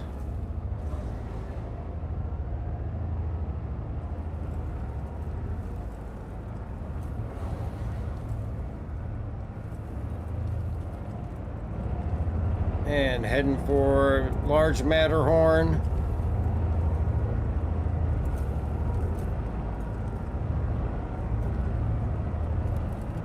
And heading for split.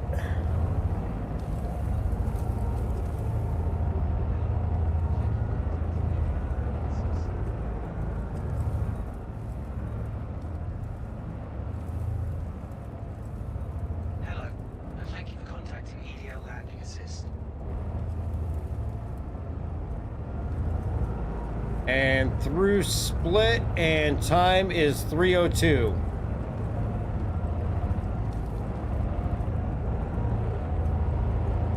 So that's actually even faster than our fastest time so far through the first third. Yep, no trees makes a difference. Well, that was just on our original path. Yep. You calling out your line like that might help. It actually might help, and now that I think about it. Getting a little wily. Keep calling out your line. Yep. Second mangrove set, staying to the right to avoid rocks. And I hit the rock. I'm stuck on the rock. Yeah, you might slow down there so you can make your ride easier. And I hit gravity. Owie. My neck. Maybe try to. The second you're passing the mangroves, they instantly turn right. Can't get bumped. Turn right. Don't do that. Yeah, and you're going to the wrong mangroves. Yeah. There you go. I just lined up on the wrong mangroves is all I did. Yeah, you're forgetting to make your left there.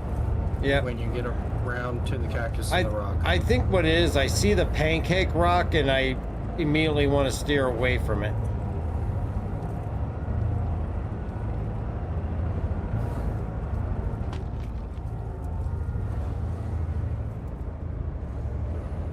Gravity has found the mangrove. Yeah, I was watching Dark. I like to drive between things.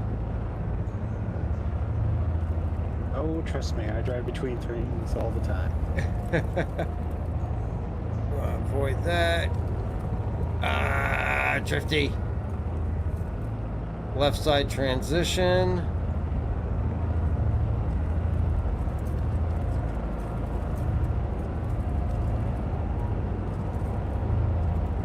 Okay, left to right. And we come up on them now. Yep, coming up on the left, going through the wash. And you might do like gravity. Oh yeah, I keep hitting that pancake. My turn before those mangroves. We want to go through between the mound and the pancakes. Back on the mangroves. That section's a little tight.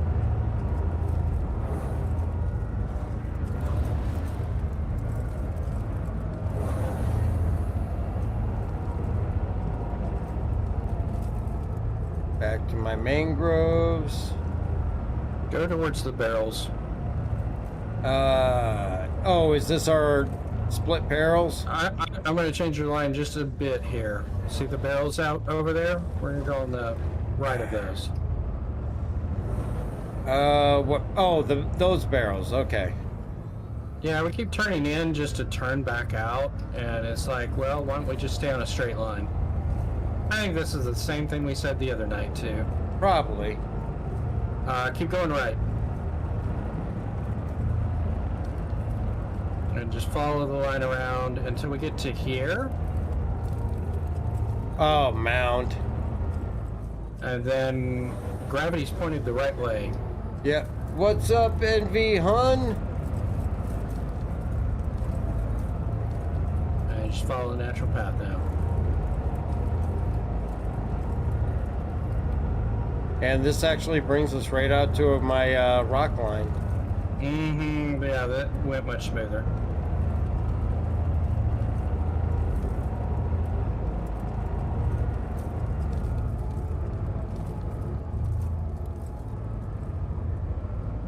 I think one of the secret is to not have to zigzag much at all. Yep. AZ Bear, record your voice like a navigator for when you race. That may not actually be a bad idea. Just record myself calling out the landmarks to play it back while I'm driving. Yeah, there you go.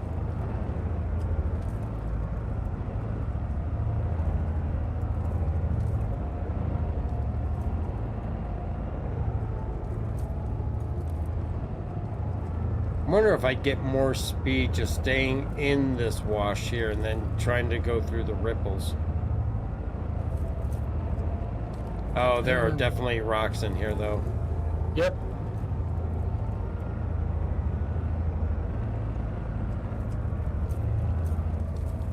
Get off the fucking rock. Yeah. It's like a magnet, just sucks you in. Tomorrow we're going to definitely spend a lot of time on this last line. Oh yeah. This is probably where, you know, landmarks go, I'm the weakest. Like the front, I can call out every single landmark. From the end of the opening after gate 1, from that point on, I think that's where you should start working. When you come through the big clearing. Oh yeah, I agree. Then right after that's where you start getting off your line. And it's not major spots. I think just a few times of rerunning that just over and over, not going far and just resetting. You'll get it down. Thank you for contacting EDL Landing Assist.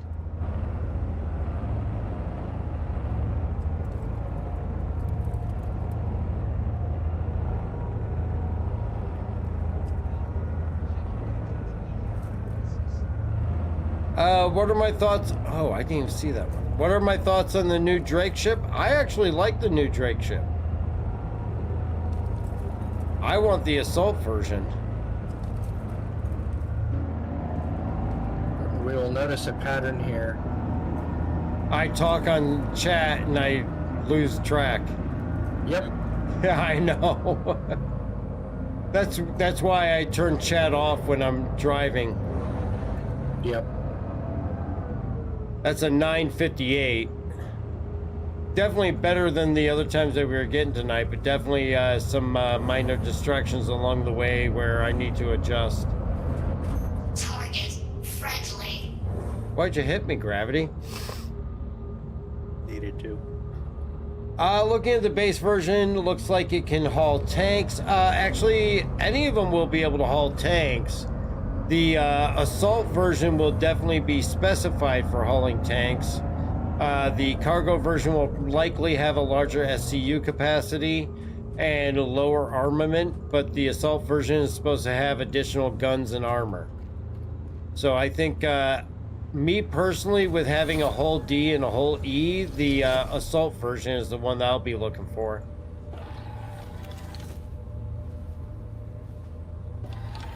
I like it though. I think it's a great design, and that detachable command module is going to be a great thing. My big question is, can you detach the command module from that and attach it to the Caterpillar?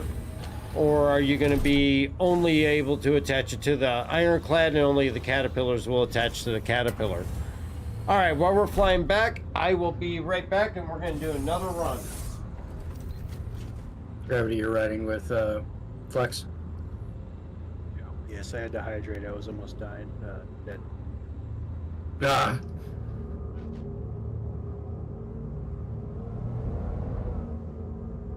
If I get fly enough to pick it up. See if you can make it up that little bit. You should be good.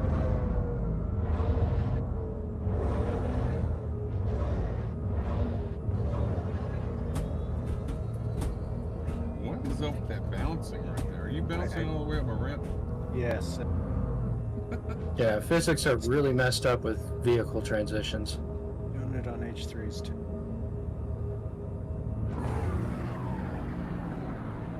It wasn't this bad last night, though. No, did they push that hot fix? No idea. Since more things are broken, probably.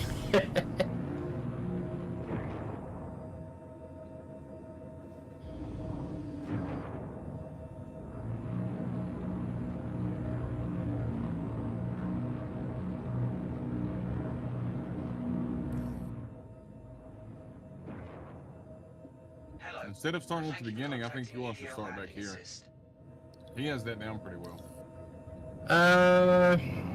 He doesn't need the full run it. He needs to get this down up here where he's going wrong. Yeah, I think one more run on this, and then we'll start just doing the second section. Third time's the charm. Yeah, I was actually having to try to catch him a few times at the beginning of that one. It's pretty quick.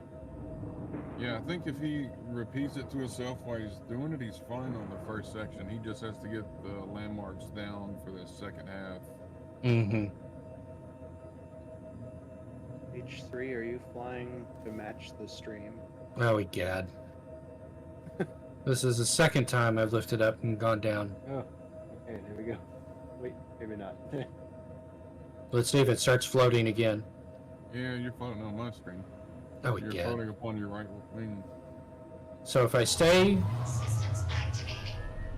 hovering, it doesn't do it, but when I land, it starts desyncing. What the fuck was that? There. You came out, but your wheels didn't. Then your wheels came out, and then your body came out. Yeah, I died. Oh yeah, I see that. Special. Okay. I hope that happens during the race. That will be awesome. Yeah, we gotta make sure no vehicles go in vehicles race day. What Ursa are you spawning on? Oh, you're spawning way back there. I mean, I guess I'll meet you at gate 1, but we'll see if it kills you again. Who died? A visionary in her generosity Gravity. and a philanthropic inspiration to the Normal millions of desync lives stuff. touched. This hospital is Made proud the mistake of trying to keep myself Parallel alive. Maria Hurston. To honor her work I'm off. and her memory, we will be Alrighty. sharing select excerpts from her seminal work, Dynamics of a Mindful Life, throughout the day. I hate the starting line now. Oh yeah, it's horrible. It's alright, they'll change it the day of the race. Oh, of course. We're gonna go to a different gate and do a different race. I wouldn't be shocked. And we're gonna use the pulse. For all 4 legs.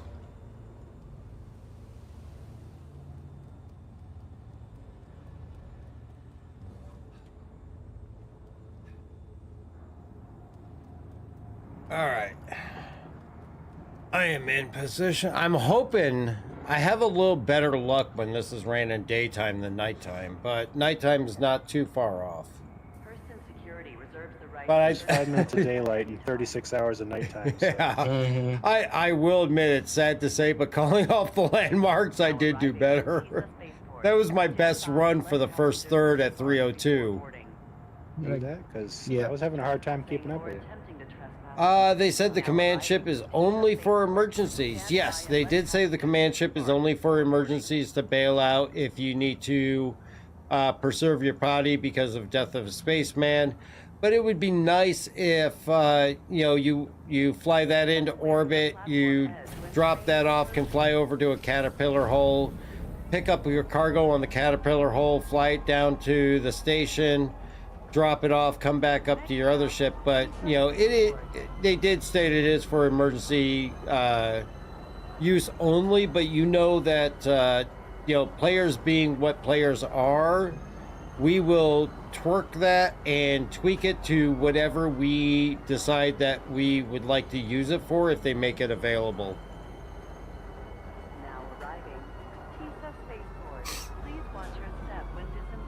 Oh, it's already 8 o'clock. 8 o'clock, it's 11. Yeah, I know. Time zones, damn it. Yeah, I've got to call it.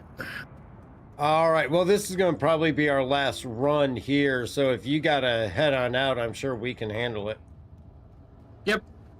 I appreciate all the help, H3, and thank you for all that you do. Not a problem. I'm actually going to go land this time. as you ride off into the sunset. Welcome. Yeah, NV Hunzer, it would actually make sense, how a semi works. I like the idea. Whether they're going to implement it or not, who knows? I mean, we also know that as far as escape pods go, that command module is supposed to act as escape pod. The Talon is supposed to have the detachable whole front cockpit is supposed to be an escape pod. We have the escape pods in the 890, as well as several other ships.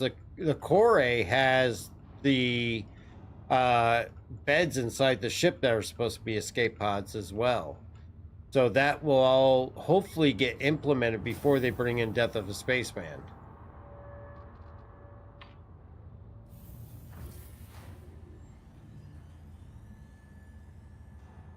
So we're going to wait for Gravity Cat to get back here, and then we are going to do one more run. Of course, our other practices will not be streamed, but we will be back here. It'll probably be closer to 4 p.m. Eastern time on Saturday, as I don't usually broadcast the briefing and the setup and all that, and usually I'll go live right before the actual race.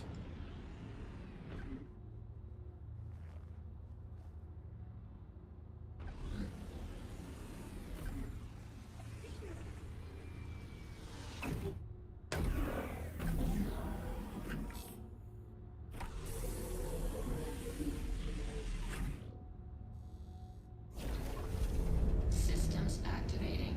System as Gravity Cat grabs a Talon. Speaking of which.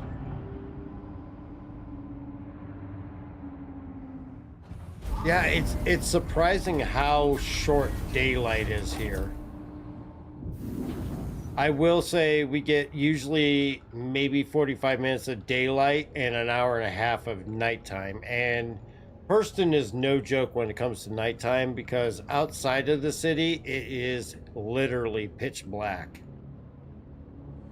Now on race day, we will be also broadcasting the views of Gravity Cat, Anvil, and Flex as they're doing their portions of the race.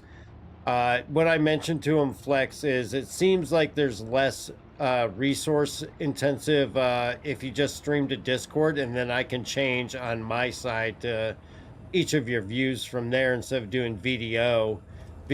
Whoa! What the hell? Sorry, that was my ship deciding to go faster than I told it to. That's Anvil. What's that? Did he kill you? No, he just ran into me. But we will be. It seems like it's probably a better option to use Discord and just have me change it on my side for your guys' view than have you do VDO, because VDO seems to be much more resource intensive for your guys' systems. Oh yeah, that's fine. Oh, or you want to check this armor out? I have it on there. Yeah, we can check it out after we do this last run. I mean, unless you're here at the starting gate. Or are you picking up Gravity Cat? I'm still waiting on him to come out. All right, he's finally over here. I was going to say, Gravity, I don't think you're on the ground. I was.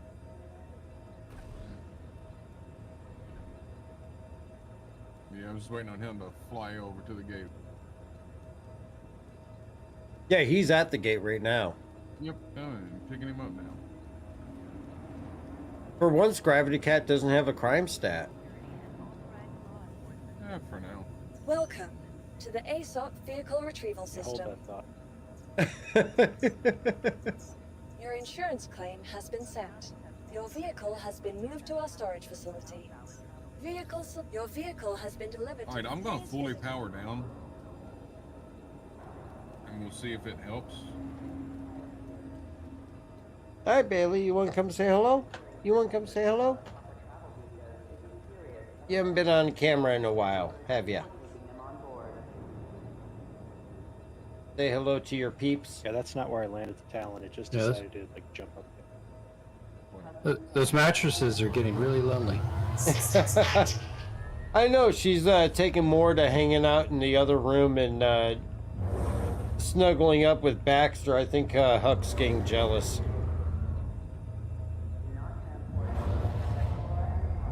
Yeah, I can't pet you all night.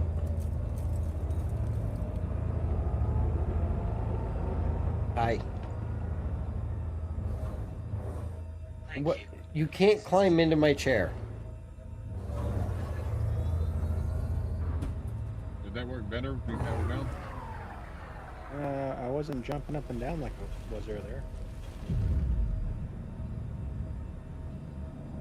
All right, baby girl. Yeah, get down now. All right, everybody, have a good evening. Have a good one, H3. Good night, late age.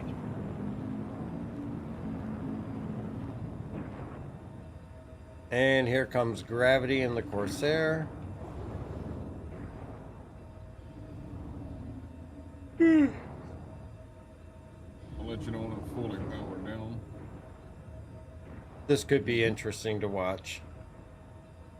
Yeah, whatever you do, don't drive out before he lands because... Oh, your wings are still down. You'll get yeeted 500 yards easy. Now your wings are up. You should be down. Yeah, you should be good. Fully powered.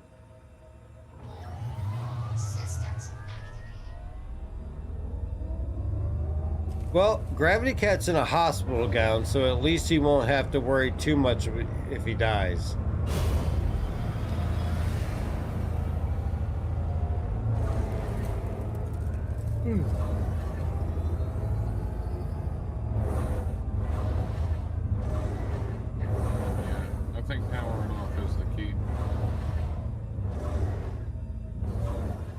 All right. Are you all set, Gravity? Oh, sure. All right, 3, 2, 1, go. All right, trees, and then head for LEDs. This is gonna make for a really boring stream if all I'm doing is calling out landmarks. Oh, you had to turn your lights on, didn't you? Pumpkins. It's gonna happen. Ah! Clipped.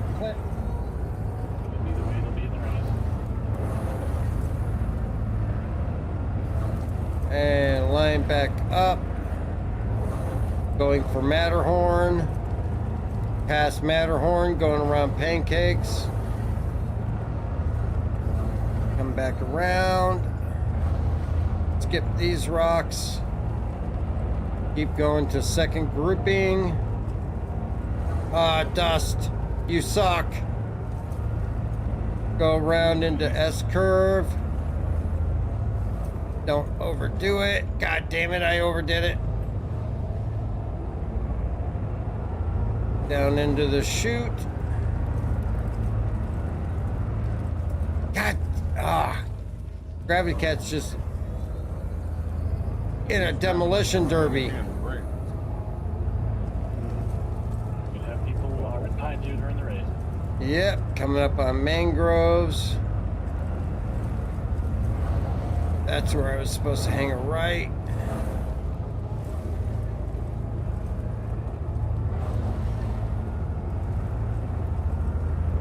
Go through here. Go, first split. God damn it. Oh, where the frick am I? You're there. Head towards my mangroves. I hate your headlights. All right, we're just gonna have to recover back on panel. Trying to escape the Pisces.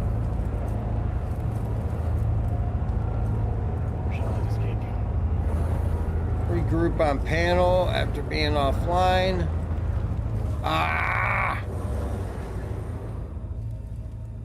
And I'm upside down. Thank you. Now Gravity Cat's upside down.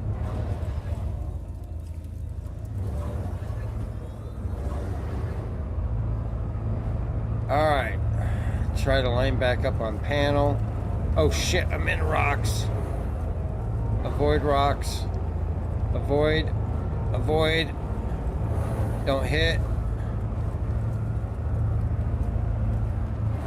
Shit. Got way offline.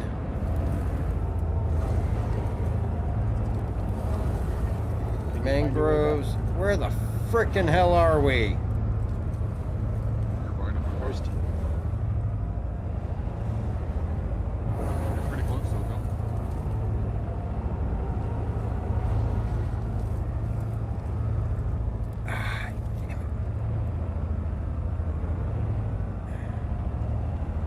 Where the? We are way off. You're not that far off at all. You're literally, that's all you, that's as far as you was off right there.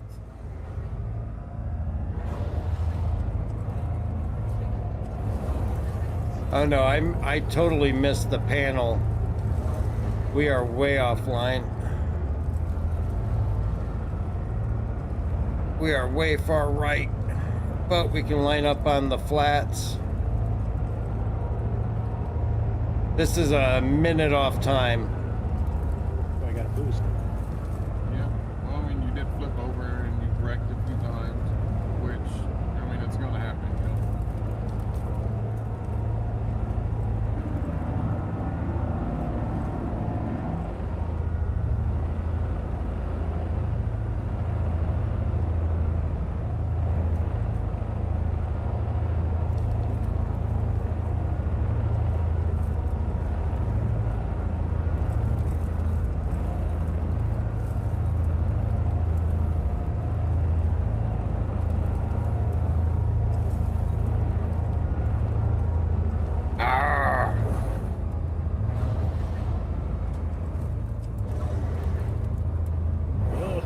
What the hell was that? Let's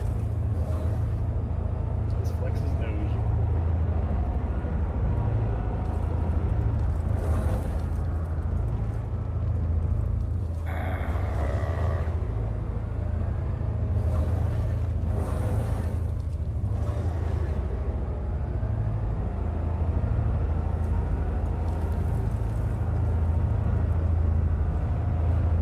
Arrows. You kicked a hornet's nest over there, Dark.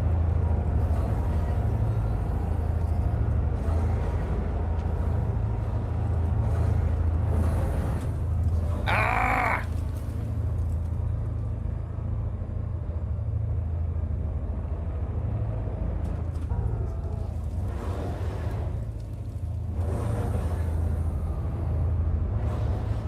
Those things can't get hit in the ass, can they? They don't like getting hit per se. They like to bounce around when that happens. That to the right. Oh, this time sucks shit. Are you guys trying to blind me? Yes. It's line recovery. Man, it's only 2 vehicles compared to 35. We want to be to the left, Dark.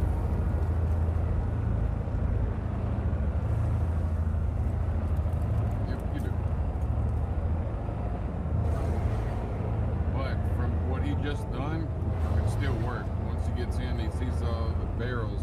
Just go left. Yeah, there's a bunch of lines through. Yeah. Pretty open through here. You just gotta kind of know about where you are on the track at this point and just improvise. Yep. If you get off. I'm way too far right. Right, so now, and you know that, so you can just start working yourself back left. And basically just work towards the corner of the slanted building coming up. That's your goal, is to get up past that corner.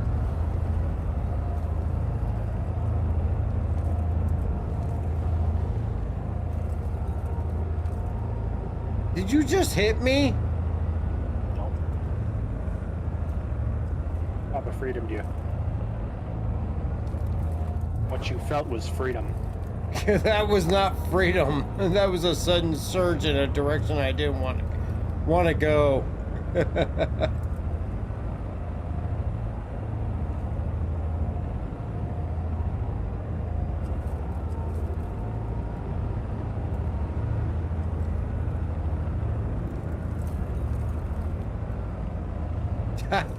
There's a Pisces in my way.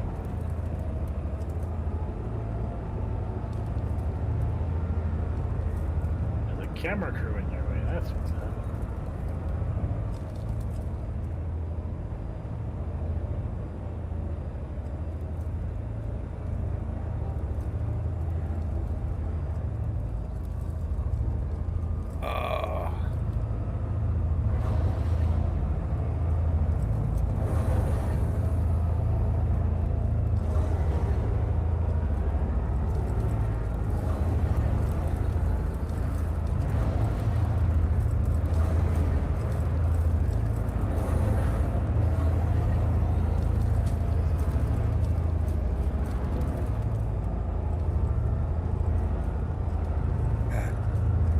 Your headlights almost make it impossible to see some of these rocks.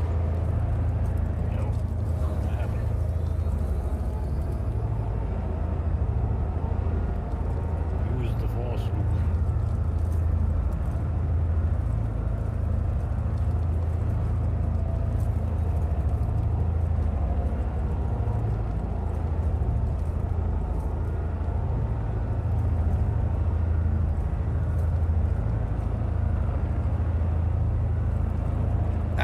Damn it, I could see that rocket wasn't turning though.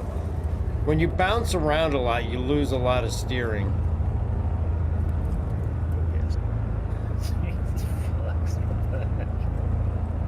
One throw a bunch of dust off, but came in too fast.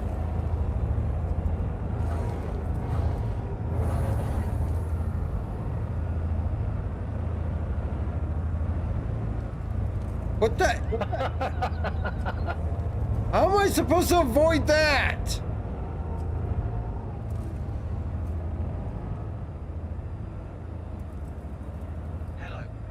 You can't throw an ass end of a Corsair in front of me and expect me to avoid it. Or the front nose of a Pisces. Yes, but you may have competitors and STVs doing the same thing. I know I would. Ah, God, the headlights.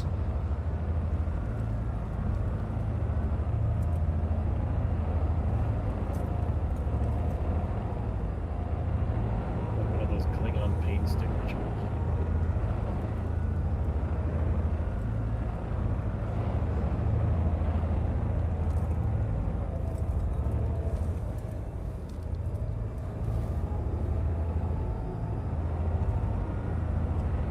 Are you trying to land on me? Get out of the way.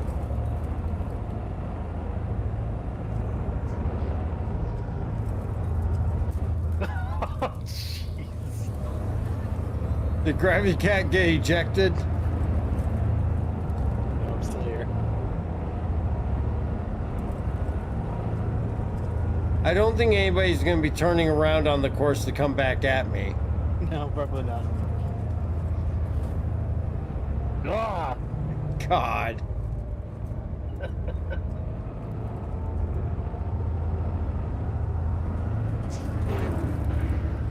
Jesus. I'm safer up here on the garage.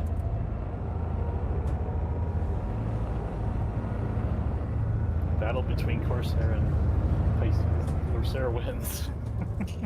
How did you dodge me? I went over you. My back left wheel clipped you.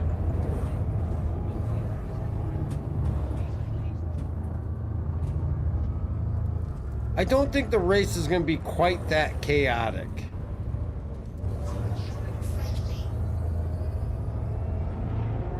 I don't know.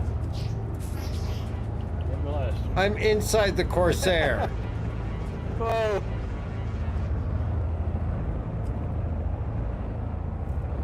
You lost something there, Flex. It's missing a wing. Yeah, it's still flying. Oh, maybe not. I'm still driving.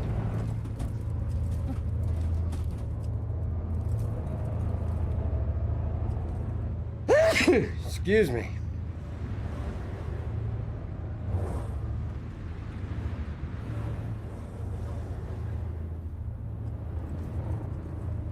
I don't want to lose the armor I'm in, so I don't want to stop. You're in Invictus. Oh, Gravity Cat's not in there anymore. Oh, yeah, you are.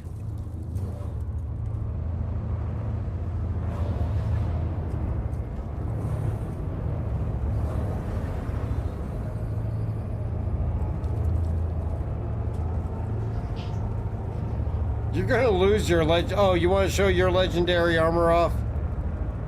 Yeah, let me see if I can land. I'm going up to the gate. You know what's mildly aggravating? What's that? Is that we can hit you with 14 Corsairs and nothing bad happens. But if we were actually racing, one would breathe on you and it would explode. Yeah, you'd already been dead. Well, the Corsair would probably die first. Well, I mean, you literally went through my ship and didn't die. Yeah, I was inside your ship for a while.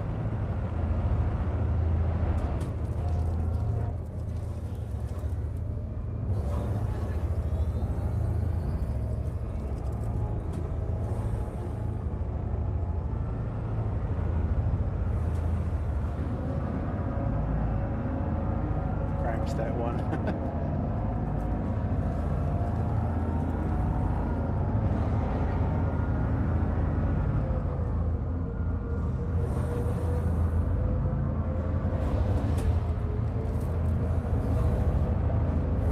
Hey, before you're right over here, I'm gonna get in the back and pull a 2SU box out and I can give Dark this armor so you can try it on and see it. Oh, I don't need to try it on. After System 7's over, we'll do group things, so I'll go out and get it for everybody. No, I'm coming towards them.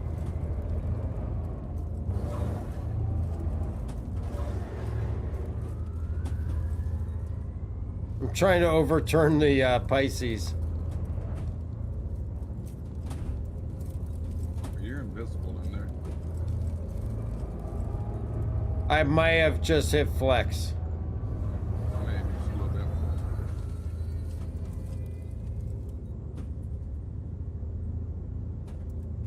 I need a boost.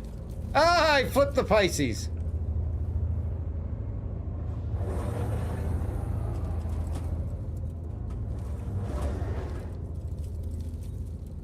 Are you still alive, Flex? Yep. Yeah, it didn't hurt me none. I jumped out of the way. I just see you laying on the ground. Oh.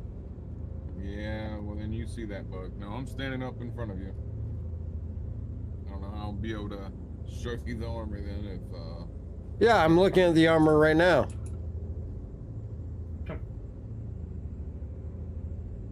So this is the legendary armor that's in game that can be achieved by taking out a commander in a specific bunker.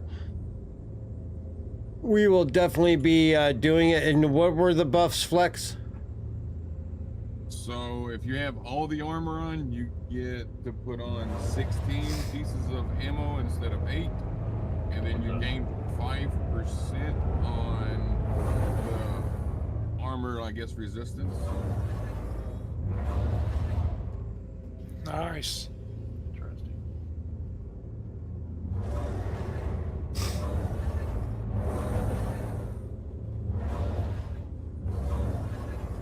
It's an STV being driven by nobody.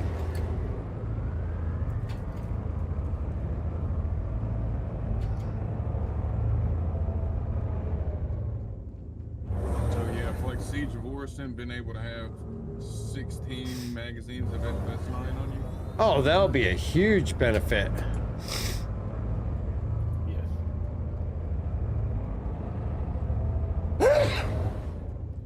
Who brought the Cuddy Red? Me. It may be safe in here.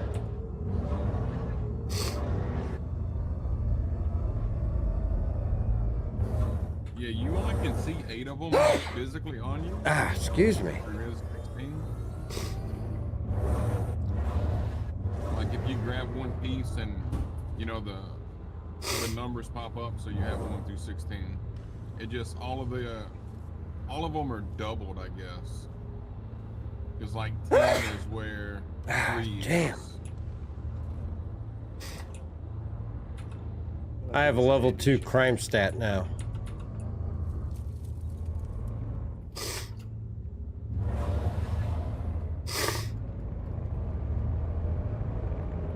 Ah, damn it.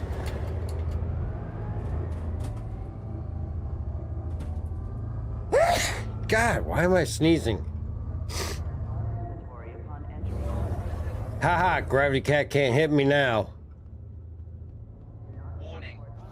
Don't be teacher. Nope, he can't drive it into the station.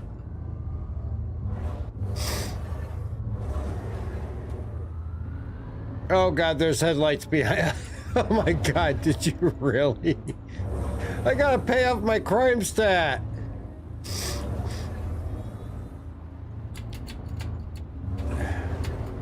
God, I'm getting nothing but STV to the face.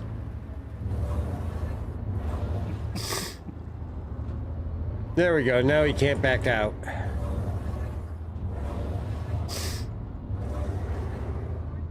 So the pulses, can we bring it into here? Oh yeah. Crime stat free. Yeah, you can bring a pulse in here. Hang on, I'll grab one.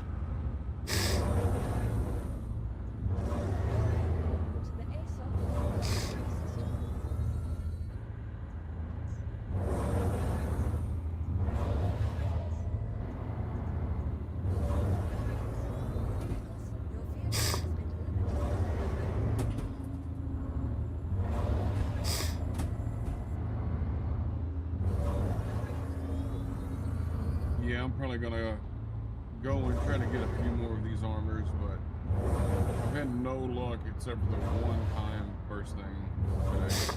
Every other time it's been, I've killed 30 or 40 people there.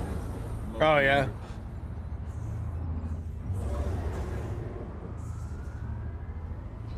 Oh. Bring the limiter down some.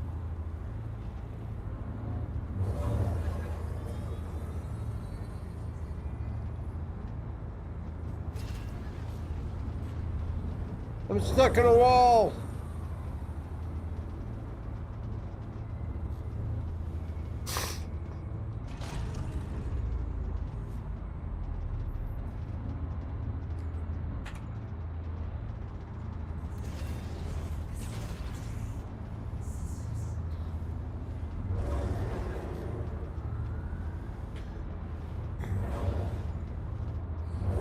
What the hell did I get stuck in? Oh, yeah, it does not. Oh, it did not like that.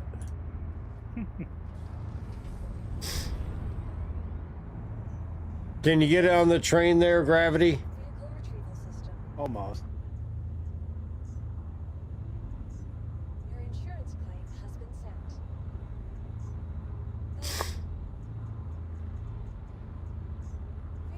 Your vehicle has been delivered. I think the wall sucked up my pulse.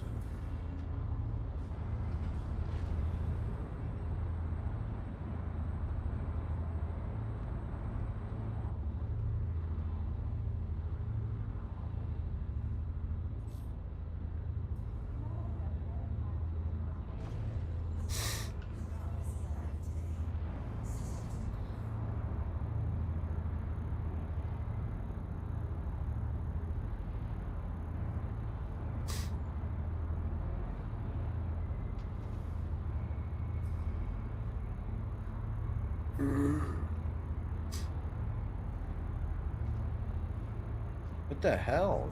Wants to lose altitude as soon as I get inside. What is wrong with this thing? This may be something they implemented to keep you from taking it inside. We're gonna go faster now. No, it's just a hover bike and Star Citizen. I'm in. It does not like the collision of the walls, though.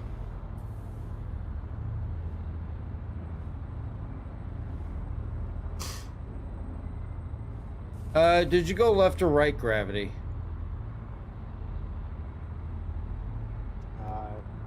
Right.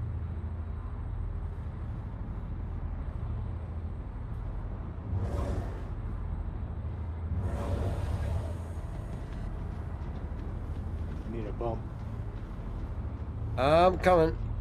Or I'm trying to get there.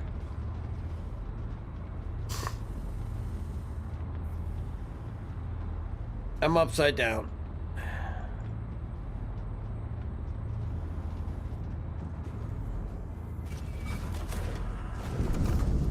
I blew up inside. It does not like wall collision. I heard that all the way out here. Yeah, slowly backing out. All right, so I think that's where we're going to call it for tonight. I want to say thank you to everybody for being here, for watching the practice and everything. Don't forget, be here about 4 p.m. Saturday to catch the race. And then also keep an eye out for future races, as we are going to be looking at joining the Anzia group for racing and different racing events. But hopefully everybody has had a great time. Don't forget, if you're in the market for a new PC or pre-built or custom, check out darkhourpc.com. Poe does get an extra death for that one there for tonight. But want to say thank you to everybody. And don't forget, check out the merch store if you want to help support the channel. Beer, glasses, beanies, ball caps, all kinds of stuff over there. But hopefully everybody will have a wonderful evening, and we will hopefully see you on Saturday for the actual race. Please be safe out there, and we will catch you next time.